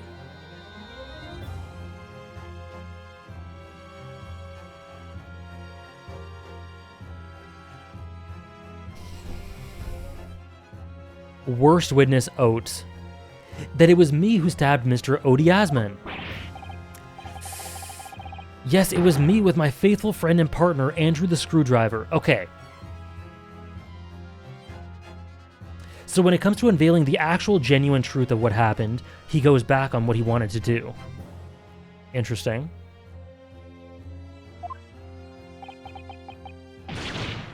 What are you doing?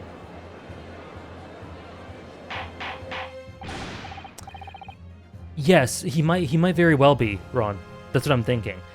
For the sake of his experiment, his hypothesis, he is just so all in on being this extraordinary revolutionary researcher. Defendant, explain this sudden confession. But he's screwing everything up. And what's crazy, ironic, is that's the reason he hired us in the first place, or enlisted us, whatever. What are you talking about? Time to crush his hopes and dreams. Hopefully eventually, Soul Samurai. It's what I said all along. I must protect my hypothesis and my precious machine. You stand there and claim it was a trick, all an elaborate prank, but where's your proof? No, you'd have to examine the machine if you wanted to prove it, then it would all be over. My beautiful hypothesis would be laid bare. I mean, the indignity of it. It's clear that you drew the plans for the experiment, but you didn't actually build it. It's quite conceivable that you were due, Professor. Barak! Yes? I'll cooperate. I'll do whatever you say. I swear it. So please, ensure the Special Dispensation for Scientific Equipment Act is adhered to and protect my creation. Interesting. Interesting. I do think that's very... That's very interesting for the times, for the times, for the progression of society, for this revolution, and for the type of people that would try to progress society. They value all this so much that it's more important than their life. More important than anything. This is the mind of a progressive innovator, right? It's interesting. Pray forgive the discourtesy of filling my hallowed chalice at this critical juncture. Here's to my learned Nipponese friend. What? And his upcoming attempt to clarify the defense's position in the light of the accused's confession. Yikes. Do you intend to formally assert that the experiment was nothing more than a conjuring trick? Jace, oh my gosh. Peak fiction. Because the moment you do, the special dispensation, the act that protects the professor's inventions will cease to apply. The prosecution will then demand a rigorous examination of the machinery involved in order to establish the truth.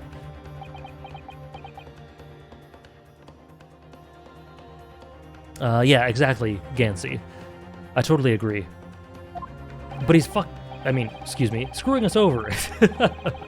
However, if you acknowledge that the machine is genuine and instrumental in the victim's murder,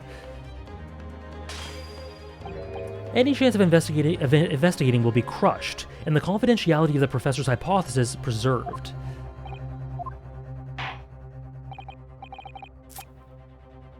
Well, counsel, what is the defense's official position on this matter? He's screwing us over, MK. What Professor Hairbrain, my client, actually asked of me was to prove that the explosion on stage was an accident and protect the secrecy of his hypothesis. But there's no way to do that without implying the professor's guilt. Do I protect my client's life by asserting his innocence, or do I uphold... Oh, am I gonna have a choice? The client's request but see him condemned. Either way, I can't avoid betraying his trust. You've been silent long enough. Isn't talking your trade, my learned friend? Or has all knowledge of English escaped your confused Nipponese mind?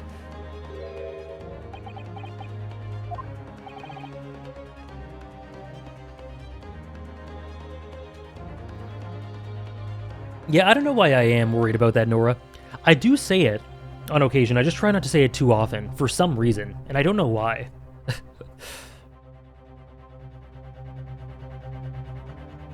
Thank you, antagonist. Call back to 1-3 with whether or not to maintain Magilda's innocence. Yes, exactly. There's no escape here. I have to make a choice. But it's an impossible one. I have to give up on something, but what? The defense asserts... Oh yeah, I know it's fine.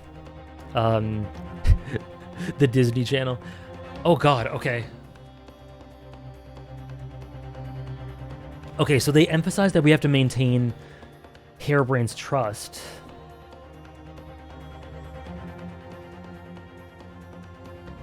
So you know what? I'm gonna say, but we're wrong, because it was a trick.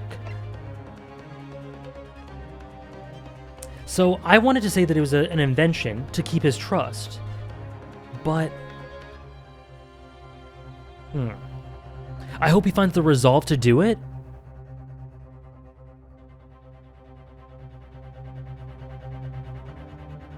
Title drop.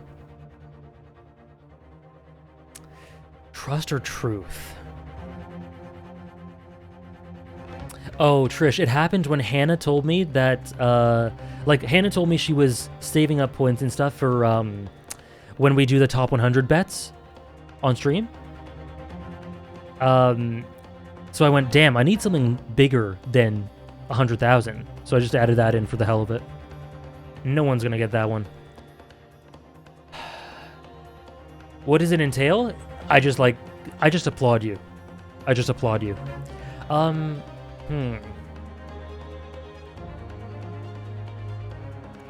Okay. So if I say it's an invention, that keeps his trust. If I say it's a trick, it's the truth. But like, I'll be wrong if I say it's an invention. How do we work through that?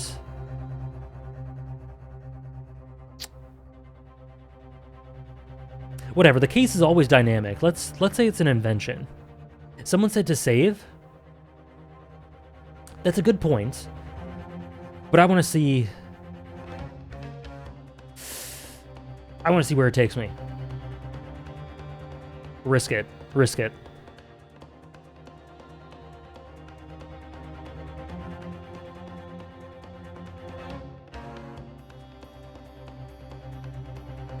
Think about the premise of the Ace Attorney series.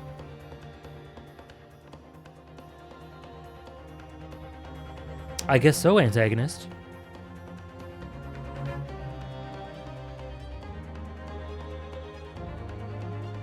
Yeah, I think we gotta believe in the client. As in, believe in what he's saying, and then work, then like stumble our way through.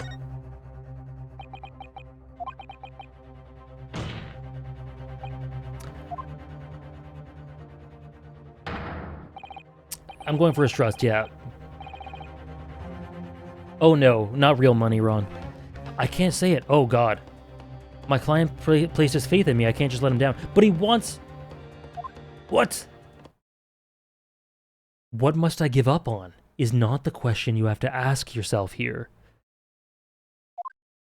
It's, what can I protect? Oh. Wait, what? Hello again, Mr. Naruhodo. It's been too long. Is this a vision? Sue... What? She's actually here? Susato? What? Why'd she tackle me in the court? Susato! There'll be time to talk later, Mr. Naruhodo. For now, we must concentrate on the task at hand. I thought it was a vision. You're finally awake. The music! True, Trish, true. Which is working out not what I have to give up on, but what I can protect. Professor Harebrain. Oh my god, the music. She's back! The queen is back! Susato ex machina. See ya, Gansey. I hope so too. Have a good time at class. Yes? Yesterday you told me that science is the pursuit of truth. Well, my job is to pursue the truth too. Yes, of course. And personally, I believe that you didn't stab Mr. Asman. I think that you've come to realize something yourself too, haven't you? That your experiment and the machine you built with a victim are questionable. The truth behind that is what we both must pursue now. Ah!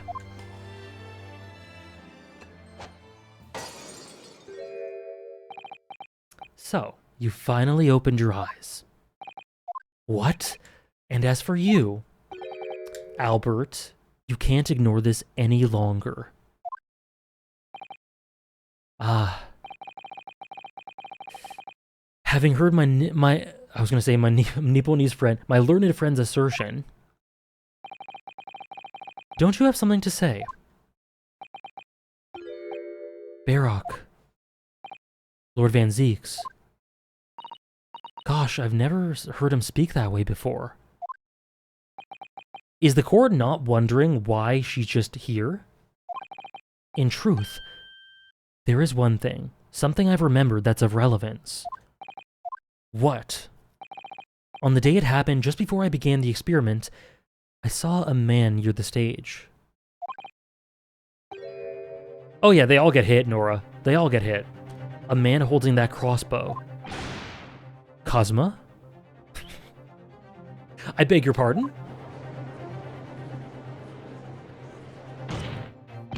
Professor? Did the man have any distinguishing features? What did he look like? Tall, taller than me, and thin, thinner than me, with straight hair, straighter and whiter than mine. Okay, not Cosma. Let me see. One lens less than me, too. A monocle. Rather stylish black monocle. But one thing in particular will help to positively identify the man. You see, I know him very well. After all, he's the engineer who built my invention. Oh. What? He built the machine. Welcome back, Propinkist. Yes, the takedown just happened. That's right, Mr. Osman introduced him to me a year ago.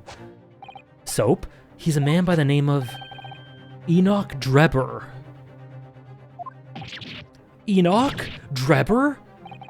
Does this name mean something? Members of the jury seem flustered. Not a name any scientist wishes to hear. The man's an abomination. Can someone ban that spam? Thank you. Thank you, mods. Thank you, antagonist. The man's an abomination. Why? Not a name any conjurer wishes to hear either. Who on earth is he? You don't want promotion? Enoch? Oh, you guys like Enoch, eh? Peak character? My goat? I'm afraid this isn't the first tale of this nature that I've heard in scientific circles in connection with that name. There's talk of other flamboyant experiments that turn out to be nothing but stage trickery in the end. I'm gonna love him? Oh, obviously the rascal is after the government's research grant money. When magicians are in need of money, I've heard of them resorting to these underhand tactics. Some acquaintances of mine with experience of such things have mentioned Enoch Drebber's name before. Fair enough, Hailing. Fair enough. The man is an engineer and a magician. Yes, we're dealing with an unparalleled confidence trickster here. He's very Agecore? I can't wait. I cannot wait. That's Enoch Drebber for you.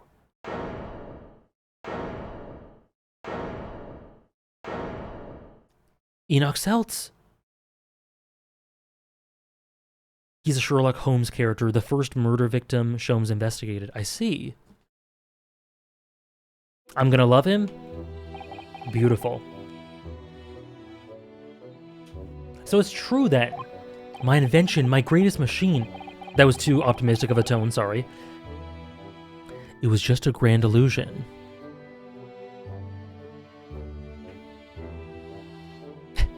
You are poof antagonist.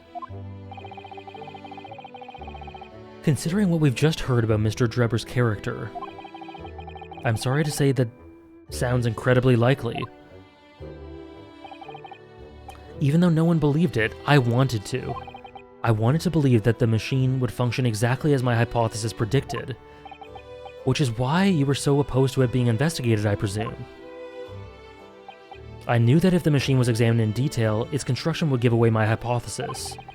Obviously, I didn't want that to happen, but at the same time, I knew that if it was found to be nothing more than a trick, than a work of deception, then everything I'd worked towards, all my research, all my dreams, my whole life would be over. I was terrified at the prospect. So you really had no idea then, did you? About the true nature of the machine that was built, and the nature of Mr. Drebber. I never questioned anything. I didn't want to question it. It's entirely possible that Mr. Osman and Mr. Drebber, We're working together to use you as a means of fraudulently acquiring the research grant money.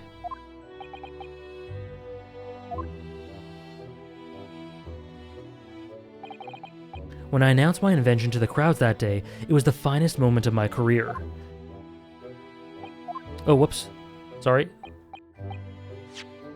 The way I pulled the levers and turned all the dials in exactly the way Drebber had described.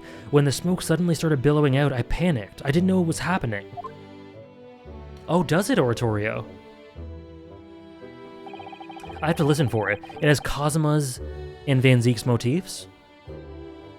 But I really don't know how the whole illusion was made to work. I don't know anything anymore.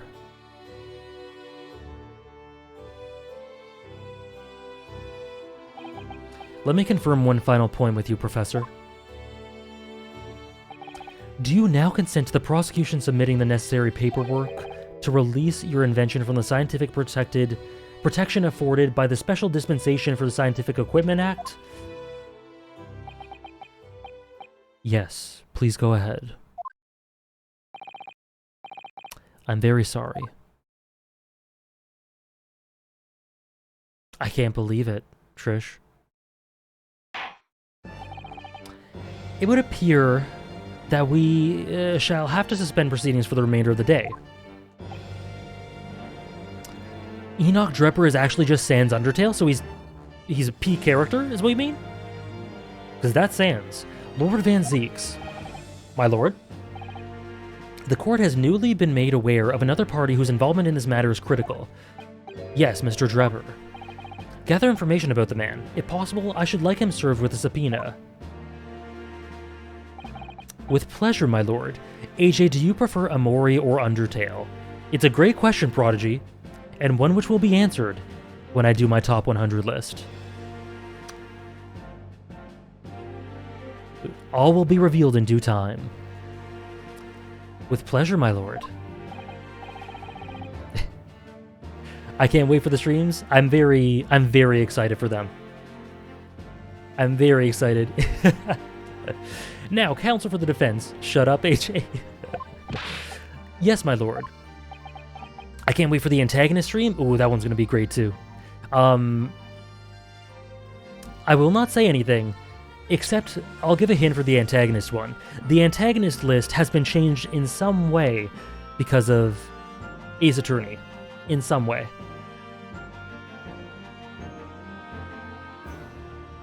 I saw the trailer for it, Ahmed. The trailer looks really good. The trailer looks really good.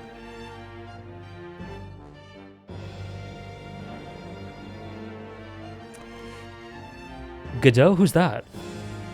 Who's that? Soap? Soap #1 antagonist?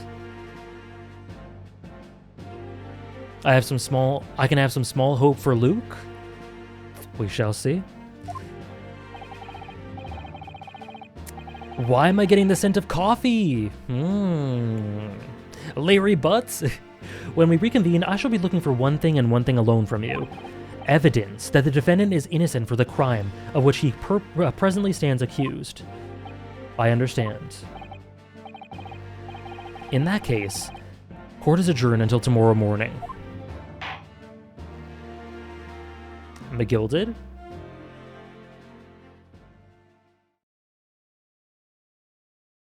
We shall see, Trish. We shall see. I will say as well, One Piece has had some sort of effect on at least one of the lists. In some way. Mr. Naruhodo, yes? I'm so sorry. I was wrong, you were right, I tricked you, you trusted me, I dragged you into my mess. I wonder if any of the mods will make the top 100 antagonists?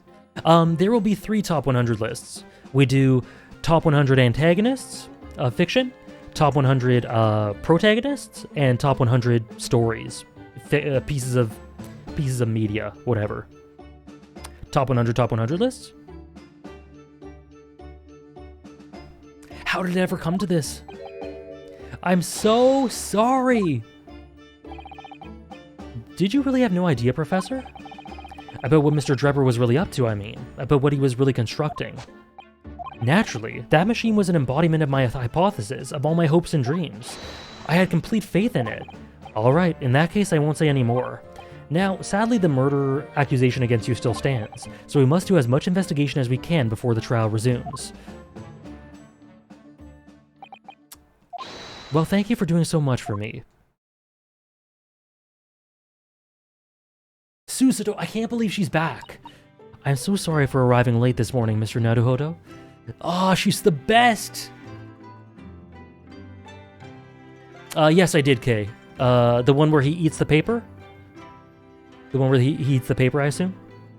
Oratorio showed me how to do it. The music! It's so good! Arriving late? Didn't you receive my postcard? I wanted to let you know when I'd arrive. Postcard? What postcard? I hid it from you, Runo, so it would be a surprise. Ah, I see. Hey, Koro Rennie, how's it going? Did it work? I was surprised, all right, especially when she threw me to the ground. Oh dear, I'm so sorry. It's 3 a.m. here? I'm so sorry. I'm humbled you took the time to join in. I was so happy to see you again that it sort of slipped out. Maybe we should stick to more traditional displays of emotion in future. Love language Susato toss? Susie's train was late into London Victoria this morning, you see. But we made the coachman really whip the horses hard so she didn't miss the whole trial. I mean, yeah, that was really important. I also feel bad for the horses. I was watching from the gallery for a while, but in the end, I'm afraid I couldn't contain myself. Interesting antagonist. Well, I'm glad you didn't. Oh, having you at my side in court gives me the strength I need to win. Me too, Soul Samurai. Susato and Ryu are so great together. I'm delighted to see you back, in London. Oh, you're too kind, Mr. Naruhodo. I'm delighted to hear it. I hope I can continue to be of service. Of course, so what's brought you back? No, not for me, Ahmed. But if he was, he'd be high. He'd be very high. Did Professor Miko Toba not protest? She Susato tossed the bottle away from hitting someone? Our queen. Let's save all that conversation for when we're back at home, shall we? You know, I've made one of my most special blends ever for this special occasion. Oh, Iris, how wonderful. I can't wait. Susato-san was back in London. It's hard to describe how happy that made me feel at the time, but despite my elation, our tale was about to take yet another extraordinary turn.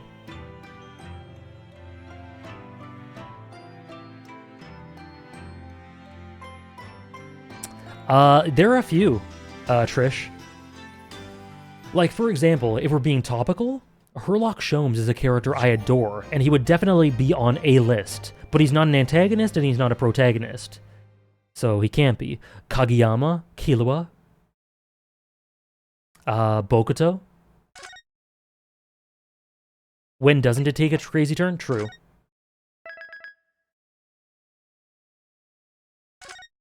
Pain, absolutely.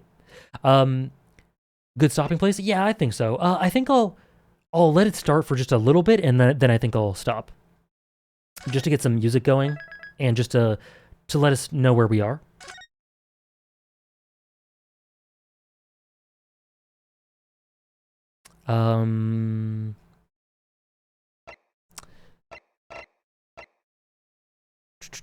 Herlock top 100 Herlocks of all time.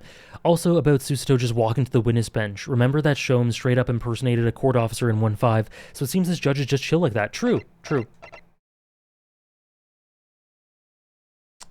Okay.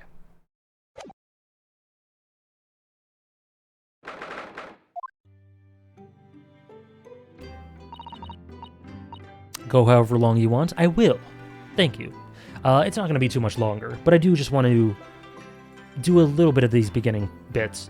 Oh, this room, it's been too long. It hasn't changed in the slightest, though. And it's been some 6 months, hasn't it? That's a long time for things to stay so familiar. I didn't know when you might return, and I wanted everything to be as you left it. But it has been some 6 months, it's true. So is your father alright, Susie? What happened? My father? Yes, Professor Mikotoba. I mean, it was half a year ago, but that's why you went back to Japan. This is a beautiful song to start off with, if we do. Because of the telegram you received saying that he'd fallen ill with a very high fever for some unknown reason. Yes, Ahmed. One Piece will be Wednesday for the 500 chapter halfway through the series review. Also, Trish, you did that tier list, right? Which I am incredibly thankful for, of course. Could you send that to me on Discord? So just to get it ready for, like, get it all set up prior to the stream. Thank you, Trish. I really appreciate it. And I'll be sure to mention that on Wednesday when I do it. That's right. So I was surprised to learn that you'd be coming back so soon. Surprised but happy. I think I wrote about it in my letter to you, that it was all a trick. My father's in fine health, and I'm obviously very relieved about that. Well, we're delighted to have you back. It was quite by accident that I've been able to return to Europe, actually. It's because of a very grand conference called the International Forensic Science Symposium. The same symposium Lord Strongheart mentioned. Anyway, I've arrived safe and sound, and all that matters is that I'm here now. After all, I haven't yet fulfilled my promise to you, Iris. Oh. You must tell us everything that happened while you were back in Japan. Yes, of course, I shall. And there's one other thing. Something you wrote in your letter that particularly grabbed my attention. About you-know-who. Kazuma. Right. Sorry, I just need to close the window. It is kind of cold.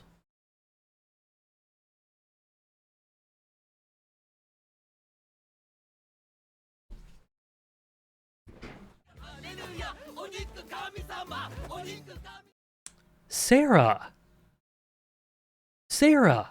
Thank you so much! Sorry, let me just get past this. I know, I'll tell you all that I can.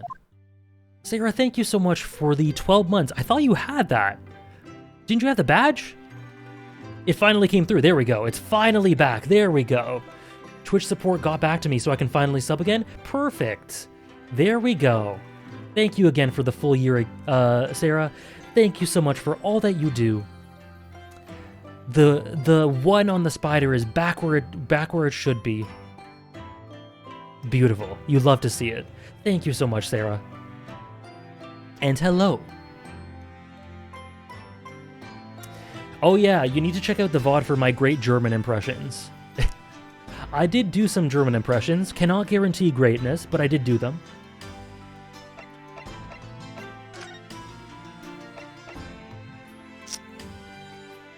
Oh, I want to do all these. German impressions? Yes.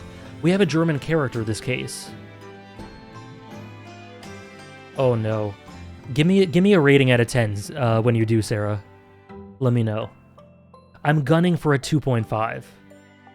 Thank you, Trish. I really appreciate it. Thank you again. When I first arrived back in Japan, I really thought that I'd never be allowed to return to Britain. But curiously, after that awful trial at the Supreme Court, Father's mood changed entirely. Little German boy witness, yes. The awful trial? Oh yes. For the murder of Giselle Brett. Thank you, Soul Samurai. You dressed as a man then, didn't you, Susie? Oh, well, yes. Since women are forbidden in the courtroom, I had no choice. Wow, amazing. I wish I'd seen it. Don't you, Runo? Yes, I suppose so.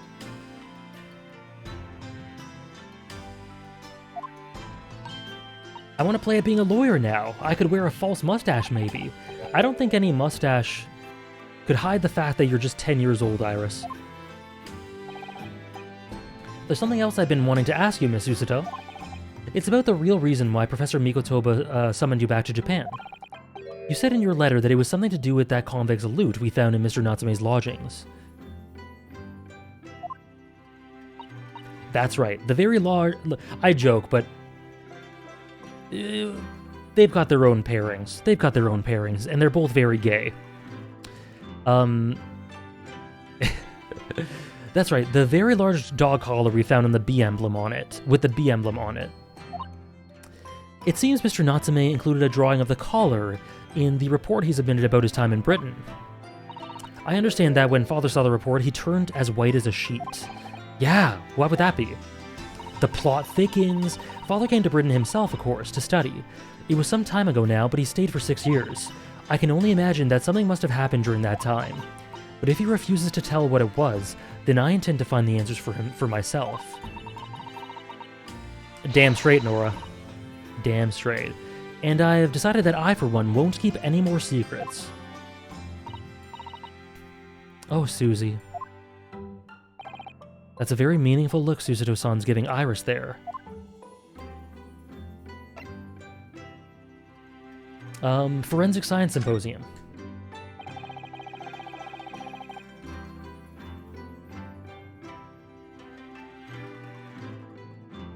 Lord Stronghearts mentioned something about that symposium too. I think he said that investigative authorities from 40 different countries would attend. Not straight HA. Yes, and from Japan. My father and Judge Jijoku have been invited. It's something of an honor, I believe. Well, Professor Mikotoba is the leading expert in forensic medicine in our country, after all. But who's the other person you mentioned? A judge, did you say? Did someone say gay? They did indeed, Bayanort. They did indeed. How's it going? His Excellency Judge Seishido Jigoku, excuse me. You've met him, Mr. Naruhodo. Last year in the Supreme Court, you can't possibly have forgotten. That terrible trial of yours where you were accused of murder. And yes, I try to think of that as a positive turning point in my life these days. Well, it was Judge Jigoku, excuse me, that doesn't work in my mind for some reason, who presided over the trial.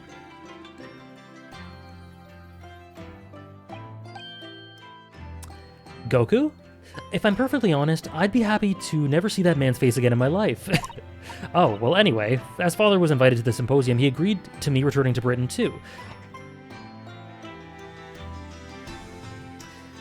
Yeah, I know how to pronounce it. It just... No, I know how to pronounce it. My instinct is to pronounce it incorrectly. He won't actually arrive until next month, but, well, I couldn't wait. So I pleaded with him, and in the end he agreed to me going on ahead. Yes, about the symposium. It seems as though Lord Strongheart has put in an awful lot of work to make it happen. It's obviously very important. I believe it is, yes. As I understand it, Lord Strongheart organized the entire event himself. I think he's hoping that by achieving exceptional results, he'll get the job of Attorney General. It does mean hell? Damn. The most senior position in the British justice system. He's hoping to use his power to create the world's finest policing institution. That's what Father said anyway. Apparently it's Lord Strongheart's lifelong ambition. Aluminum is another word apparently North Americans don't get right. It's definitely not aluminium, I'll tell you that much. Does Professor Mikotoba know Lord Strongheart personally then? Actually, Lord Strongheart gave me a long speech all about this subject only yesterday. But I sort of lost the will to live early on. And didn't really listen to much of it. How trying for you.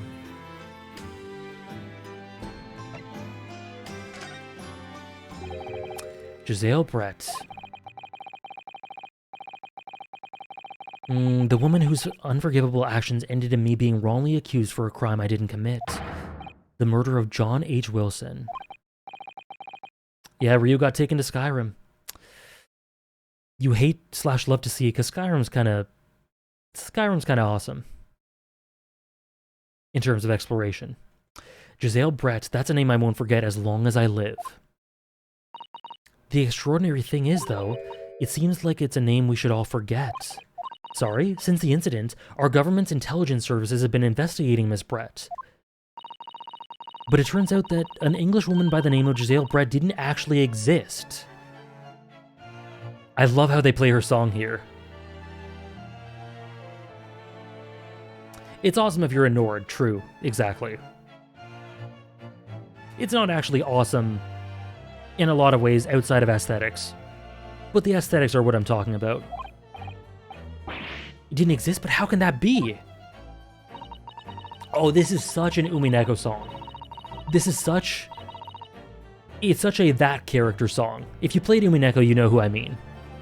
It's a pseudonym. Her real name was Shin. And she wasn't a visiting student either. That was a front. A front? Who on earth was she then? Miss A. Shin. Her name was literally all our intelligence services have been able to ascertain about her. It is her, Nora. It is. You got it. Nobody knows why or even how she came to be in Japan. A complete mystery. But that makes no sense. It's no easy task to be accepted as a foreign student anywhere. What could the woman have been up to? I'm afraid I really don't know. The only thing we can be sure of is that she had some business in our country that we don't yet understand. And now she's been killed. A Shin? We've heard that before? I don't remember. I will have to search my memory banks. A Shin.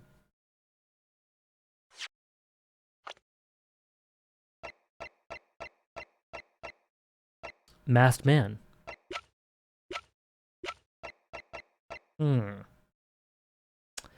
Think hard? I mean, I don't really think it's essential for me to make the connection right now. I don't think I can do it if I think hard, to be honest. But it'll come up eventually. And now she's been killed, while all the questions surrounding her existence remain unanswered. I'll think about it if I don't come up with it throughout the end of the stream. I'll think about it in the week to pass. But I really don't know. I honestly don't know. I wouldn't have said anything if you guys didn't say, does that ring a bell?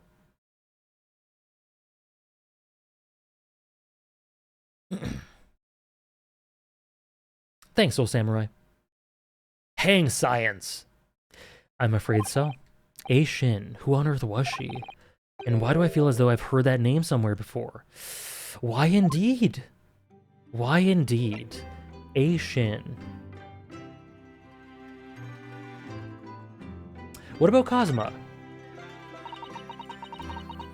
After my friend Ray's trial, the reporter, I miss Ray, who actually killed Miss Brett said something very strange. Many Memo, the man, the legend. I know the truth. I know you had a hand in what went on. In that visiting student's fate. Nobody here in Japan knows anything about it. They only know that the guy never made it to England. He died on that steamship. And that he'll never... Wolverine? The goat? Obviously, I couldn't ask him to elaborate at the time. But later I visited the man in his prison cell and asked him what he was going to say about Kazuma-sama. And what did you learn? After he died on the voyage to Great Britain, his body should have been unladen at the port of Hong Kong and passed into the care of the consulate staff there. Should have been. Well, it turns out that his body never arrived. It just disappeared.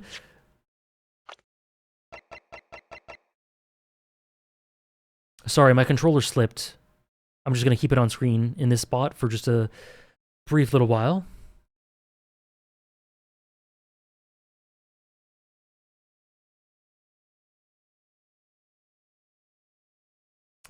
Sorry, my controller slipped. Let me just...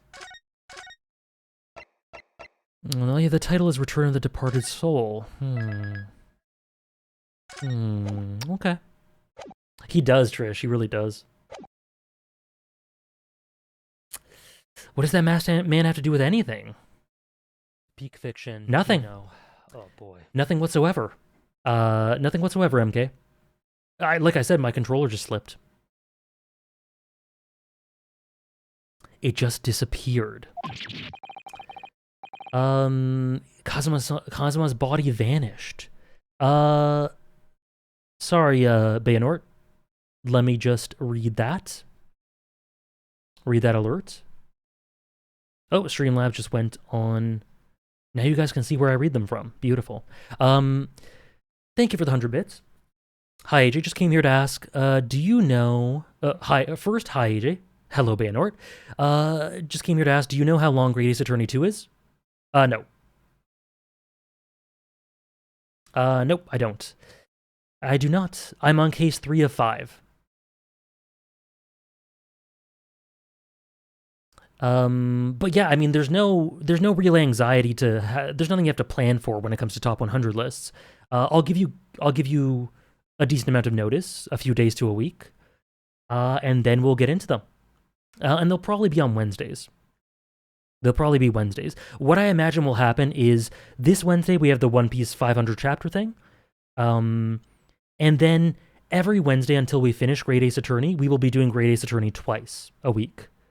Monday, Wednesday, until we finish it. And then when we finish it, we'll do top 100 streams on the Wednesdays.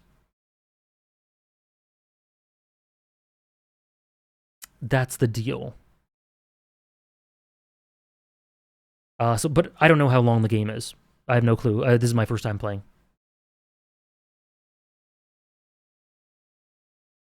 MTV behind the stream with AJ.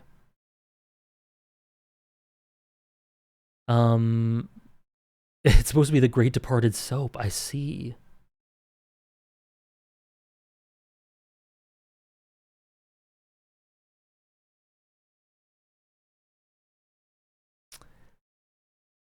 Cool. I'm excited for it too, Trish. Oh. Oh. Peak twice a week?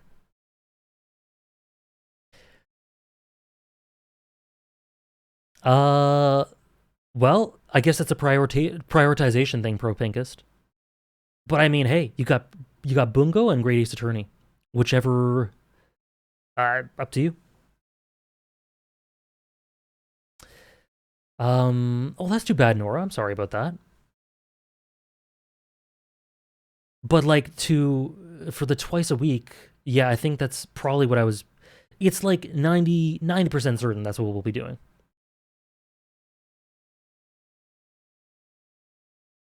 And then yeah, top 100 after that. Our government tried to cover the fact up, it seems. They erected a grave on the cliffs by our hometown. Except Kazuma-sama isn't there. Me too, Sarah. By the way, let me just show you the back of this sweater.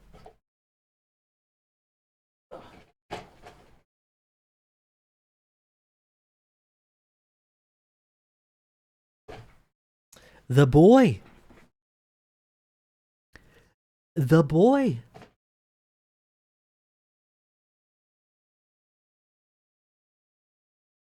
It's starting next week, Nora. So in 9 days. So the next Ace Attorney stream after today is next Monday, a week today. And then the one after that, if all this goes planned, I will confirm on Discord as always, 9 days. Monday. Right? Isn't that crazy, Trish? The best boy. I really peaked. I got that Pochita sweater and then this Killua one. There are multiple sites, Dave. I get them from all over the place. This one might be Yujin clothing. Yujin? Yujin, I think. I'm very flattered, Nora. I hope you're able to do it then. It's always very lovely to have you in stream, so that would be cool. But I don't want. Hopefully, it isn't too big a pain or anything.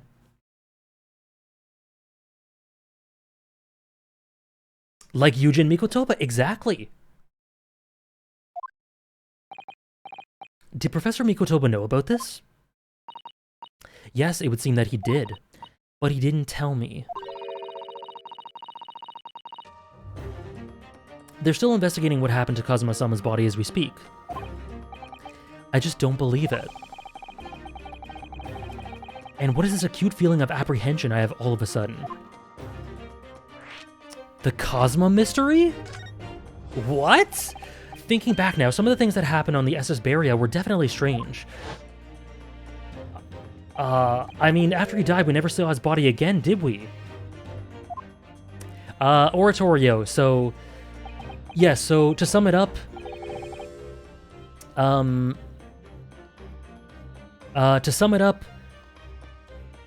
This Wednesday, well, Haikyuu streams are done. Haikyuu streams are done, so they're just gone now.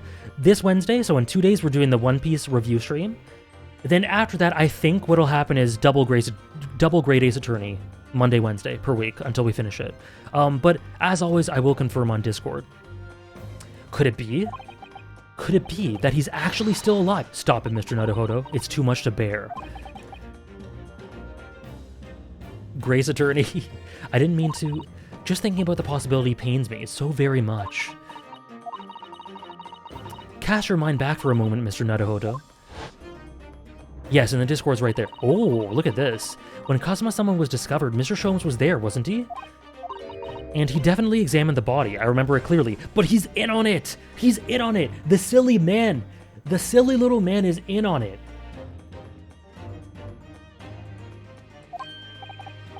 You're right. So if Kazuma hadn't actually been dead at all...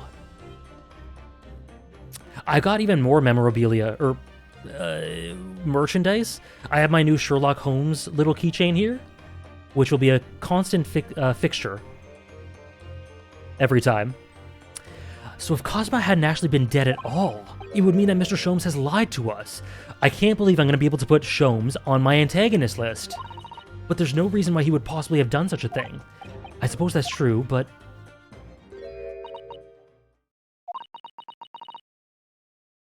Yes, Propincus. Propincus, you're on the Discord, right? Check the Ace Attorney server. Or channel. Oh, you're not? Oh, okay. Well, firstly, you should join the Discord because it's fun and cool. But if you don't want to, no worries. Here, this is what I got. Like that's a close-up of what I got right here. I just put that picture on the Discord. Right? Isn't it cute? I had to get Great Ace Attorney something. Sholmes on both top 100 pro tags and antags? Unreal. Yeah, we're Moriarty. This was on Etsy, by the way. I just searched up Great Ace Attorney and it was one of the first results. I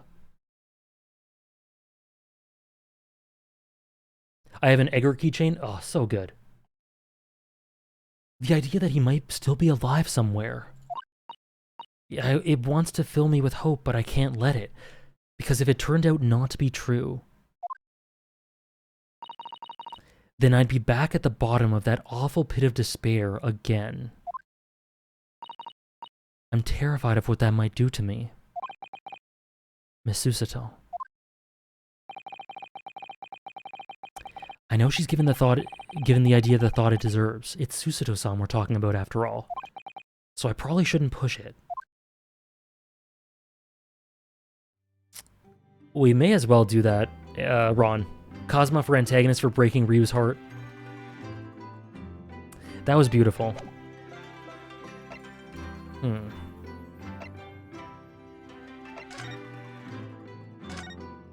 Oh. Hello. It must be about a year ago now. I wrote a really long story based on some of my father's old notes. It's about one of... Yeah, pull to Sholmes. Hurley's greatest exploits. I call it the Hound of the Baskervilles.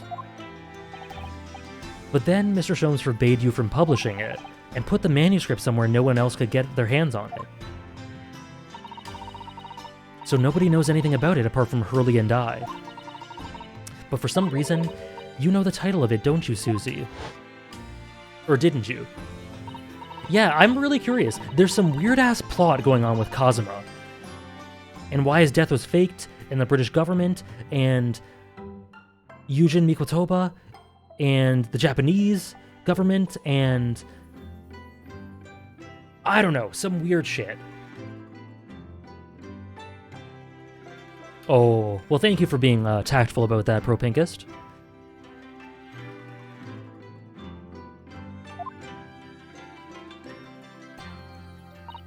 And you wouldn't tell me how you'd come to know it. Yes, but I made you a promise that I would explain one day, didn't I? I think it's time.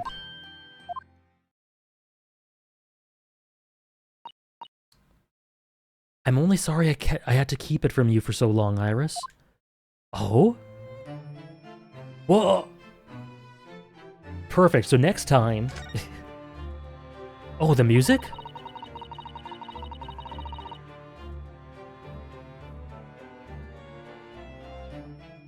Oh.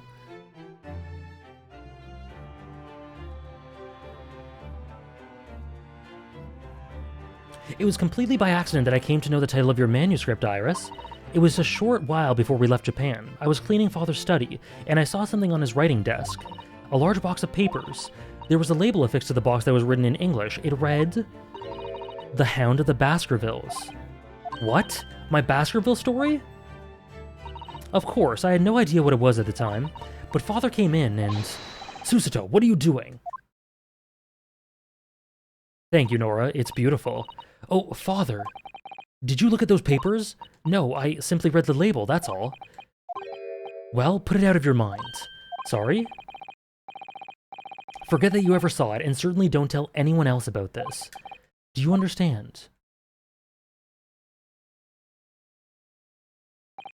But that was... What was Iris's manuscript doing in Japan? I have no idea. But when I heard Iris mention the word Baskerville that day... Papa sus. The title just slipped out. I would never have guessed that it was an unpublished account of one of Mr. Sholmes' exploits. When I returned to Japan, I asked Father to explain, but he refused to answer any of my questions, and there was no sign of the big box in his office.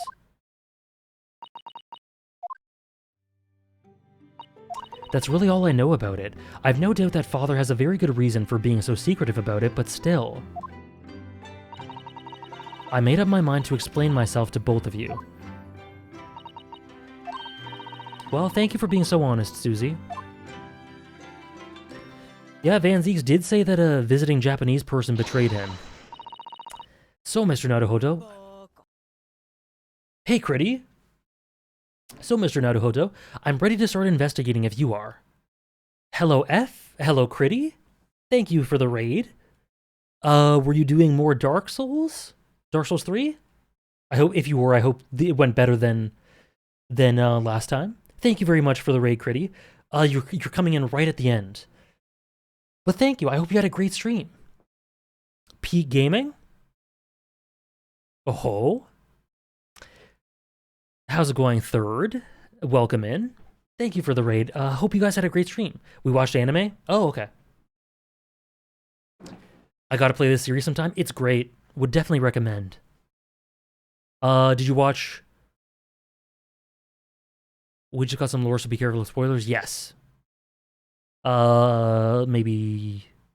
Trigun... Vinland... I don't know. Either way, I hope you enjoyed. So, Mr. Naruhodo, I'm ready to start investigating if you are. I've committed every detail about the case to memory. It's too bad. We're ending pretty soon. But thank you very much. And Iris has told me about the disturbing happenings at the Waxwork Museum as well. So, you're fully abreast of the situation already, Miss Susato. I'd expected nothing less, to be honest. I would think our first protocol would be to investigate this Mr. Drebber. The engineer Okay, so I'm gonna walk up to Drebber and then end it. That's the plan. The engineer responsible for building the elaborate machine that was used to effect this extraordinary trick. Have you read Trigun Maximum? No, I have not. You can also always, if you're ever interested in something like that, you can check my mal. But no, I have not. A conjurer of sorts by the sound of it, well known in the fields of science and magic. Right? Okay, well, you guys are spoiling me now. Please don't do stuff like that, because I know now that I'm not going to meet him, like, right away. Then we need to go and arrest him. Well, then, yes, he must know the truth behind this case, so I agree that we really do need to find the man. It sounds like it's a case of tracking someone down. Which is a job for the police or a great detective? Are we supposed to guess who she might be thinking of?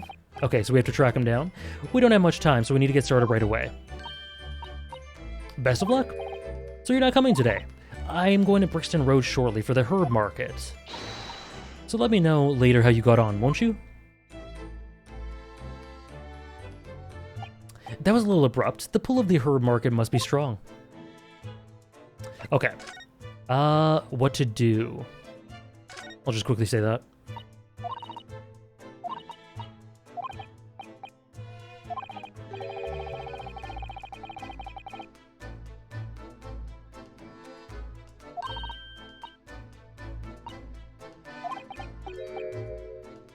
A Ryutaro takedown?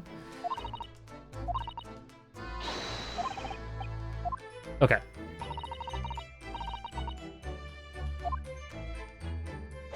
Okay. Well, I guess we should move. A new location's been added? Thank you for the follow, Third. Welcome in. Once again.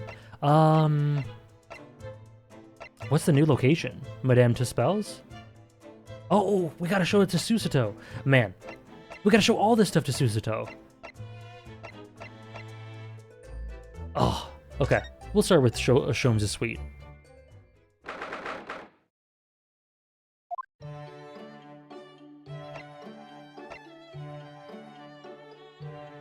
I gotta admit, I expected that Sholmes would be here. Oop, no. Nice.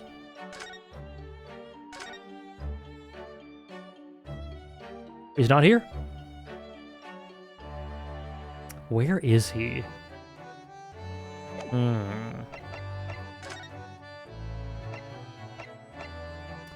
Lord Chief Justice? Probably not. Oh god.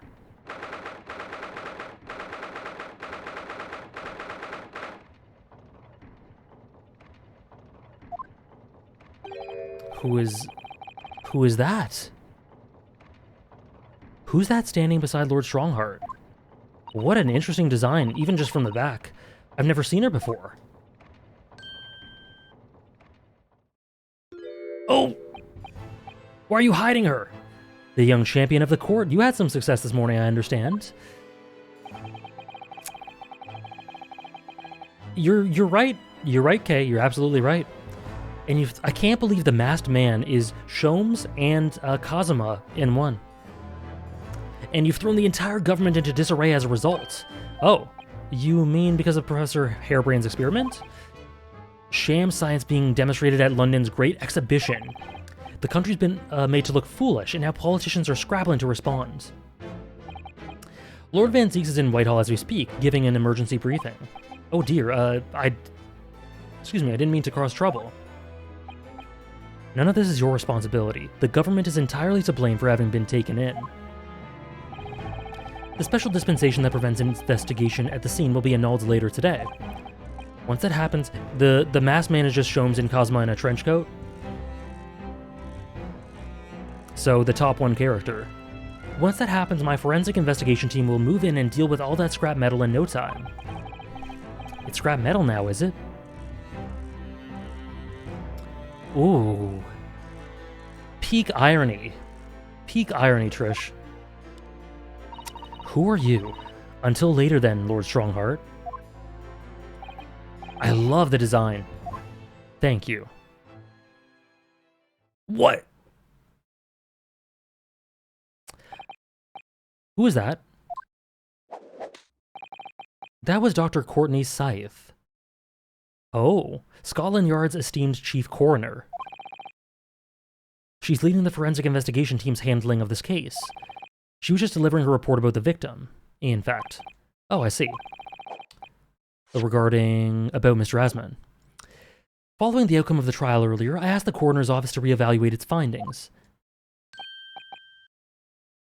Or Soga King, Ron. You're very right. I don't have the time to tell you what she concluded. If you want to know, you'll have to ask her directly, okay? You can find her in the forensics lab. Ah, right. Now, what were you here to see me about? I can give you 7 minutes and 39 seconds of my time. So he's not running quite so spectacularly late anymore. 7 minutes and 39 seconds, eh? A new location added. The forensics lab. Perfect. Okay. Okay. So he's giving us 7 minutes and 39 seconds. He's going to have to take 7 days.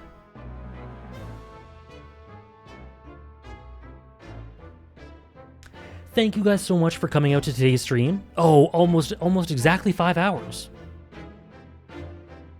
We're going to keep Strongheart waiting. Thank you guys so much. I had a lovely time as per. You guys got some really great clips of me. Oh, Sarah, let me play these clips. I have to play these clips. Hold on. Oh my gosh. Okay, hold on.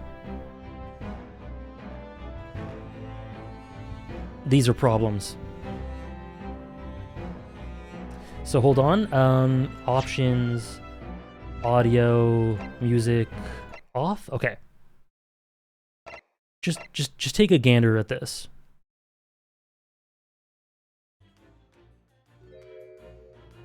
Okay. Some of the visitors to my museum can be troublesome, so I beat them off with a wrong phrasing. I shoo them away with this hand. I be troublesome, so I beat them off with a... Okay, that's number 1.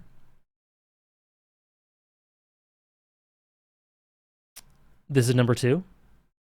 I can't stay. God damn it. Why does this come? Why does he just come? Why does he just... Anyway.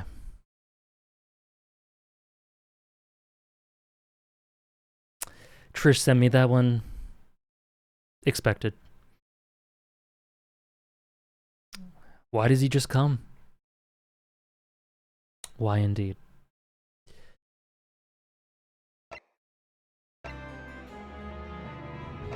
Oh crap, no. No! Are you sure you want to quit the game? No. Save. Thank you guys so much once again. I had a lovely time as usual, and stay tuned on Discord for updates about the days for the Great Ace Attorney streams and all that. It'll probably be what I said, but I'll confirm on there. But Wednesday we have One Piece. After that, there won't be a stream till Sunday, which is the usual Sunday stream, Vinland Saga One Piece. Then Monday, we'll be back here with Great Ace Attorney. There may be a video somewhere in there. Maybe. I don't know. Maybe not. We'll see how it goes. But thank you guys so much. 5 hours! We did it. We hit it. We hit it. Thank you very much. Let's give, wait, who's streaming right now? Or is my thing gonna let me?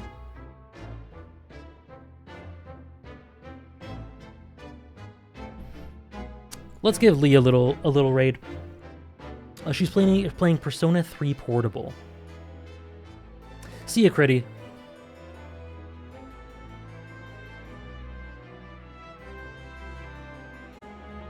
See you guys. It's spoilers for me too. I cannot watch it. See you guys.